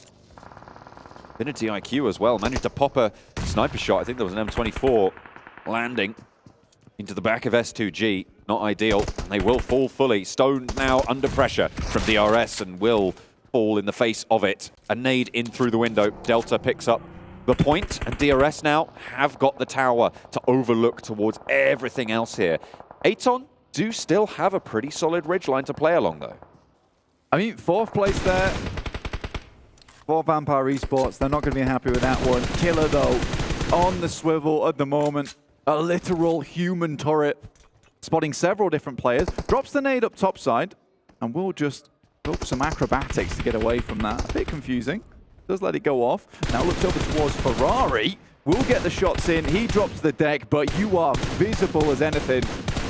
With the building high ground position, it's just impossible to get across there unscathed. They'll find out about that. One player remaining for Infinity IQ. 9 eliminations for this East Side team roster. Yeah. This is really good results. I mean, it's from really 10th in the table at the start of the game. Yeah, it's really nice to see the dichotomy between DRS as well and Gladiators and the fixes that they've made since yesterday. Really good execution towards these end games. They know exactly what they want to do. They know that this circle is difficult, so they do have to be a bit more passive in this game. Bensu goes down, and for Aton, it's all over, because coming out over this ridge is like wearing a high-vis jacket, and DRS are ready to zone in. Oh, he's seen one. He's leading out the window. They're going hell for leather, all or nothing, and Delta runs it down for the last. DRS swell the battlefield, take home a big chicken dinner. And that is going to put them fairly close to Vampire's mark. I think that's not back-to-backs, but 2 double chicken dinners for 2 teams today. Really awesome stuff coming through from DRS. The Nepali fans at home have to be proud of these guys. They have done fantastically well for their country here in All-Stars. I mean, it's just been beautiful to see these guys grow as a team throughout lots of different tournaments, and now to be here and doing their home country proud, not only in-game, but also just on the stage here, looking fun. Yeah, absolutely. They are pretty happy with that performance from that last game. They fought off against Vampire, ostensibly the best team in the tournament currently. Crazy. And with that points total, I wonder if they've managed to overtake. I think Vampire were just a little bit too far ahead as it stands. With the points, they were able to get that game as well, surviving so late as they did. Yeah, 4th place. But still very good for Stone there. DRS will definitely be looking good for second. Yeah, 100%. They were not far behind whatsoever, John, so that kind of point scoring will definitely bump them up the leaderboard. I don't know how far, maybe even a 1st place if they're lucky, but we'll see. Well, we'll see what more they can pull out today, because so far it has been a great performance from DRS, from D+ Kia as well. Both of these 2 teams performing so well, but it is DRS, the Nepali team, to take the chicken dinner on the final Erangel today.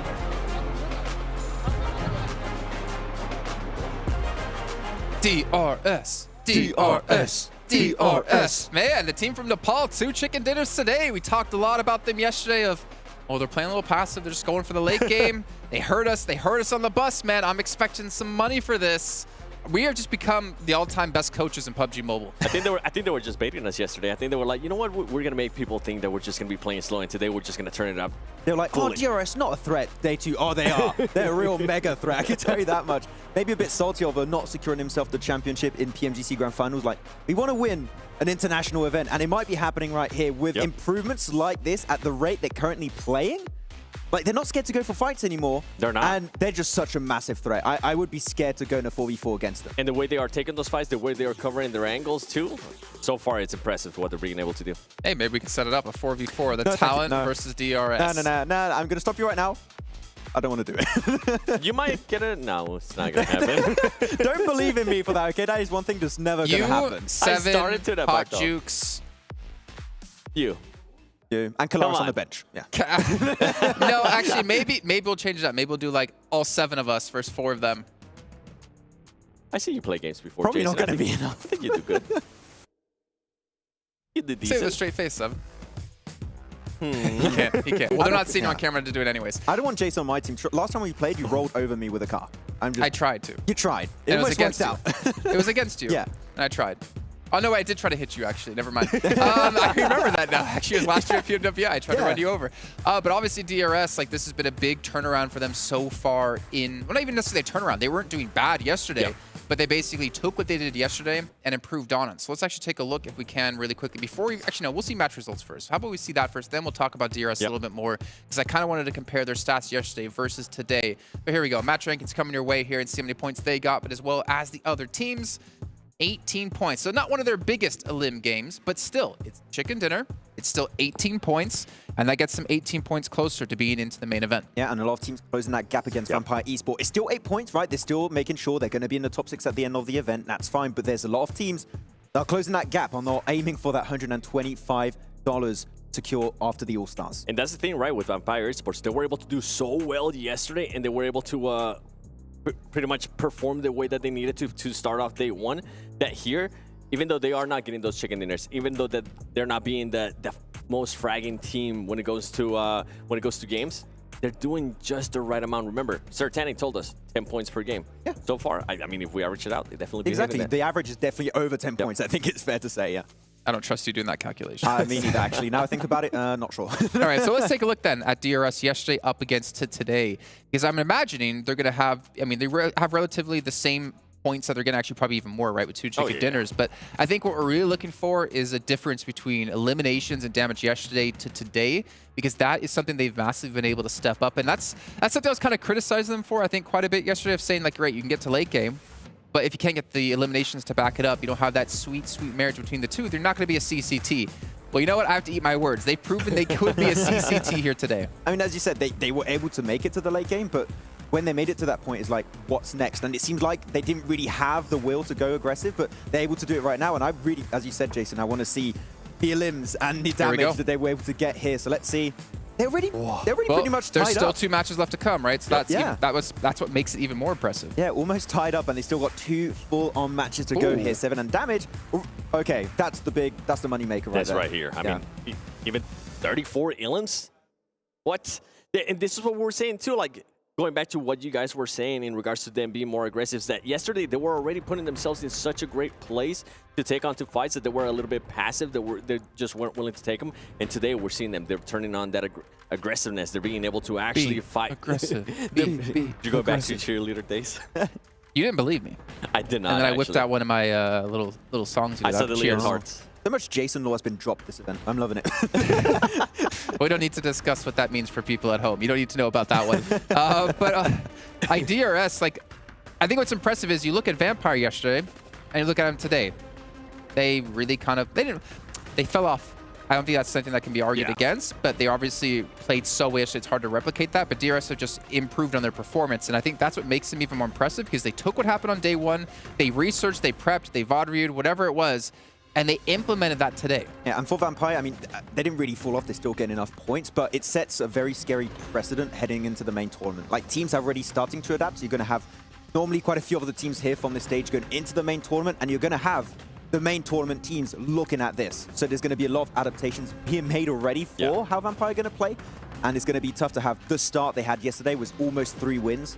So I don't think they're going to have as good a start in that event. Something that was impressive for me there for DRS was the amount of healing that they had to do. It seems like they're taking on those fights and they're finishing them off quick. They're being able to execute the plan. Yeah, they are. And something that was completely different, right, that we saw in the last match was Team Falcons. Remember when we saw them wanting to rotate in and then they decided to back off? Some teams are just doubting themselves, and that's something that DRS is currently not doing right now. If they're going to be willing to commit to a fight, they're going to make sure that they actually do that. They're going to make sure that they finish off that fight quickly, and right now it's working out great for them. Yeah, the stats were so impressive. We have to look at them twice. Yeah. I'm not gonna lie, I kind of wanted to see them like 4 times, you know? Let's do it a couple more times. But, you know, you're talking about teams adapting. DRS isn't the only team adapting. We cannot forget the fact that D+ has also had a great day. Maybe not a fantastic match there, but they have been improving over the event. And actually, I want to see their player stats on today, because Fabian and Forrest, those were the 2 players that we were really focused on. Yeah, every time I'm doing an event and we have the chance to have a team like D+ and the entirety of the roster, I'm always looking at Forrest. More specifically, he's always a standout player of the region, especially when they're doing the Korea-Japan showdown. He's always like a standout player with Naoto. There we go. And he's been really just coming in his zone on this second day. It's actually lowest on damage, 1100. But he's been doing great himself, but Orsal and Seidon have been bringing the heat apparently. That can't be right, though, actually, because we had 7 for Forrest in a prior match. So ignore those stats. Those are definitely not right today. Because we did have, was it 7 eliminations for Forrest when we saw him crash up against, even Fabian got like 3 or 4 off the bat in that fight. But that is still a big step up nonetheless. And the thing is, I want to see what other South Korean teams can bring, because I feel like we always see the same team, and whether they're known as Damwon Kia, D+, or Archer back then. It always feels like when you get a team from those 2 regions, it's always the same. Yeah. It'd be cool to see new ones. Actually, they almost didn't qualify. They tied with AGONxI8 Esports, I believe it was, and because of the tiebreaker, they ended up qualifying. We were 1 point away, 7 from seeing another South Korean team. Maybe next year. I'm kind of glad it didn't happen, though, because D+Kia has showed today that it's not just going to be Miramar, right? That we're able to perform in Erangel, and now that we're going to be going into Miramar, I think I'm really intrigued to see how Vampire Esports is going to be able to react, because if they are hitting the market, right? They are getting close to the 10 points. If D+Kia continues to perform the way they did yesterday in Miramar, we could have a different number one. That's the thing, right? We do have 2 Miramars coming up back-to-back now. We had Falcons win one of those. We had Bigetron win one of those. And I feel like we start off the day really talking a ton about Bigetron. But it's back to kind of what we know with Bigetron. It's kind of like the flash in the pan that, unfortunately, it's not that I enjoy being mean to them or talking negatively of them, but I feel like this has happened so many times where we get our hopes up, we see that flash in the pan couple of games, and then it goes. So we're going to have our casters because they're about to go out of the airplane and drop in onto Miramar with John Allen and Blink.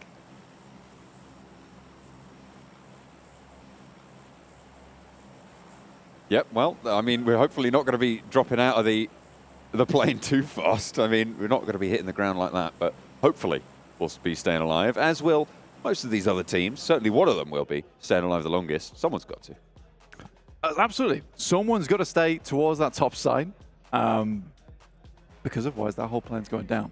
It's got to make the return trip too for dropping those crates. True. These guys on the plane, they've got a tough job. Shout out to the plane pilots. Yeah, I mean, shout out to the pilots. Shout out to the players. All right. But yes, all these players will also have a tough time in these games going forward. Finishing off with double Miramar to cap off our day. Obviously, we've done all of our angles so far already. A really difficult circle, that last one, over on our last match. DRS, again, though, I think that when it comes to this team, even when it is a difficult circle like that, you're still seeing this really smart level of play coming through for them. They're very cognizant of where these areas are in the map that have just these little gaps in between the teams where they could inject themselves, find a very decent position, and now they're not even afraid to take these fights. They've gained a lot of confidence over the past few days, which is fantastic to see. Well, past couple of days at this point in time. But they've gained a lot of confidence here in the All-Stars tournament, and I think that's allowing them to take these fights that they wouldn't necessarily take before, where they'd find a gap that wasn't exactly ideal, but this time around, they're just taking the fight, getting an ideal compound, playing from there. And that was a really strong position on the map. It was great that the circle came over towards them in the end, but even then, they were one of the few teams that still had a compound to play in that had still some area going up towards the circle. DRS up to 93 points now, second place. Vampire 104, so 11 points separate them at this early stage of the tournament. That is very closable. I say early, over halfway through. At this stage in the tournament, it is definitely a closable gap. We've seen it done in less than a game. So we'll see what more challenges they can throw towards the top of those tables. Either way, we said Vampire looked pretty good to qualify as top 6 over the course of their performance from yesterday and the start of today.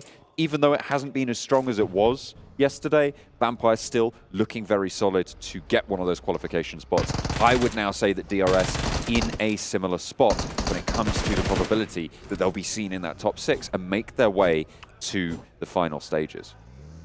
I'll swing over towards the Infinity. Ferrari goes down quite quickly there. So the Infinity will be playing on with 3 members going forward. That playing path did force a lot of these teams off towards that eastern side. Our circle did head over towards Monte Nuevo and El Pozo that way. So again, for Gladiators, we just saw them on our screens. A team that would really like to get some points this time around. I think if they can end the day with maybe a 10-point average over the next 2 games, they'll be very pleased with that one. Sem9 also rocking up over towards Alpha7. Revo down, star player on the side. Immediately, there's smokes down. They're getting their boy back up because he is certainly important to the livelihood of this squad. A very, very key part of the roster right now, and Alpha7 need all the strength they can get, to be fair, because they have been, I think, underperforming their expectation, almost certainly. This was a team that people were predicting to win over on the main stage, and right now, they are middle of the tables overall. They're in 9th place. It's not the team that we wanted to see. No, not at all. 50 points currently, sat in 9th place, so 3 points away from qualifying if they could, because they already are in that main tournament. They've already qualified for it. You know, you could be that one guy that says, oh, they're just reserving their energy for the main tournament. But I think that the way we've seen Alpha7 play in the past, it's quite effortless the way they take control of a lot of these maps. So I'm not sure what's going on here, but there's certainly something that needs fixing a little bit. And I think for the guys on Alpha7, they'll be looking into that rigorously. You know that the coach over there is looking to see what's going wrong after so much success. You come over here, which is arguably, I would say, a little bit of an easier lobby, right? We do have some teams within here that I think that Alpha7 should absolutely trounce, but they're just not. So I can no longer have that kind of say into these games. Matic sending off once again. This guy's got into a fair few fights so far over a couple of teams. Had to drink a little bit of an energy drink to get himself back up to full, and then takes another engagement with the guys from Alpha7, who are just harassing them time and time again. North George now heading up towards La Cobreria. He's sent that information back, and the rest of Gladiators starting to group up just a little bit.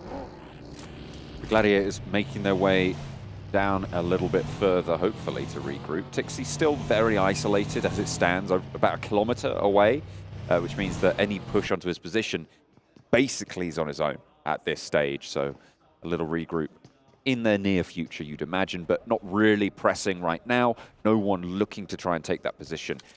On the northeast side, the Gladiators went down to them last game on an unfortunate set of trades, 1v1s, and giving a little bit too much on their push. Yokohama Donuts, the team that took them down last time, moving in through Torre Armada and potentially moving parallel to the Gladiators.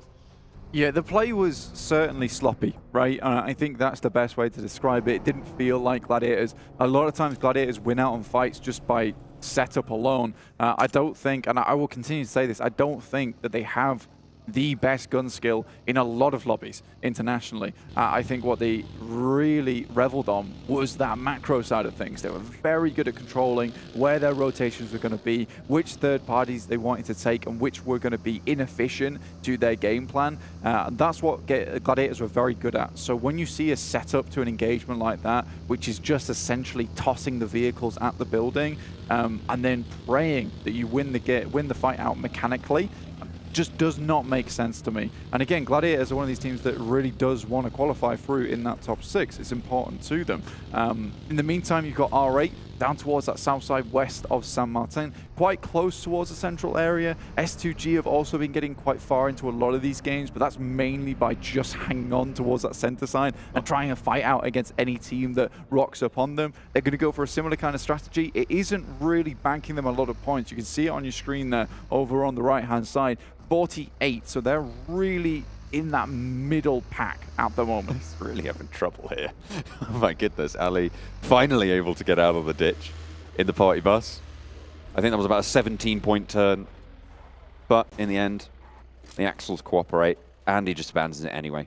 Doesn't need it anymore. It's given him enough trouble. That is unfortunate. He probably could have just ran there in the first place, picked up that vehicle and got on his merry way. So again, he kept him safe though. You know, if there was any praying eyes, that party bus is a veritable shield in a lot of situations. Infinity, we saw them lose a player earlier on, John. Down to just 3 now. Not ideal. Here are our pilots back again to drop off some goods. Where will they gift those level 3 augments to teams' arsenals? Circle just about to pop as well, as we're sitting on the west side of Miramar. 2 teams out the southeast side, D+, Kia and Aton as well, playing over near Puerto Paraíso and on that south edge. Oof. The biggest shrink that we see on Miramar, this zone 2 shrink, goes over towards Monte Nuevo and cuts La Driera with a slice of the pie too. Yeah, really kind of an awkward circle for these teams because it's not fully down towards that Driera side. So taking advantage of these high grounds is a little bit more dangerous for some of these teams. You can see Falcons heading over that way to begin with. I think your main worry is that most teams will know of these pretty priority compounds over towards La Driera, and if you start making your way down those mountainside, there should be a lot of eyes over towards that position. Whereas as you head down, though, over towards Monte Nuevo, it's quite barren around that edge of the city itself. So with 18 teams still alive, 69 players still in the lobby, there's certainly going to be a lot of shooting here on forwards. I don't think that this is the kind of circle that can maintain that amount of teams for very long. Vampire lost a player to Mezexus on the eastern side of this circle. They do manage to get a building into the next circle, though, so they'll be okay for now. Gladiators being forced out by Yokohama Donuts to play a little bit, actually very split from one another. They really don't want to be locked into an engagement right now. They'll have to make their way past El Pozzo. Yeah, a regroup like this is not easy for the guys from Gladiators. They're going to have to send several different directions. Kitsune is heading all the way over towards this western side, whereas Meku is exploring the edge towards the east. Most likely will recall Kitsune now to head towards the rest of the team now that they found a path through that is safe. i8 in the meantime, UZM gets cut down by Ravenclaw. Well found. Vampire still hold on the southeast side now. AGONxI8 backed off for the time being. Misclick there from Blade. Wanted to get into the buggy. Popped a shot. Either way, they knew he was there, so it's not too much of a surprise.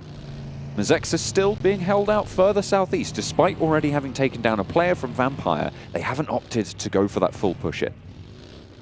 Yeah, obviously Vampire losing a player like this isn't ideal, and I think that Vampire most likely will switch into a more elimination-focused game for themselves now. It won't necessarily mean they're getting a high placement like Stone went for last game, but I think that they do need to start picking up some eliminations because the 3 players on this southeast edge, it's quite awkward terrain to head up towards this northeast side anyway, northwest side anyway. So I think for Vampire, yeah, try and take up this position, which is very, very strong within the map. We see a lot of times teams picking up this spot just because of the high ground it offers you up towards that top side. It's got great little spots you can take shots towards teams, potentially pick up a knock here and there, maybe elimination, because getting further than this for Vampires will be tough. What's Kitsune still doing up there? He's having a picnic, I think. Either way, the Gladiators, well, 3 of them, have moved down south, just on the northern prong of Monte Nuevo now. They've got a pretty solid position, with the circle shifting up northwest as well. Cuts Ladriera out. So they will have to be teams moving up from that southeast side into these hills. Mezexus going up against AGONxI8. It's not going too well, really, for either of these 2 rosters. They're both having trouble with it. Absolutely. There's a lot of sightlines actually looking down here.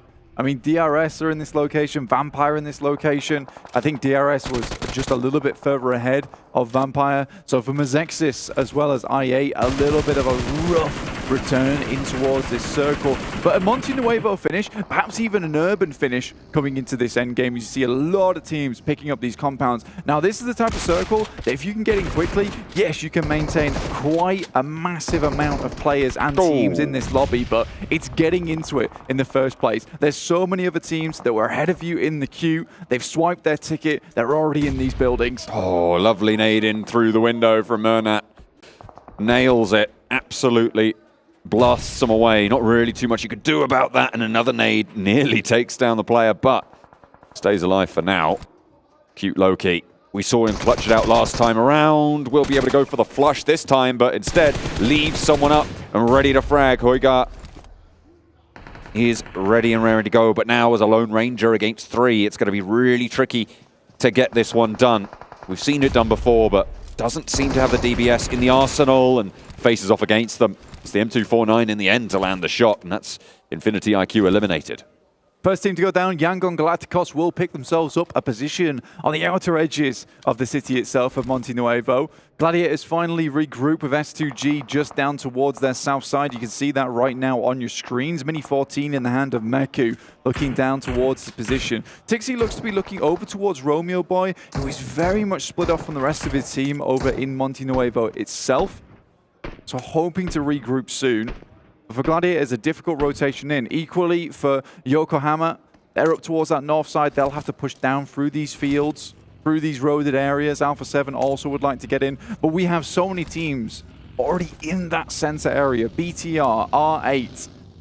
You have Yangon Galacticos, Sem9 over towards that northern edge.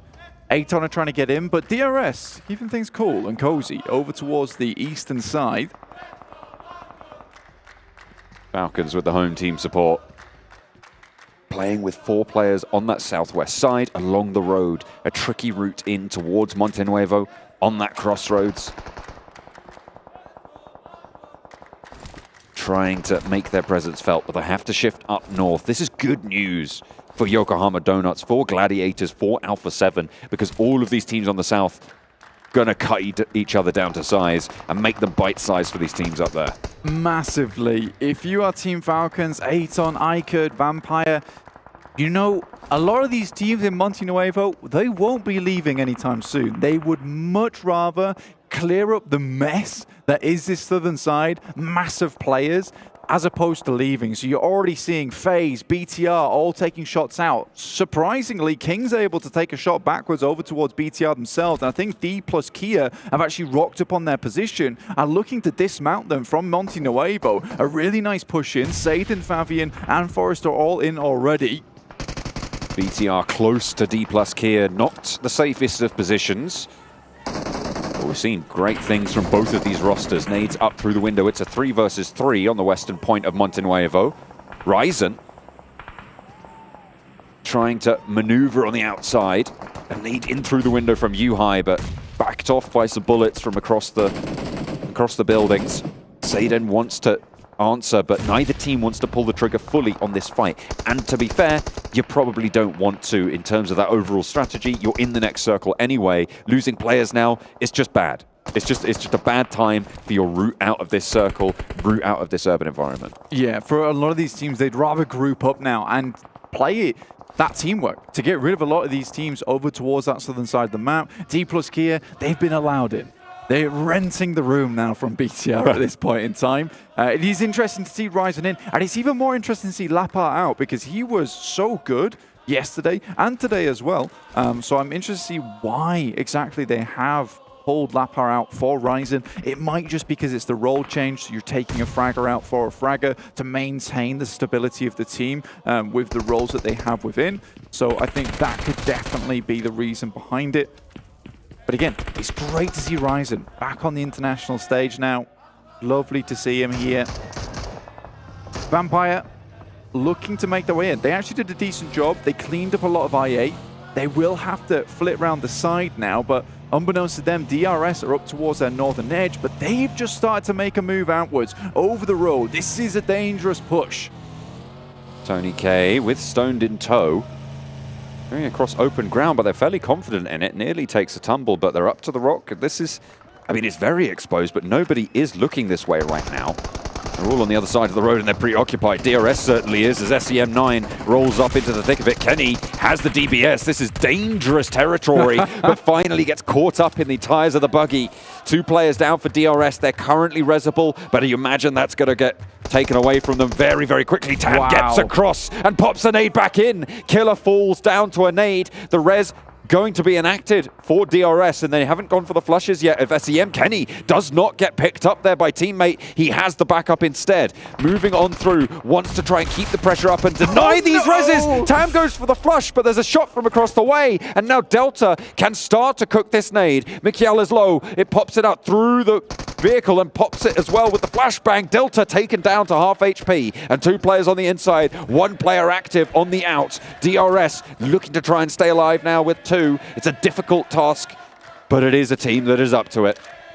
2 players now. DRS played some real good shenanigans in this fight. Killer with an excellent pre-fire over towards these players from SEM9. He has another nade as well. Has to back off as shots come through from Alpha7. Will place another one around the side. Somehow, Mikiel is still alive inside this container. Goodness me.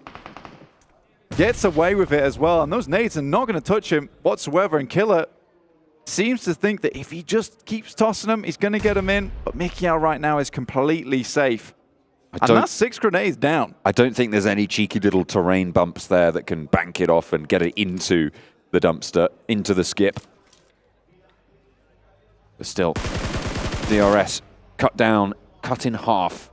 As the circle keeps the urban environment into the fight and actually makes the fields to the north of Monte Nuevo, the open ground, a little bit more treacherous and forces these teams to the north to have the problems of their own.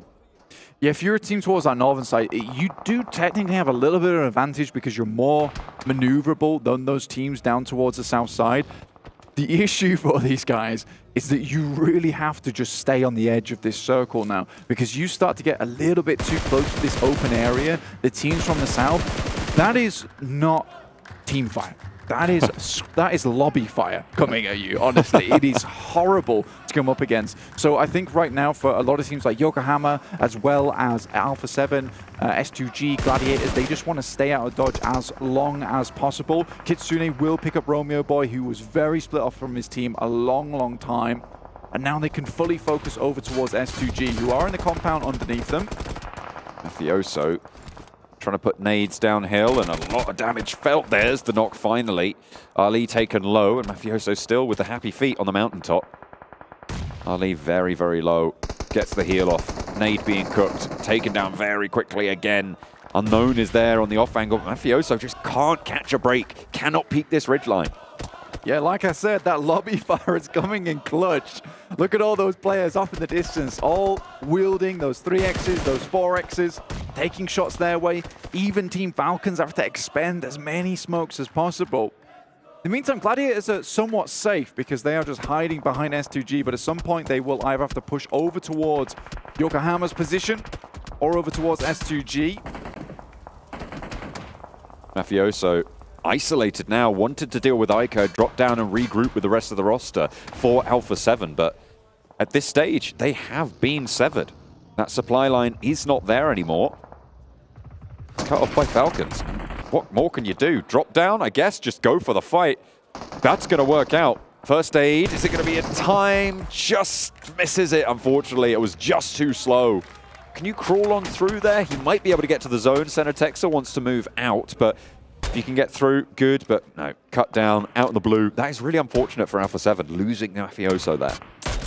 Yeah, it's a difficult push for him versus iKURD. They had to really speed up that engagement between them and iKURD, but Team Falcons obviously had oversight. And speaking of Team Falcons, what a wonderful run from them. I mean, maintaining 4 players from that side of the map on the southern side versus a lot of these teams that have had sightlines towards them. Really good use of utility and smokes, getting those vehicles through and finding those positions that they can play in. Up against Yangon Galacticos is Vampire already. Burnout Boy comes out through the side with the DBS, which seems to be their kryptonite, but Kitsune, he's got overhead. He's taking shots down towards him, already takes down one. Only gets the one player from Vampire all the way flushed, and I don't think Stone knew where those shots are coming from, but S2G are going to make Gladiators' lives just that little bit harder. The nade goes a little bit long towards the back lines for S2G, but the forward two are not so lucky. Razy, Kelsey, both going to fall down here. Tixie gets lit up. Silas with the SKS. A lot of ammo in the back pocket as well. Plenty more damage to do as Kitsune taken down to half HP. They back him off. The Gladiators are going to have to get this res right now if they want to keep 4 players alive, if they want to move forwards to the circle at full strength. Even then, it might not be at that level. Getting as many of those heals off as possible, as quickly as they can. FaZe coming in now. They hear the shots, and these guys love the third party. They love what it came through in the last game. It saved their lives, but I think they've just jumped into a bee's nest that they maybe didn't want to assault. This is outside of the zone too, so FaZe is taking a very questionable play here. I think it was the only position they could go to. They swerved off course, and now Gladiators are fine. They're like, yeah, you deal with S2G. I think we're going to head down towards the circle alongside this ridge. Uh-oh, Revo with a DBS in the corner. It's devilish to deal with, and too much for the Falcons. They move up, one goes down, Revo half HP on the corner, but it's not going to matter. One more now to step into the breach, but it's not going to happen. Not this time anyway. He needs to pop the reload. His teammates falling around his ears. Cenetex has been knocked. A nade on the corner could be good to find a little bit of damage, but not really going to get too much more than that. The heal from Revo can start to be enacted, and on the western side, they're still in the zone. It is terrifying going up against this guy. He dances the beat of the DBS as he comes around the corner. I think right now Team Falcons have met their match with 6 off in the distance. Obviously, A7 will have 1 player down. And there it comes. Yokohama took down Gladiators last game. Gladiators just went up against FaZe, were able to clear out the majority of them, but they're out in the blue now. With teammates suffering, they should just be able to get into the circle, have to drop some smokes, but Maku will be flushed out entirely. Matic still on that backstop position. A difficult run from those hills. Aton in the meantime from the south side of Montenuevo needing to push through BTR and doing good work right now. 2 players alive for BTR as we hop back over towards Alpha7 who have finally cleared out the Falcons. BTR get wiped away by Aton and now they'll need to push even further north through the urban environment here. 2 of their players down, just Zohan left. And there's players looking their way. Those shots will have drawn attention, and the circle goes all the way outside. Getting down from this position, getting out from this position for R8, a Sem9 Alpha7 will be very difficult. Look how calm this guy is. He's just sidestepping bullets. Looks like a superhero in action. It's insane to me. He even takes a shot around the side, assuming that there's a player behind the smoke. Always thinking one step ahead. This guy's playing in the future a lot of times, which must be very difficult, but you respect it either way. Gladiators over towards that northeast side. They still have Yokohama to deal with, who are all the way towards that north. And Alpha7 are moving out. Now, it's 2 players from Yokohama in front of them. The rest of Yokohama will have to move over. That will open up a gap for Gladiators to move in. This could be a good time. If they hear the vehicles moving across, Gladiators need to take advantage of this. I think they have seen it. The Yokohama Donuts Varel position has been such a quiet presence in these northern hills, but it's been felt lobby-wide at this stage. Everybody's been funneled around them, and finally, the Gladiators are able to open up. A first shot lands from Kitsune. 3 players are alive on the side of Gladiators, and they'll move on up a little bit closer. They've got a tree, they've got the top of that ridgeline in this next zone, and the Yokohama Donuts trying to get this fight done, but Alpha7 have other ideas. Ozi-san next to fall, and only 1 player now left standing, Kazimaru, dispatched. Across the way, it's the Gladiators to take the shots, and now they can just continue to rattle off these magazines towards Alpha7. They roll straight on up as well. Matic almost going down, but just about ducks behind. Kitsune, not so lucky. Tixi needs to hold this one down, but Revo lights them up, and another knock sent over towards the Gladiators, overzealous and predicted by Alpha7. They get cut out. I think for Gladiators there, what they expected was a far weakened Alpha7, but they confidently took that fight with Gladiators helping, and I don't know why they assumed there would be anything different. And again, Alpha7 were able to recover very, very quickly in that engagement. So Senataxa, Carrillo, Revo all ready and raring to go into this match from a very, very tricky spot within the circle to make it here. And I think Donuts sent everything they had at them. Fortunately for the Donuts, Gladiators, that presence was definitely felt, and they wanted a little bit of payback. Just a touch. But this is the Alpha7 that we've been expecting to see for so long, and we have not been gifted with this performance so far. Really great for them to be able to step up here. Challenge for one of those top 6 spots. Milios goes down, and with it, Aton Esports in 5th. 12 eliminations now racked up by Alpha7, with 4 more on the cards, a maximum point scoring on the game of 26, should they be able to pick up all 4 of these points. And they're going to go for it, because Tixi, next on the cards, has got the auto shotgun, steps out wide. Carrillo lands that spray, but it's Senatexa to be able to shut it down with the DBS. Alpha7 pick up the first of potentially 4. Vampire may be next on the menu. Stylish play as well. My guy leaped on the back of the buggy with the DBS in hand.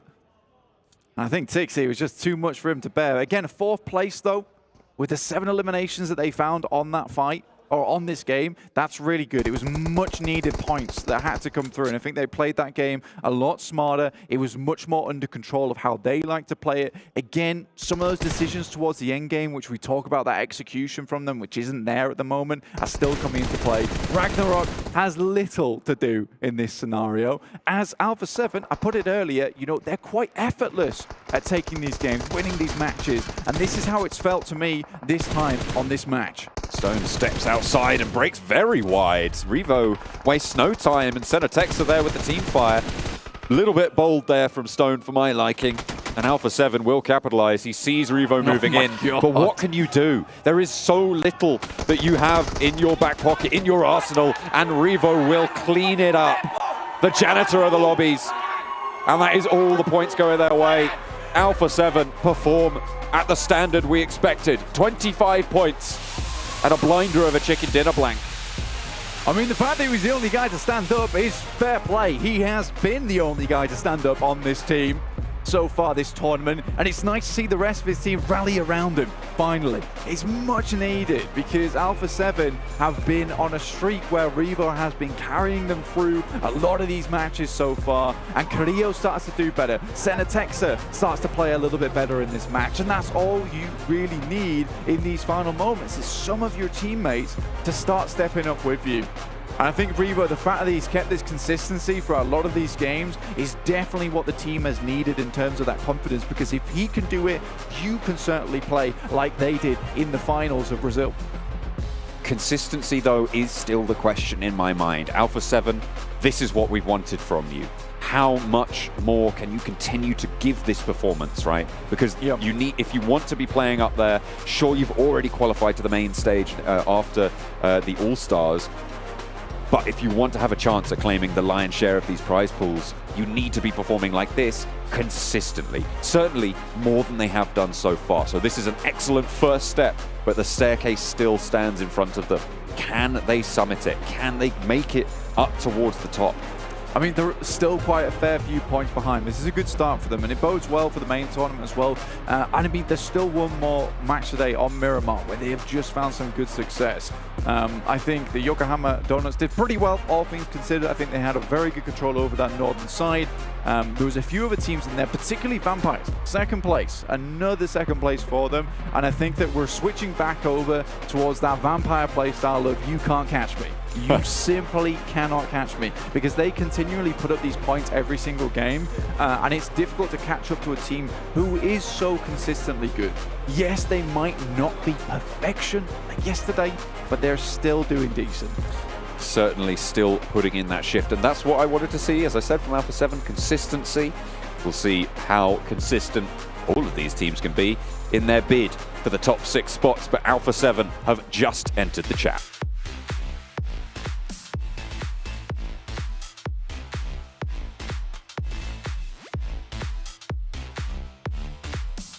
It finally happened.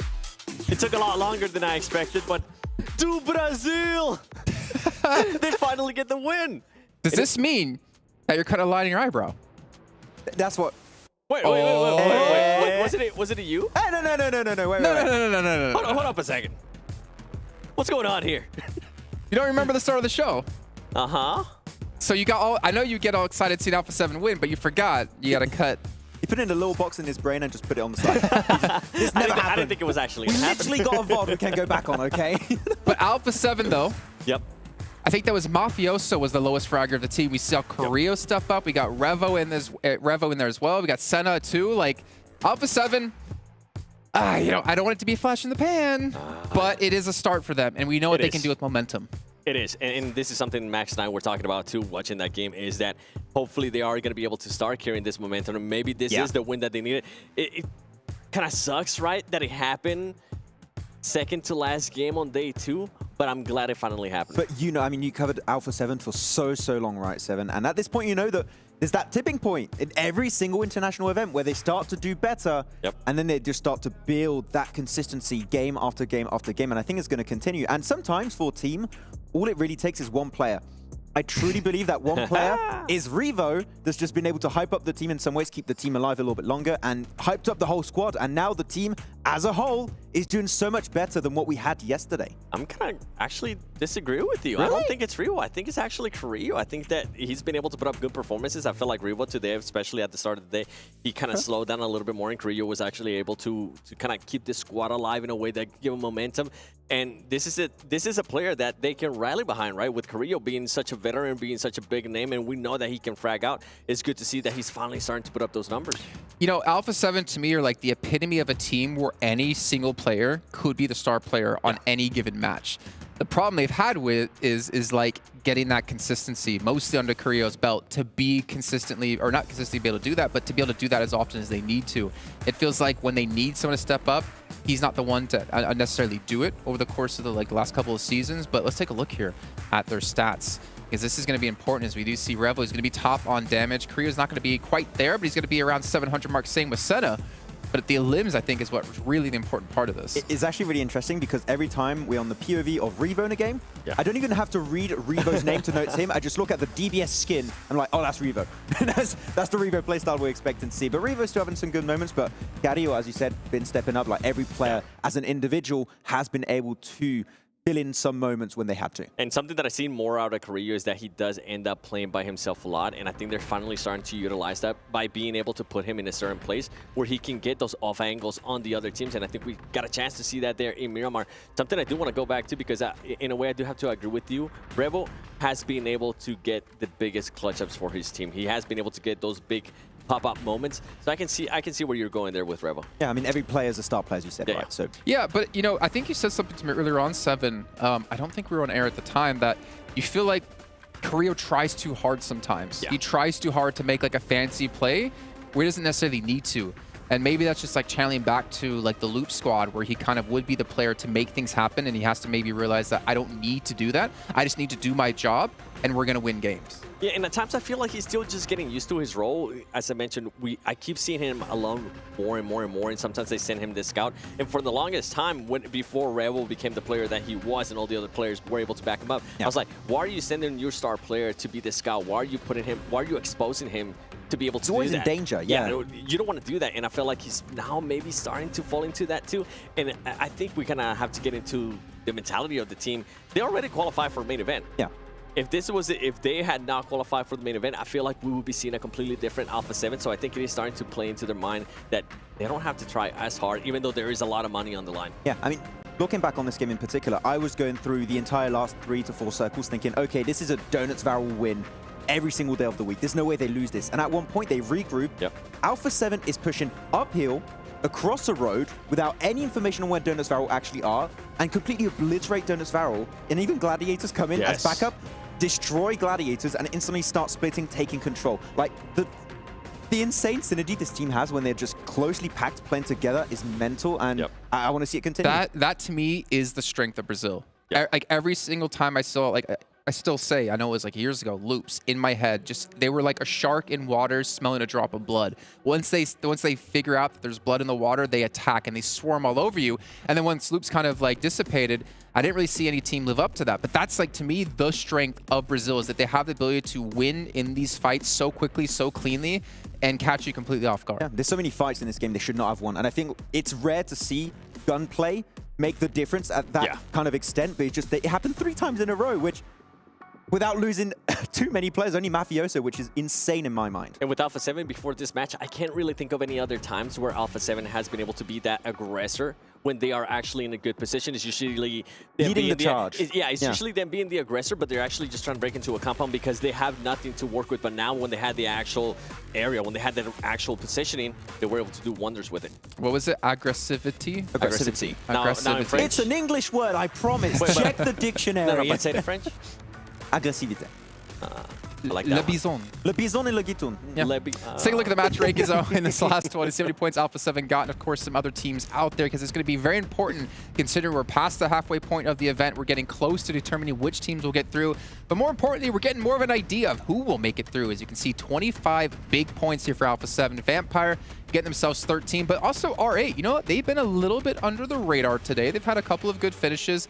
Only 6 points, but still, the team who was, I believe, close to last place is going to be able to move up the leaderboards. Yeah, I think we're still going to have some decent changes at the end of today compared to what we had at the start of the day, though. On the second page here, I'm still a bit sad I'm not seeing the presence from Infinity IQ I wanted after the end of yesterday. I'm not just seeing those big macro splits where they regroup, and it's just not happening to the extent we really wanted to see. So, I mean, let's be honest, right? I feel like FaZe Clan we could call out, S2G we can call out here, and Infinity IQ, obviously, as you mentioned before, even, not Falcons necessarily because they have 6, but there are a couple of teams who just aren't living up to what we expected. And this, the worst part about this is, this isn't even the difficult part of the event yet. I mean, yeah, it's not easy. Trust me, I'm not saying it is.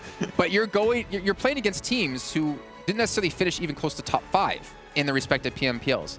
Then you're going into an event, if you make it, where teams did win their PMPLs or the regionals and stuff like that, right? So this is going to be only harder from there on. And teams like, unfortunately, S2G, one-hit wonder? Everything. Yeah. Is it the one-hit wonder? I mean, after PMGC, yeah. I mean, I was told normally, okay, there's no issue. There's literally no issues for SGG entering this event compared to spring season in Turkey. There's no more excuses. Like, we need to see them perform, and unfortunately, it's just not happened. What other excuse are they going to come up with now? You know, that's why I kind of end up cutting it. By the way, you were talking about R8. As I say, their fingers are sweating, but no, the stage is nice and cool. No, Max's forehead isn't there. I can't see. It's too bright. I'm just kidding. By the way, you were talking about R8. Another team that has actually been performing pretty well in the last 2 matches has actually been Aton Esports. This is a team that's been able to get some good points that they need, and I'm hoping it continues that way. I know, talking with Chaco yesterday, I think he was finally able to find the actual place where he needed to go. He found his place, yeah. But he's been able to perform pretty well for his team. I think he ended up with that, not this past game, but the one before that, he ended up with like 6 elims, which is it's a good confidence booster, not just for the team, but definitely for himself. Seeing how many teams were in Montenuevo this game, I think there was like 6, 7 teams, which is an insane amount to have on phase. What was it, phase 4, I think, at that stage? Phase 4, phase 5. You had 6, 7 teams in one compound, and they survived until like the last 2, 3 teams, I believe, which is not easy to do, so impressive from Aton. Okay, well, as we are getting close towards the end of the day here, let's take a look and a quick catch up with their overall rankings, get an idea of who's in first place currently. But again, I'm focused on those top 6 placings.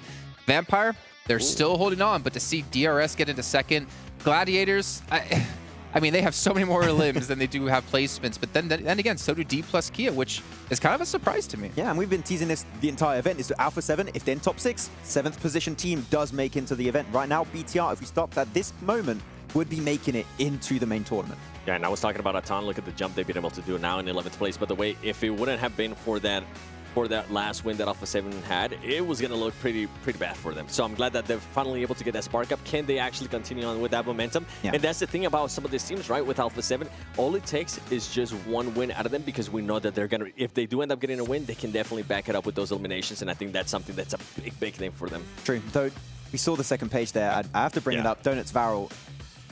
I mean, Max, we even said it during that last match too. Okay. We saw, you said this should be an easy win for them. I did. And then they threw. It was an easy throw. They should have won it, and they even fully regrouped versus Alpha7. That's across the road. They had the visibility. They had everything going their way. Yeah. I don't want to see another throw of a game like that. Gentlemen, how quickly we all forget. Uh-oh. Think back to, I would say, a year and a half ago. Don't you remember something, Max? There's a lot of things to remember. There was this little thing that I remember seeing, like, was it RRQ Athena? They would send you messages. Some other teams out there saying, Max, don't predict us because of the Maxman curse. Wait, is it? No. It's not the curse. No, Could it be? Is it? Could it be? Is it? No. What was that team? I'm going to close my Instagram. Actually, he did say Vampires was going to end up getting a win. So far, they haven't gotten a win. You have cursed them, Max. I said Gladiators were going to get a win. Did they get a win? No, you said Vampires. Try again. I was trying to... Okay, I'm closing my Instagram. You cannot DM me anymore, okay? Don't come after me. I'll check out your threads, don't worry. Oh, nice. Oh, gosh. With Vampire Esports, though, since we have the ability to look at their 2 different days of play, let's actually dive into their their stats, their team stats yesterday up against today here. And I believe 7, you actually want to dive into this to kind of look at what's been really going wrong with Vampire. I mean, obviously, not going to have as many limbs, not going to have as many damage, but it's more about the quantity and the difference between the 2 that's really going to stand out. Yeah, I mean, we see it on the damage right away, yesterday. Even though we do still have 1 game left to play, you can see the big difference, and this is the main one. I think that I wanted to see 45 elims yesterday to 22 today. That is a massive, massive difference, and I think we really haven't seen the likes of Tony K. I actually expected him to have a much, much better performance coming into today. They really haven't been able to get that firepower behind them. We haven't really seen those fraggers, but the thing that has been working out for them is they've been getting those placement points. Yeah, exactly. I mean, we kind of talked about it earlier, right, Seven, in the green room. It feels like Vampire Esports kind of went in survival mode. Like, okay, we got lots of points already. If we just get decent points with like decent averages, 8, 9, 10 points every single game, which is what they're trying to do, it should be enough to qualify, but it sets a scary precedent heading into the main tournament that they should normally qualify already. Yeah, I think you actually brought up a really good point, right? Maybe I'm just being too harsh to them in my own head because they had a great day 1, right? Winning 2 chicken dinners off the bat. They're still first place. They're still looking like they're going to qualify. Do they really need to push extra hard over these next days? Because it's not a sprint right now. It's a marathon for them, knowing that they're going to make it into the event, or at least, well, I'm not the Jason Curse. They're most likely going to make it into the event. they don't need to like push extra hard. They don't need to actually like push themselves like that because they realize, well, we still have the main tournament coming up. It's only going to get harder. Maybe they're focusing on trying out a couple of things, which is why we could go back to the idea of bring Newsy in. If you're already feeling comfortable, bring him in, get him some reps in before we get to the main event, because you have no idea if you're realistically going to need to use him. I don't want to curse them, so I'm going to say, theoretically, in theory, if they keep these kind of results, they should make it. Nice. I don't want any beef with anyone. Okay. I wonder if our sound guy's listening from earlier on, if we can hear the actual proper Maxman curse by tweaking your mic a little bit and actually showing people your real voice. Oh, we can't do it. No, we can't do it. Oh. How much did he pay you, Mr. Producer? I got him. Well, I mean, to be fair, right? There's Vampire there. We see a DRS as well have another good match. They're continuing their momentum.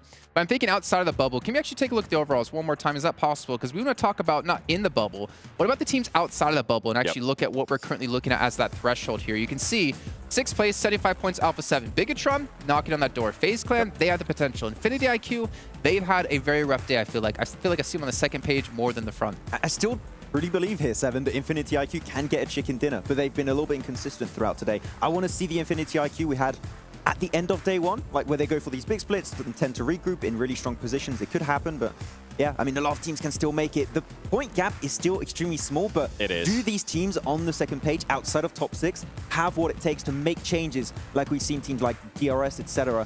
make today? I mean, if we really had to pick a team, right, the team that everybody would have to go with, especially from this space right here, would have to be S2G. Just because of PMGC winners, we would expect them to be being able to get to the main event. After so champions. Far they really haven't been able to do anything. PMWI confirmed harder than PMGC? This is All-Stars, though. This is All-Stars, though. Yeah. I mean, I would say PMGC is harder because this year you had, last year you had 50 teams to try and qualify, but that was rough. Yeah, but they had to be popular to get here. That could be harder. That could be harder, to be fair. I remember my high school. Wasn't fun. There was some shady strats going on to try and make it in. Like, teams were like getting all their contacts in, so if you made it in, fair enough. Everyone saw you in a leotard and was like, I'm not going to talk about my frosted tips that I used to have back then. Ladies and gentlemen, we're going to head to a short break here while we do fix some couple of technical issues that we are having. But I promise you, as soon as possible, we'll be getting back here to get into our final match of the day. We'll see you guys shortly. You have frosted tips? What?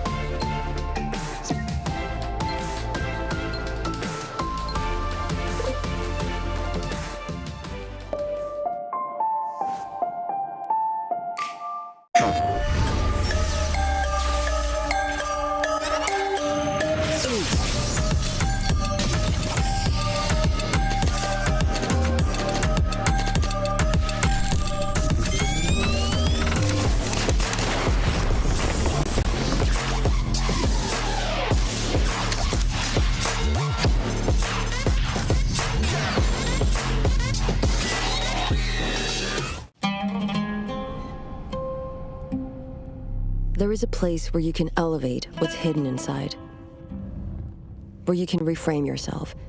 Sonomi means the new you. The you can step into. Because when we know who we really are, we become unstoppable. Enter new dimensions of you. Sonomi.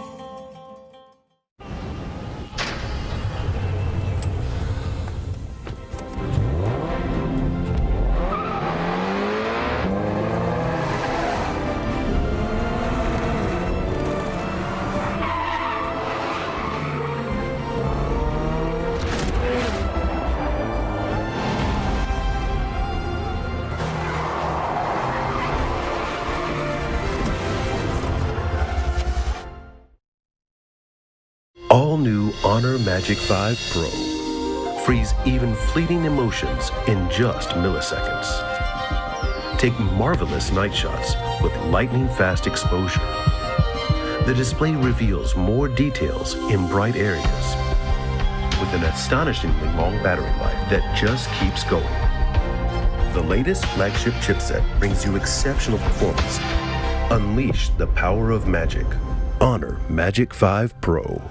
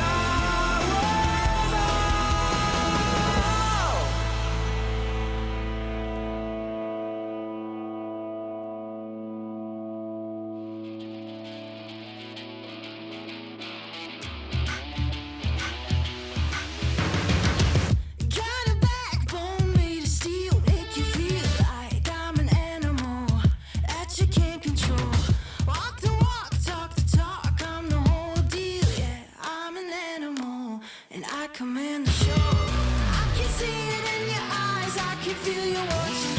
Got your hooks, got you right where I know I want you. Play the switch, I'm a mystery, but you love it. Hook, line, sinker, follow the leader.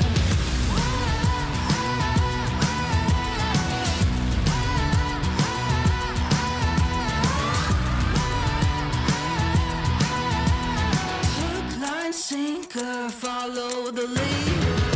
Bring you right there to the edge, make you sweat like you can never take the heat, but it's never too hot for me. I walk the walk, talk the talk, you know I'll never stop, cause I'm an animal, I'll just laugh it off. I can see it in your eyes, I can feel you watching. Got your hooks, got you right where I know I want you. Play the switch, I'm a mystery, but you love it. Hook, line, sinker, follow the leader.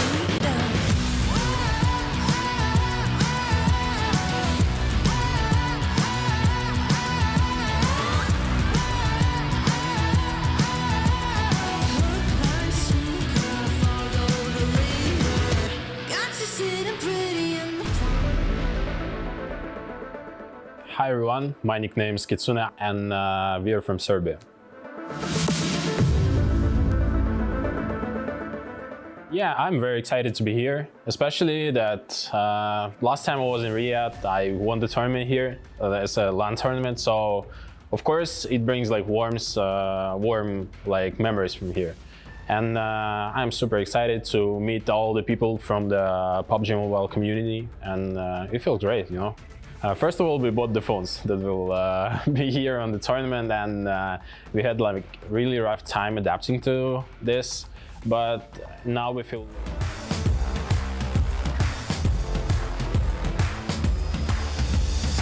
Well, thank you for that, Kitsune. I'm sorry I had to cut you short, but we have got Miramar on the cards, which is very exciting. The last game of the day, match number 12 here at the PMWI Allstars. My name is John Allen. With me for the last game of the day is Blank. We're ready to go back to the desert.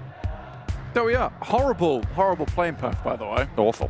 Really disgusting. Hate it. So sorry disgusting that you had to wait for this playing path. It is not good at all. I don't think any of the players will have fun, but at least it's going to be an exciting match at the end of the day. That is all we can say about that one, because it is from the south side of Los Leones, heading up towards Tierra Blanca. Now, if you know your geology, which you should do, and if you don't, it's on the screen. So there you go. Did you say geology or geography? I said geography, 100%. Okay, I'll believe you. Yeah. It's like geology also would work. There's a lot of rocks here on the map. I'll tell you who does know his geology. It's Stone from Vampire. He's been cracking a lot of rocks on skulls this time around. One of the highest frags in the tournament. That is true. As have Vampire in general. Yeah, they have been doing very, very well. I think today is a difficult metric to kind of just get a good idea of what Vampire's doing, honestly. I think that yesterday is just such a firecracker of a start of a tournament for any kind of team. Vampire starting the day with 2 chicken dinners in a row. It's very hard to follow up on that type of thing, man. And I think for them to get into today and then put up a pretty stellar performance, like you're on around about, I think it's 55 per day points for them right now. 55 points per day, I would say, is pretty decent. You're just under 11-point average, which is realistically what you want to see. 10-point average, sorry. Yeah, no, it's pretty tricky to keep that sort of a pace up, especially with that readjusted point system that we've had coming into 2023. Vampire absolutely out in front, very, very close to that 10-point average. In fact, after currently, this game, yeah. Yeah, currently they are over that 10-point average, yeah. which is nice, like you were saying. So, can they keep that up? 120 would be the mark, so 3 points, and they can keep that 10-point average going. Behind them, DRS, Gladiators as well. These are 3 teams that, at this stage, have started to solidify themselves in. Although we do want to see more from Gladiators, their capabilities have been displayed before, and it feels like in this tournament, I mean, they haven't had a chicken dinner so far. They haven't been able to convert as well as we've seen them do in the past. So that's what we're going to be looking out for Gladiators in this last match and going into tomorrow's games as well, because if there's one thing that Gladiators hate the most, it is not qualifying for the next stage of these global tournaments. It happened back in PMGC twice. Yeah. In very, very dramatic fashion. It happened here as well, actually. Yes, yeah. Yeah. For European Championships. I mean, they were at the top for quite a while, and then that position just got taken over by Fireflux, who did fantastically well. You can't deny that coming through from them. Now, Gladiators do need to make their way through over towards that main tournament. I think they will be happy to qualify into that tournament for themselves. Currently set at 91 points, as you can see. It's still a decent point scoring, because you can see 6th place is 75. So they're around about 15 points behind that cutoff zone for a lot of these teams. But you go further down past 6th place, a lot of the teams underneath them really fall away in terms of points accrued, just because a lot of these big scorers are at the top of the lobby currently. Vampire, 117, gorgeous stuff. DRS still going out on their streak of 101 points now after fixing a lot of problems, because it was funny, they were getting themselves to the end game practically every single match yesterday, but unable to put up those eliminations or secure that chicken dinner. Today, I would say it's a pretty easy fix for them, which is just be a little bit more aggressive. You're making all the right decisions to get to that end game, making all the right rotations.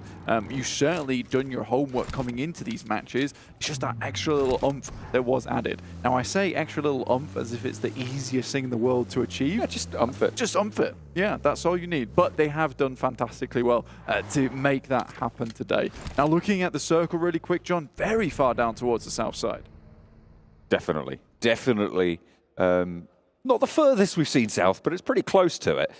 It's encircling a lot of Los Higos as well. So all the way down on those south islands. Teams up towards the north, that's Alpha7 over in La Copperia.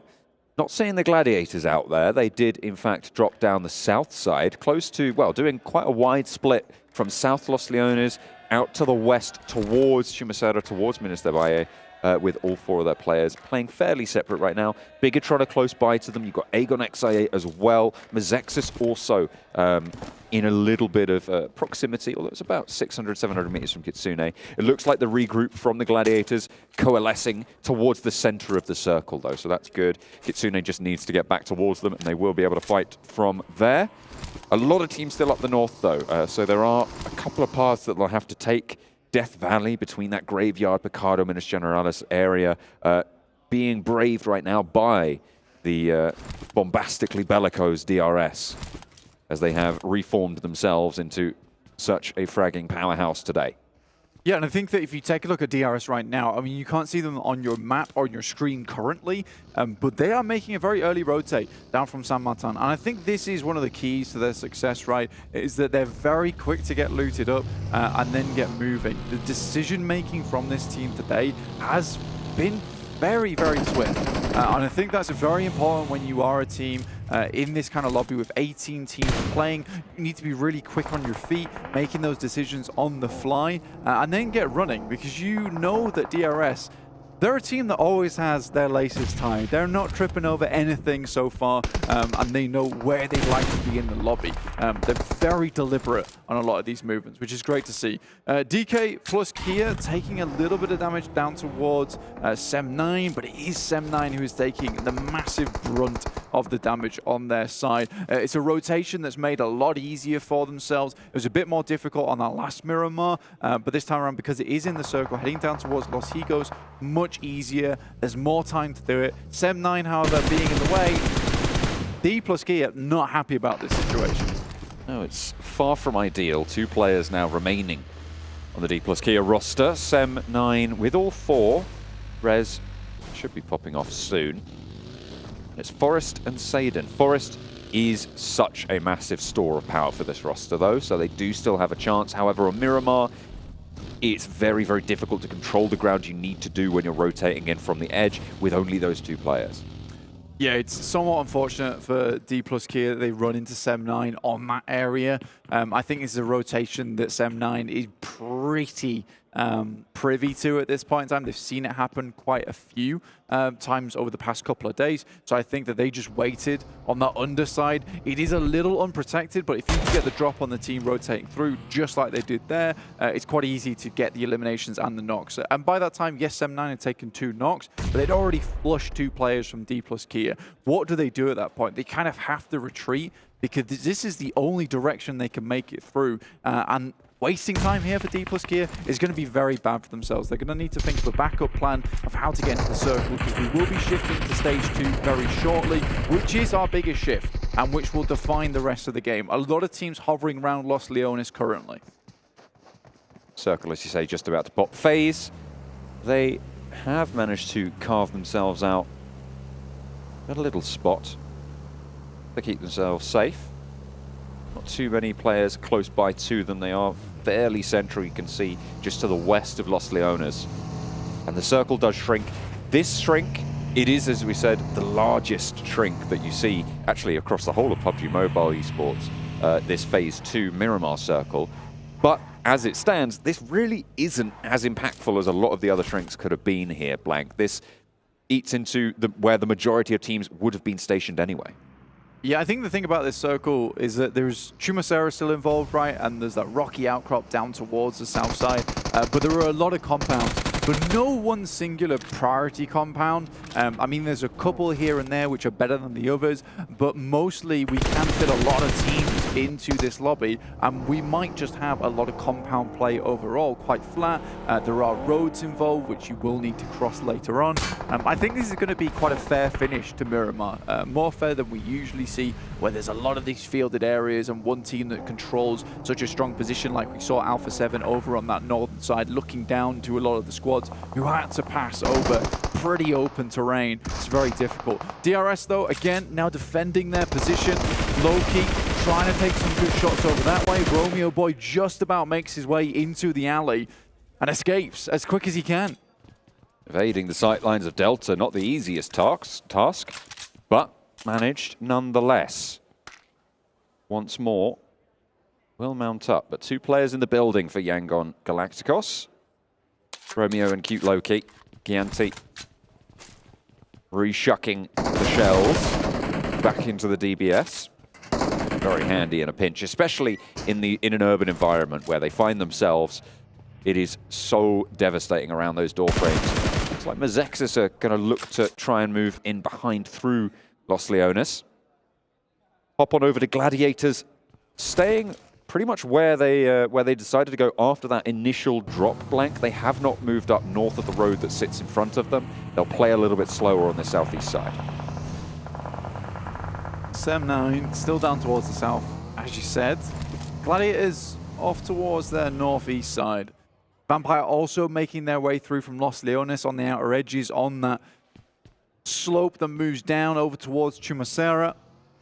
And Alpha7 have headed down from La Driera, moving in from that outer edge. I think they want to play a much more safe edge play style. It's what they attempted on day one, trying to go for something a little bit longer in terms of the approach, spending much more time with Blue. I think they're still going for that approach today, but they have shortened that amount of time that they're in the blue now.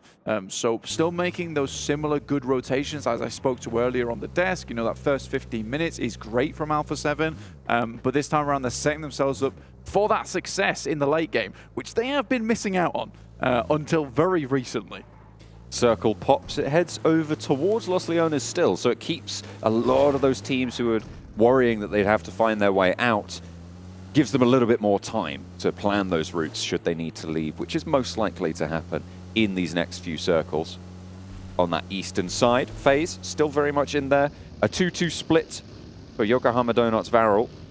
We'll see if they have a little bit better luck this time around.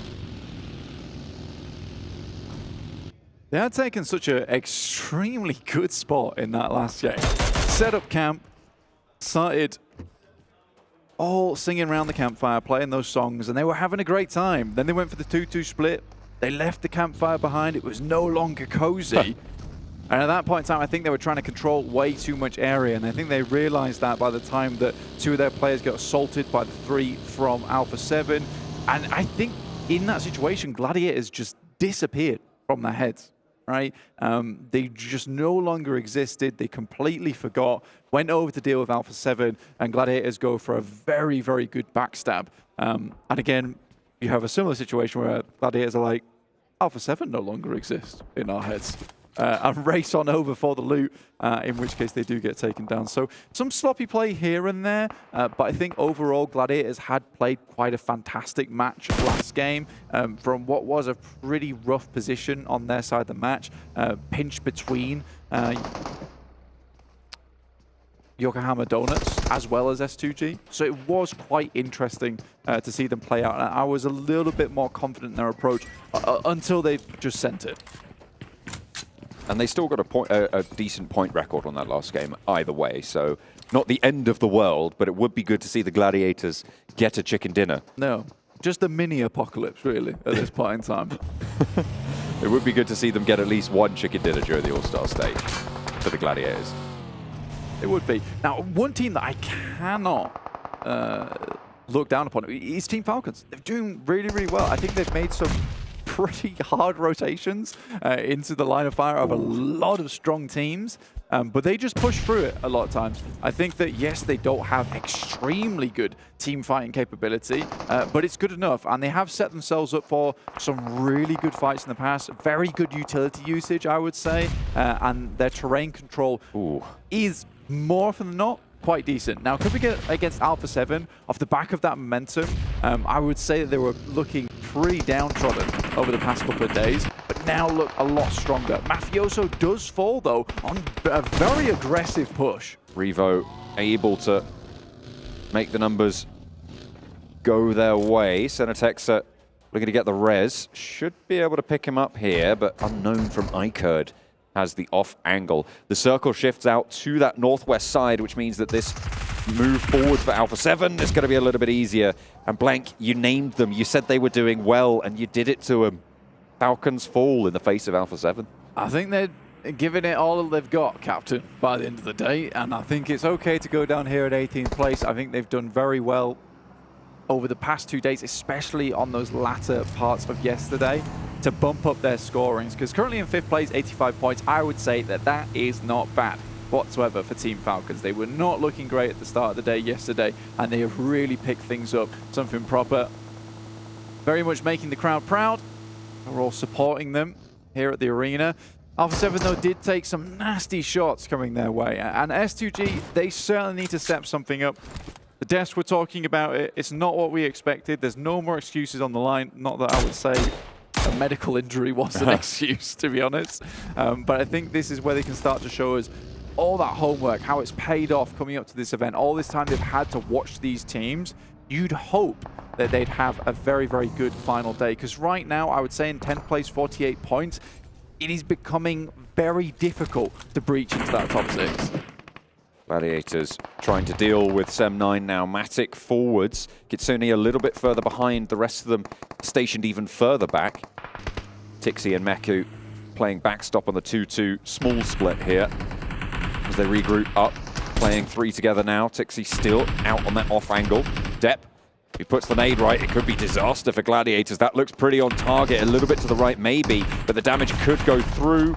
We're waiting for it to pop, and a lot of damage sent over to the Gladiators' health bars. You can see that on the tower on the right-hand side of your screen. But they have regrouped and they have survived. They'll need to move further north, but they are under the watchful eyes of FaZe Clan. FaZe are constantly in the wings of a lot of these fights, and we've seen before that they're not afraid to send out in towards the outside edge of the zone to take these fights. They are just sitting pretty up on top this side. I think that maybe Gladiators can feel a little bit safer knowing that there is a loot crate up there, potentially teams. Meku steps out, will get knocked. This is not looking good whatsoever. 2 players down. And FaZe are going to pick up all the points as Tixi tries to steal some of them away.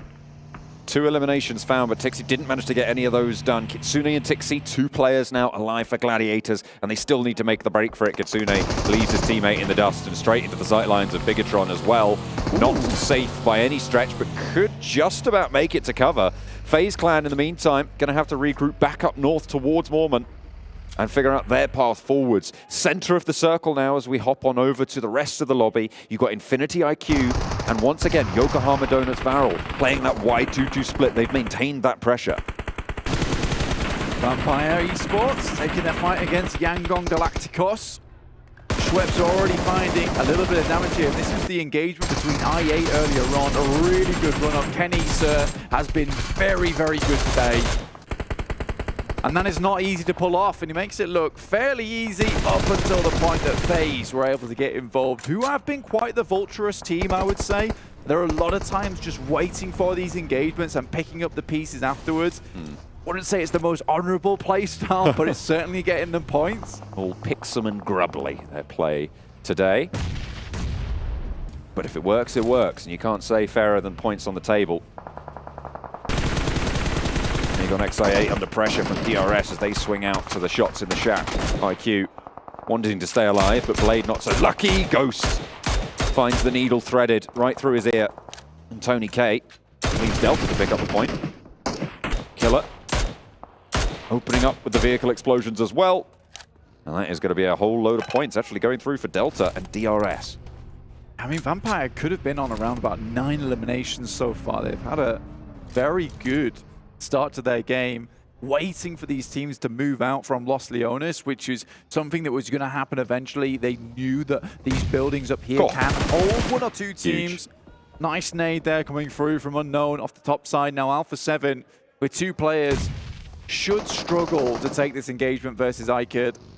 Revo is there though, the star of the show for this Alpha7 roster. And remember, what we wanted to see from Alpha7 was to be able to maintain the pace that they'd set for themselves in the last game. Revo leaves Center Texer as bait on the back of the buggy.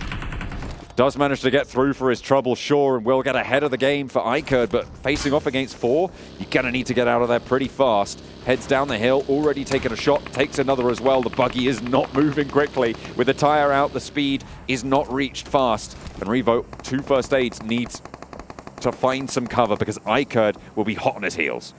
Yeah, once again, Lone Ranger vibes for Revo. It's a sad day for this lad. I mean, he has just been on his lonesome quite frequently in these games. But that's just the way the cookie crumbles here today. I think he's been doing very well to keep his team in the balance, honestly. 75 points just on the cusp of 6th place. But 4 eliminations, though, should see them a little bit safer into tomorrow, with BTR hot on their heels in 7th place, 67 points, but they only have 2 players as well, so I think A7 can at least be happy that their 6th place is pretty much confirmed at this point.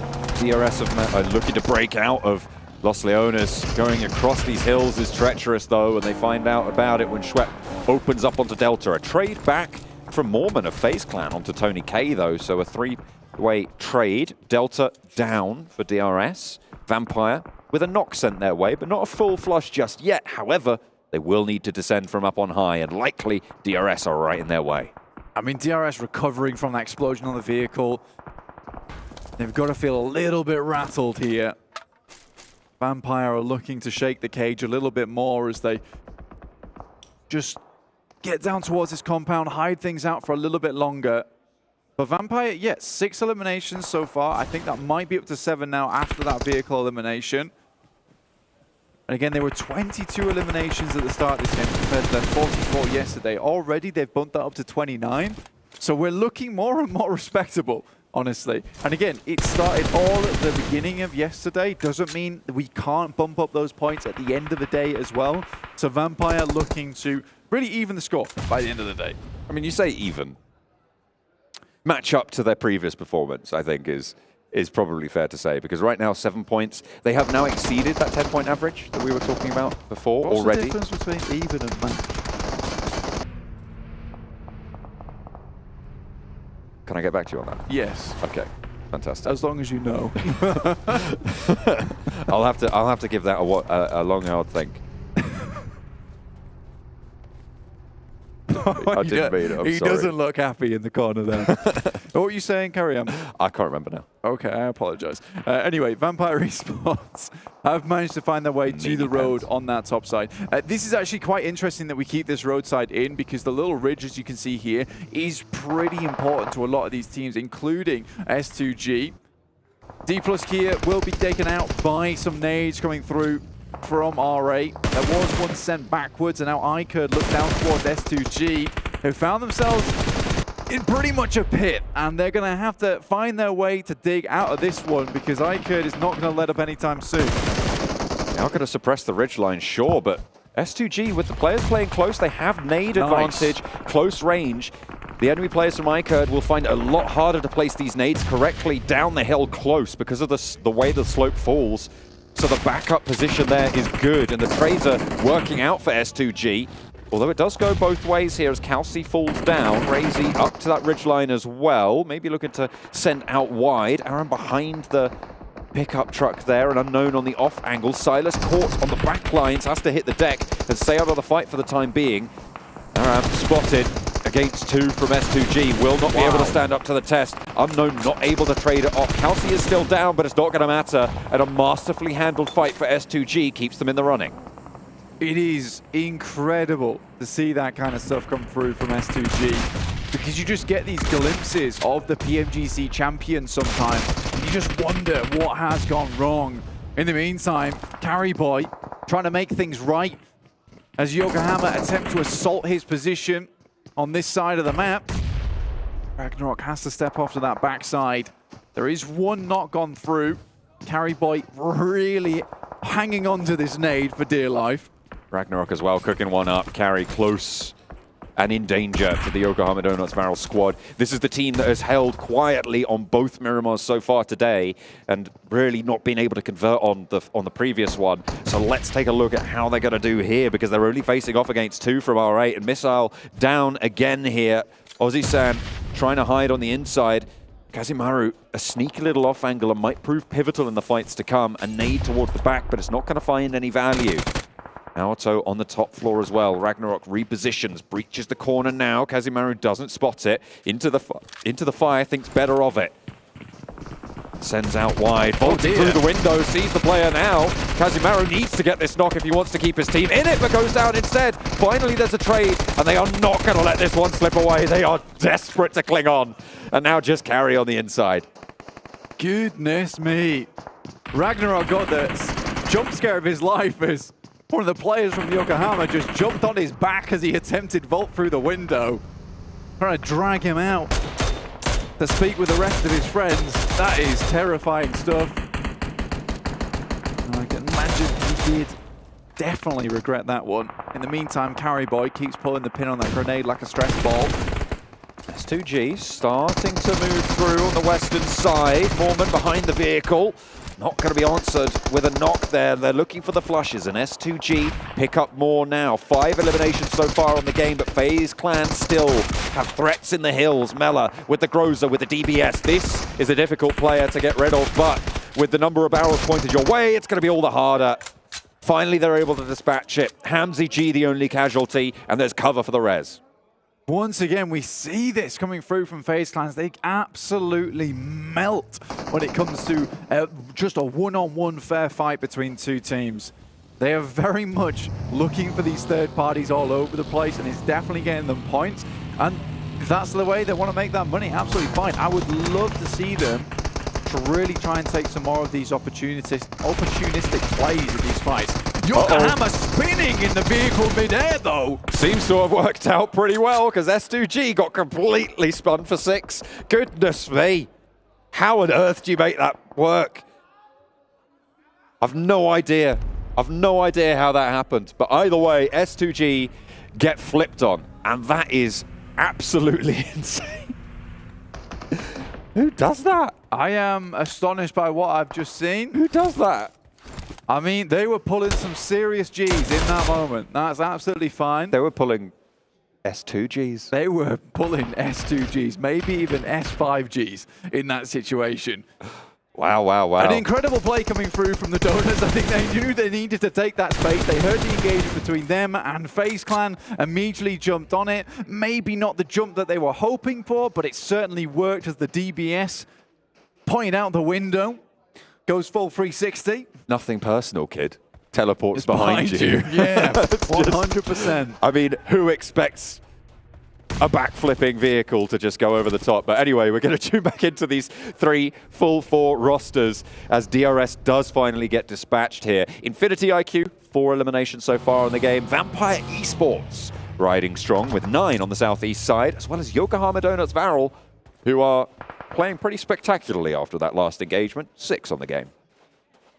It's good stuff. And I think Max on the desk really wanted to see Yokohama actually pick themselves up a chicken dinner. They've been securing themselves some good positions here on Miramar quite a few times, but Tony K stands up, will completely confirm that elimination over towards Missile. Now, 10 eliminations, there is a potential of another 7 on this match, I believe. If I'm not incorrect, which I'm not. So 17 eliminations total are available now for the Vampires. And I think if they can pull that out the bag, they will have massively extended their lead here.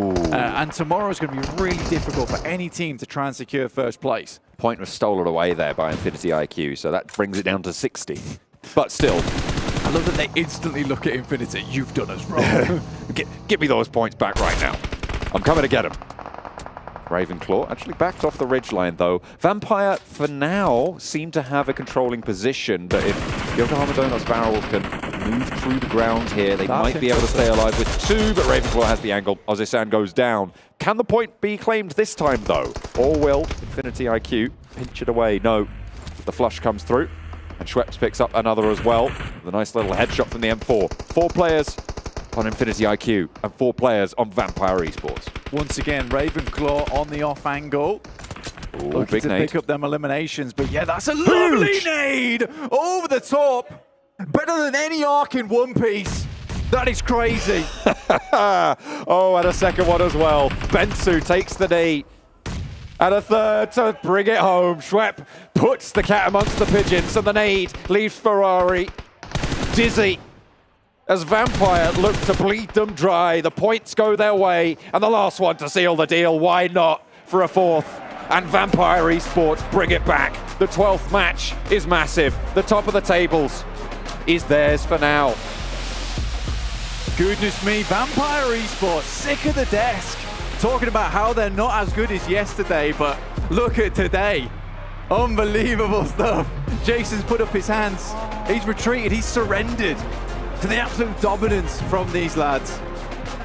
They went so far beyond on that last one. You know what? I thought it was hard to top the flipping car. The flipping car. The flipping car was hard to top. Yet that nade was something else. That was divine. I like that. That's my favorite game so far of this tournament, Yeah. I think. Those final circles, they played out so interestingly and magnificently. My guy's in his pajamas. It's too easy for him.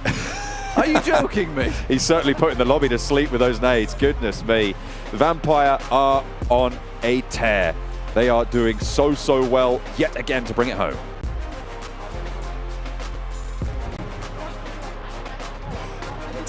Yeah, bring it home they did. I was just hoping you guys at home could actually figure out what I was saying before I said it, because I know you guys are watching these games intensely. Vampire taking home the chicken dinner, but you know what's the most important thing about that? It's not them winning. Well, technically it's them winning. That's pretty important. Hold up a second. Maxman not having a curse.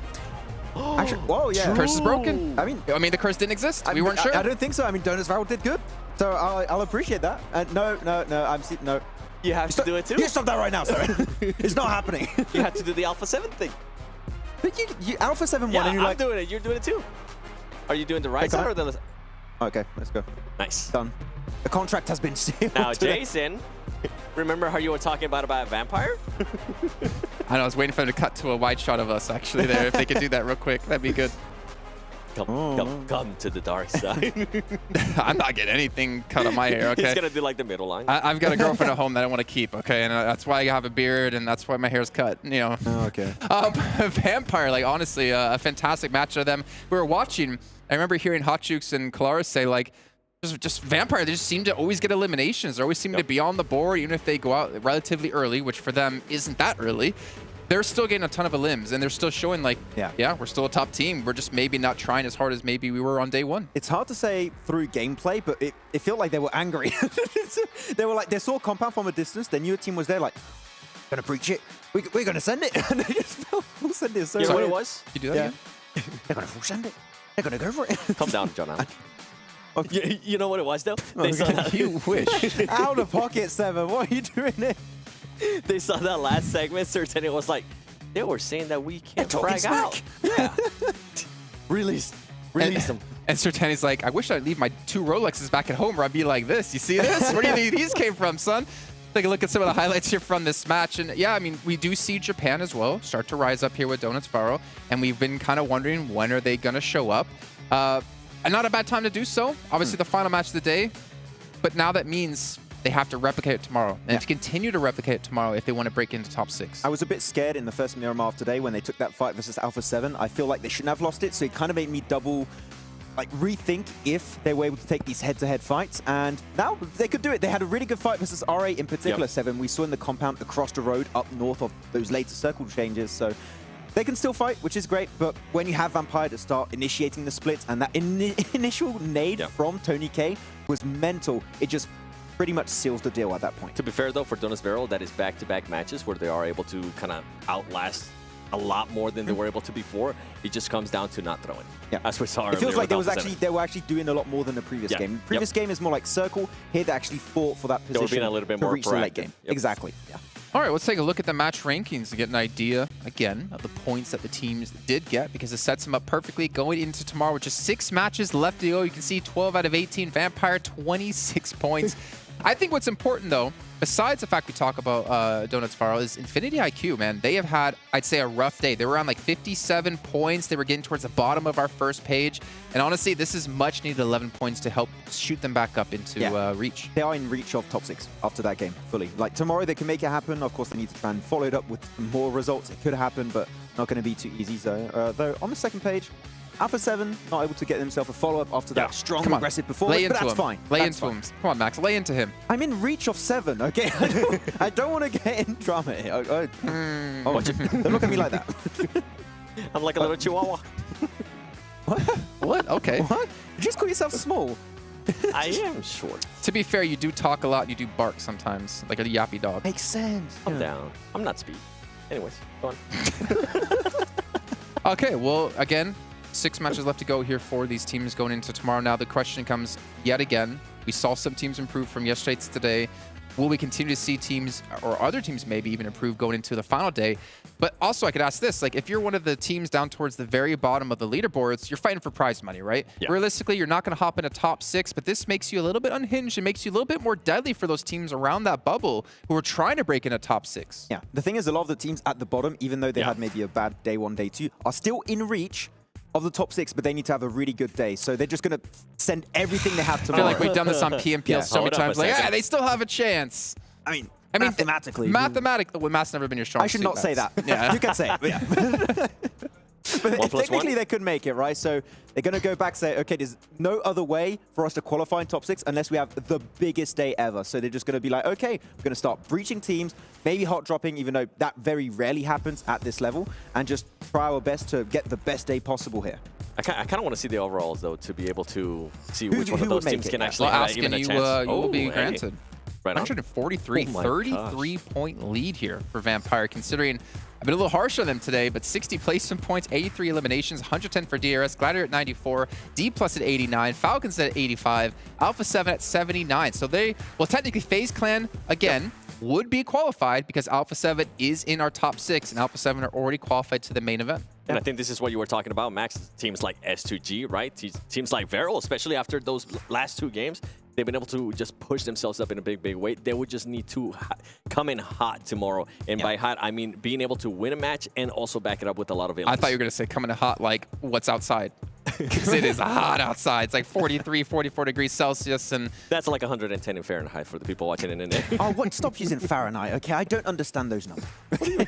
It's too complicated. So I'm going to challenge actually production here. You know, we've been griping on Vampire a little bit today, a lot today. Yeah. Some of us more than others. Whoa. We've looked at yesterday versus today a couple of times. Let's look at it for a third and final time here. Vampire yesterday versus Vampire today. I think there was like a 3,000 damage difference. There was like 20 30 elimination less as well. I'm curious if that gap has closed quite a bit, and they're actually really close to the results from yesterday. I don't remember what they ended off point-wise at the end of day 1. It would a lot of points. I think they finished at like 140 odd now, right? And yesterday, I think they're around like the 70 marker. Then it might have been. They basically put up the same amount of points today as they did yesterday almost, which is even more impressive considering they only got the 1 chicken dinner, and yesterday they had the 2 right back to back. I think they were like close to a 15-point average throughout yesterday. So they were definitely really high, but yeah, they've been able to get some good results. That's the thing we were hinting at, right? They weren't able to get those chicken dinners like they were able to get yesterday, but we're still backing it up, even with just little elims here and there and some good placement points. Well, you know what? Luckily for us, we also had some other teams step up, like your Alpha7, 7's favorite team, and we do luckily have an interview on the stage with Barney to talk to them and see how they've done, of course, over the course of these 2 days. I'm joined by Pedrinho of Alpha7, and I'm also joined by Victor, who's going to help translate for us. Pedrinho, I just wanted to ask you, from yesterday to today, what have you changed, and did it make a big impact during day 2? Ele quer saber o que mudou de ontem para hoje para ter impacto tão grande na jogabilidade. A gente analisou muito o jogo dos times ontem e fizemos uma mudança no jogo de hoje para encaixar com o mesmo jogo que os times estão fazendo. Yeah, we've analyzed a lot the games from the different teams, and we try to respond to them and make our game fit more with what they're doing and have a better reaction to the action in the map. Well, I guess we have a bit of a curious question from a bunch of the casters also in the English talent section of this studio. They just want to know, which team has caused or given you the most trouble over the past 2 days of competition? Who have been like the toughest? É uma pergunta de todo mundo da equipe. Qual time tem dado mais trabalho para vocês? Qual time está sendo mais difícil de responder? Acredito que todos os times estão dando trabalho, mas atualmente a Vampire, por estar no topo da tabela, estão jogando muito bem e está sendo mais difícil de bater de frente. Yeah, I believe that every team is a tough team in this championship, but definitely Vampire. That's why they're at the top of the game. That's why they're doing so well, and it's been really hard to respond to that. Well, you also incorporated Senna back into the roster this year. I just want to know, has that changed any of the play style coming into large competitions like this? Have you shifted a lot? Vocês retornaram com o Senab para a line, né? E como isso mudou a maneira como vocês jogam? A volta do Senab foi muito importante, ele tem uma sinergia muito grande com o Carrilho e com os outros companheiros do time. E ele sabe jogar na sombra do Carrilho, não deixar o Carrilho morrer e fazer a função dele. E isso impactou muito na nossa line e é o que faltava para a gente voltar a conquistar os títulos. Yeah, definitely his comeback to the team has helped us a lot. That's why we've won 2 tournaments this year already. He can be Carrilho's shadow, which is very important for us, as well as playing different roles when needed. And his impact was huge, and that's why we're here today. Well, you're actually the only team who's already qualified for the main tournament later in this week. So we just want to ask, has that changed your approach to the All-Star Stage, or you're still out to win it? Bom, vocês são o único time que já está qualificado para o torneio principal. E como isso muda a maneira como a Alpha7 joga? Isso afeta de alguma maneira a maneira como vocês estão lidando com os jogos atualmente? A gente está jogando essa fase mais estudando os outros times, ficar de olho nos times que vão passar para a próxima fase para já saber o que eles vão fazer no main tournament.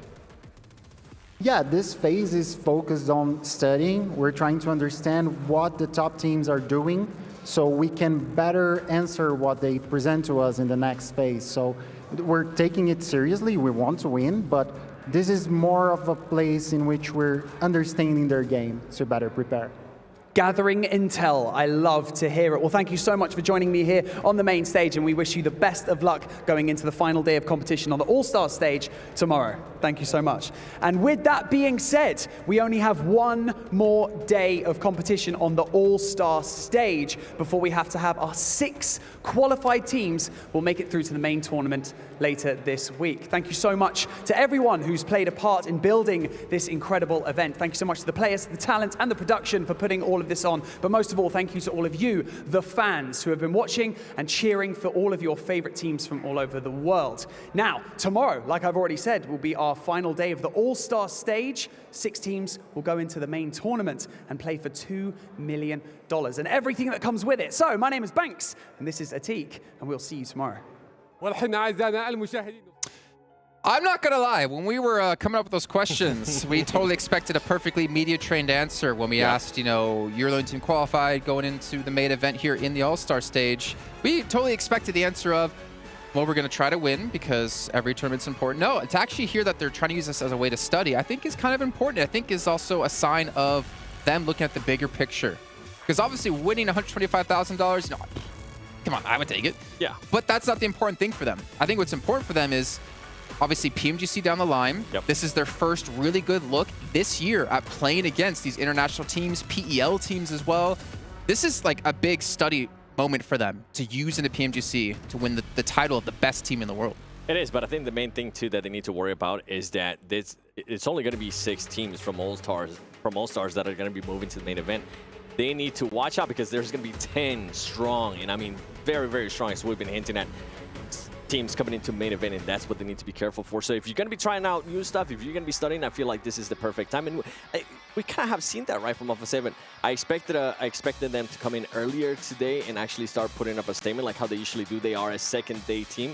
They weren't able to do that until the very end, as they were able to get a chicken dinner in the first Miramar that we were able to play. So maybe tomorrow we'll start seeing a bit more of an Alpha7 actually wanting to push for that first place and that money. Yeah, potentially that's going to be happening. That is good to see that they are in fact studying, because the thing is, these teams that qualify in the top 6, except for Alpha7, because they're already making it up there, right, 100% sure, is that they are also getting researched by the teams in the main tournament. And they have no chance to actually train those matches and be able to have that outlook on the teams actually playing these 3 days of All-Stars. So the fact they're already trying to look ahead is a really good thing to keep in mind, because they won't have a lot of time between All-Stars and main tournament because you have no break time. Yeah, I think actually they're not even in a position to set the pace. I think the teams who are already in the main event will be setting the pace, and Alpha7 have to be focusing on the team to adapt to the style that's being brought to them, to the meta that's being brought to them in that main tournament. So they have to be quick to study, they have to be quick to learn if they want to be able to win. I mean, if they're going to be talking about adaptive, if they're going to be talking about actually studying, I need to see a much better rotations out of them tomorrow. I feel like something that's been hindering throughout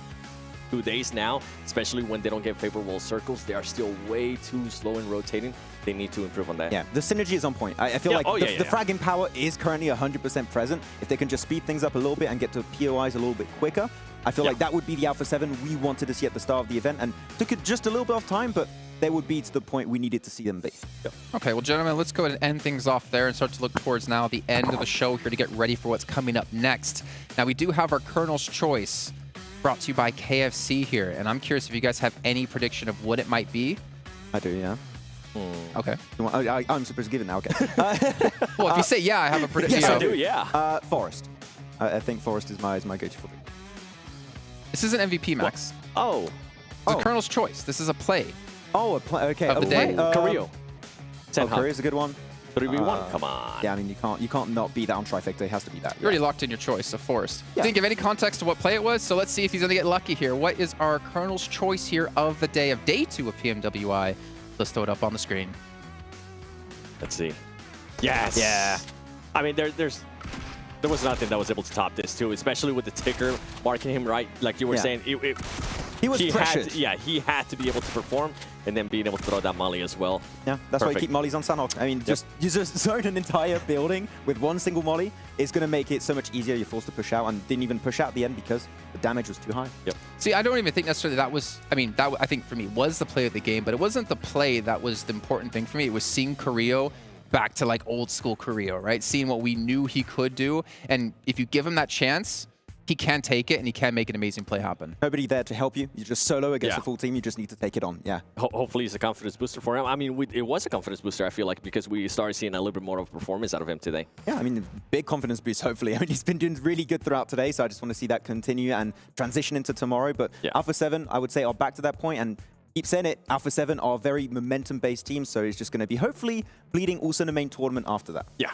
Okay. Well, now it is time that I know. I'm pretty sure I know what he's going to predict. It's the save of the day, Max. Oh, okay. Jeez, he's jumping. No, I'm just kidding. It's the MVP brought to you by Kitty, the Kitty MVP of the day. You're going with Forrest? Yes. Who are you going with, 7? Can't make up my mind. Somebody from DRS. There's been a few, actually. Yanti, Delta, Killer. Yeah, could be. Oh, Killer. Thank you. You literally just helped him. Let's see, who is our MVP of the day here? No! Yeah! No! So Max is 0 for 2. It's okay, Max. It's okay. Shut up. I mean, really, it's not just Killer. The entire team has been doing extremely well, but almost reaching 3 average eliminations throughout today. Clearly, complete night and day from day 1 to day 2. And I want to see that continue, of course. That's what we're hoping to see for all the teams that have improved today. But DRS showing us why they were the 2nd best team in the world back in the PMGC Grand Finals of 2022.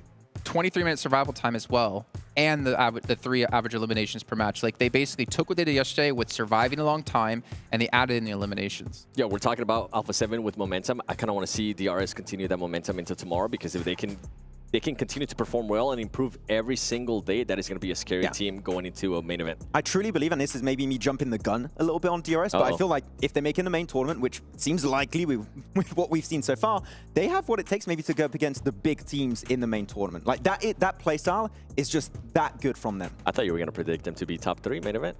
I mean, they've done it in PMGC. What do you want me to tell you? I mean, they've done it in PMGC. Max. S2G won PMGC, and they're not even in top 7.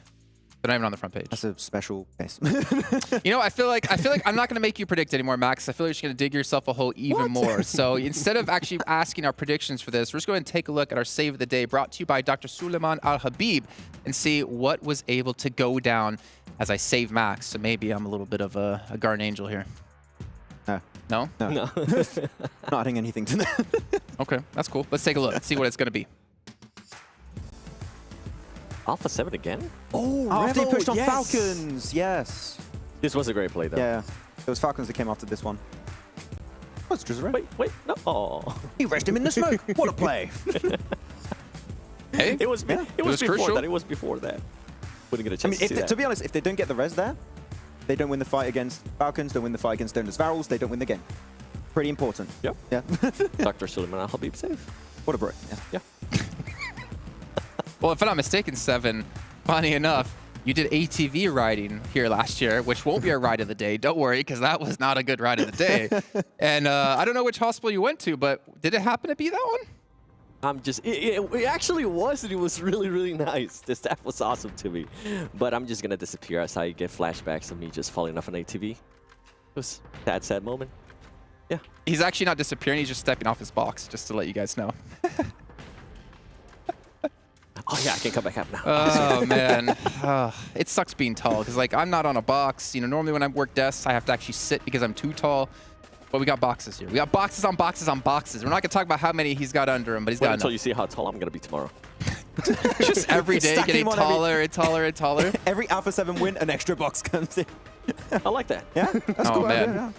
All right, well, we do have one more today, and this I'm also not going to challenge you on. Forrest, no. Okay. It actually could be. That's the funny thing. The one I'm not going to have you predict on could be it. Okay. You ready? Yeah. I mean, what are you going for? So it's going to be our ride of the day presented by Abdul Latif Jamil Motors. And I'm actually curious what it's going to be because we did have a couple of ride buys that were fantastic, a couple of runovers as well. Let's take a look at what it's going to be today. I don't know which team it's going to be, though. I remember one that stands out. But I don't want to predict it because I don't want to be wrong. We had DRS that did one. I was thinking about DRS. The thing is that too. I don't know who was controlling the car. So I think it's that. It has to be DRS. Oh, BTR. Bigetron. We didn't even get a chance to actually see this. I don't remember. No. Oh, what? Okay. Oh my gosh. M4 fade away. in the car. That's. Oh, we got more than one. Oh. Oh, we got multiple. So maybe we should clarify. It's the rides of the day, I guess. The rides of the day. Ooh. That's the one I was thinking of. GG's. And that one. And that one. Ah. Where's the DRS ones? It's going to happen. No way. Oh gosh. That boy had no chance.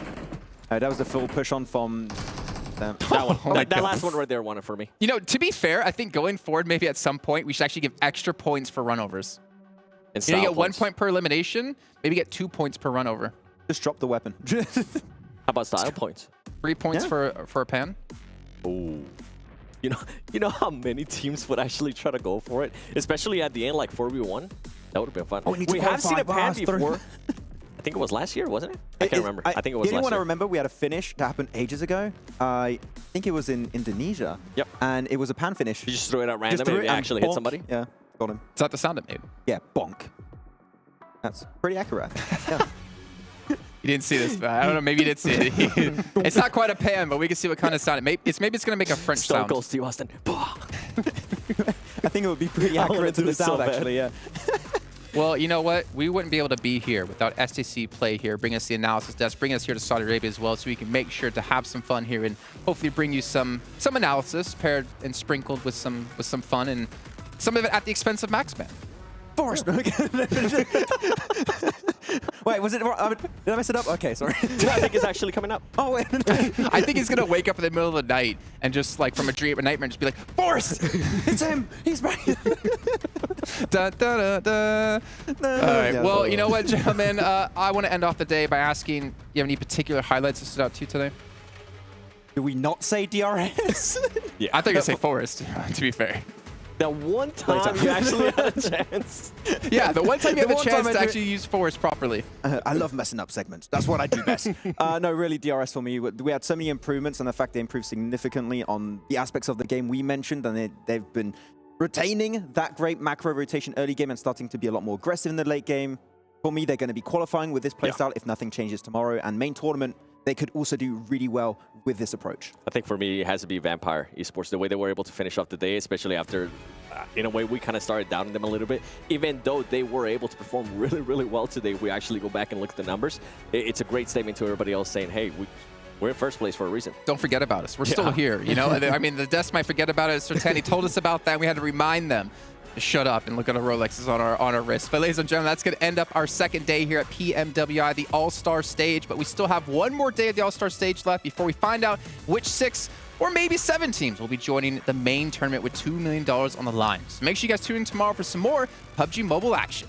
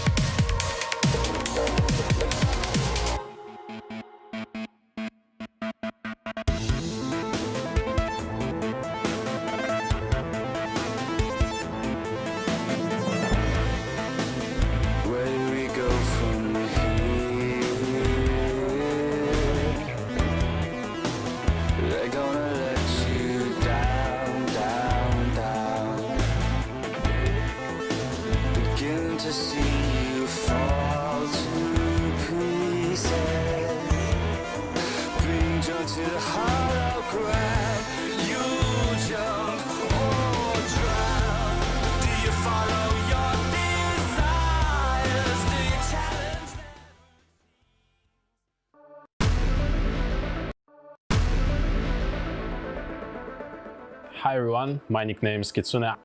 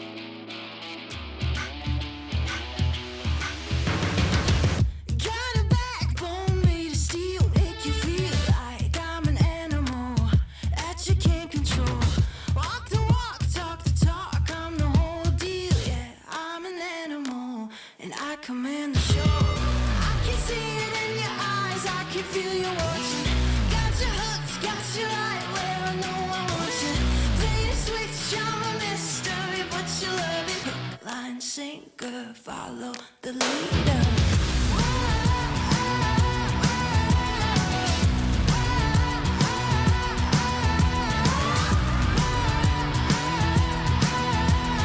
Hook, line, sinker, follow the leader.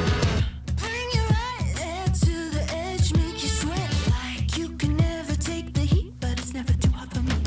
I walk the walk, talk the talk, you know I'll never stop, 'cause I'm an animal. I'll just laugh it off. I can see it in your eyes, I can feel you watching. Got your hooks, got you right where I know I want you. Play the switch, I'm a mystery, but you love it. Hook, line, sinker, follow the leader.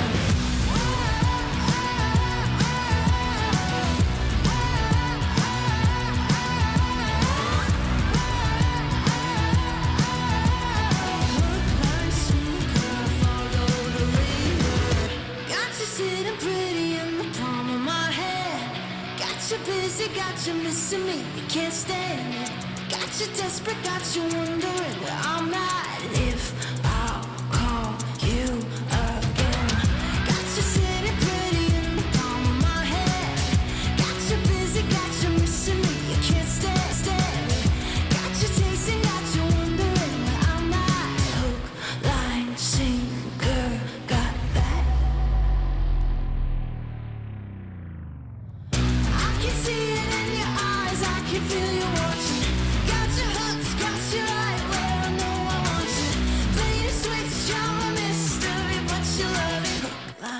sinker, follow the leader.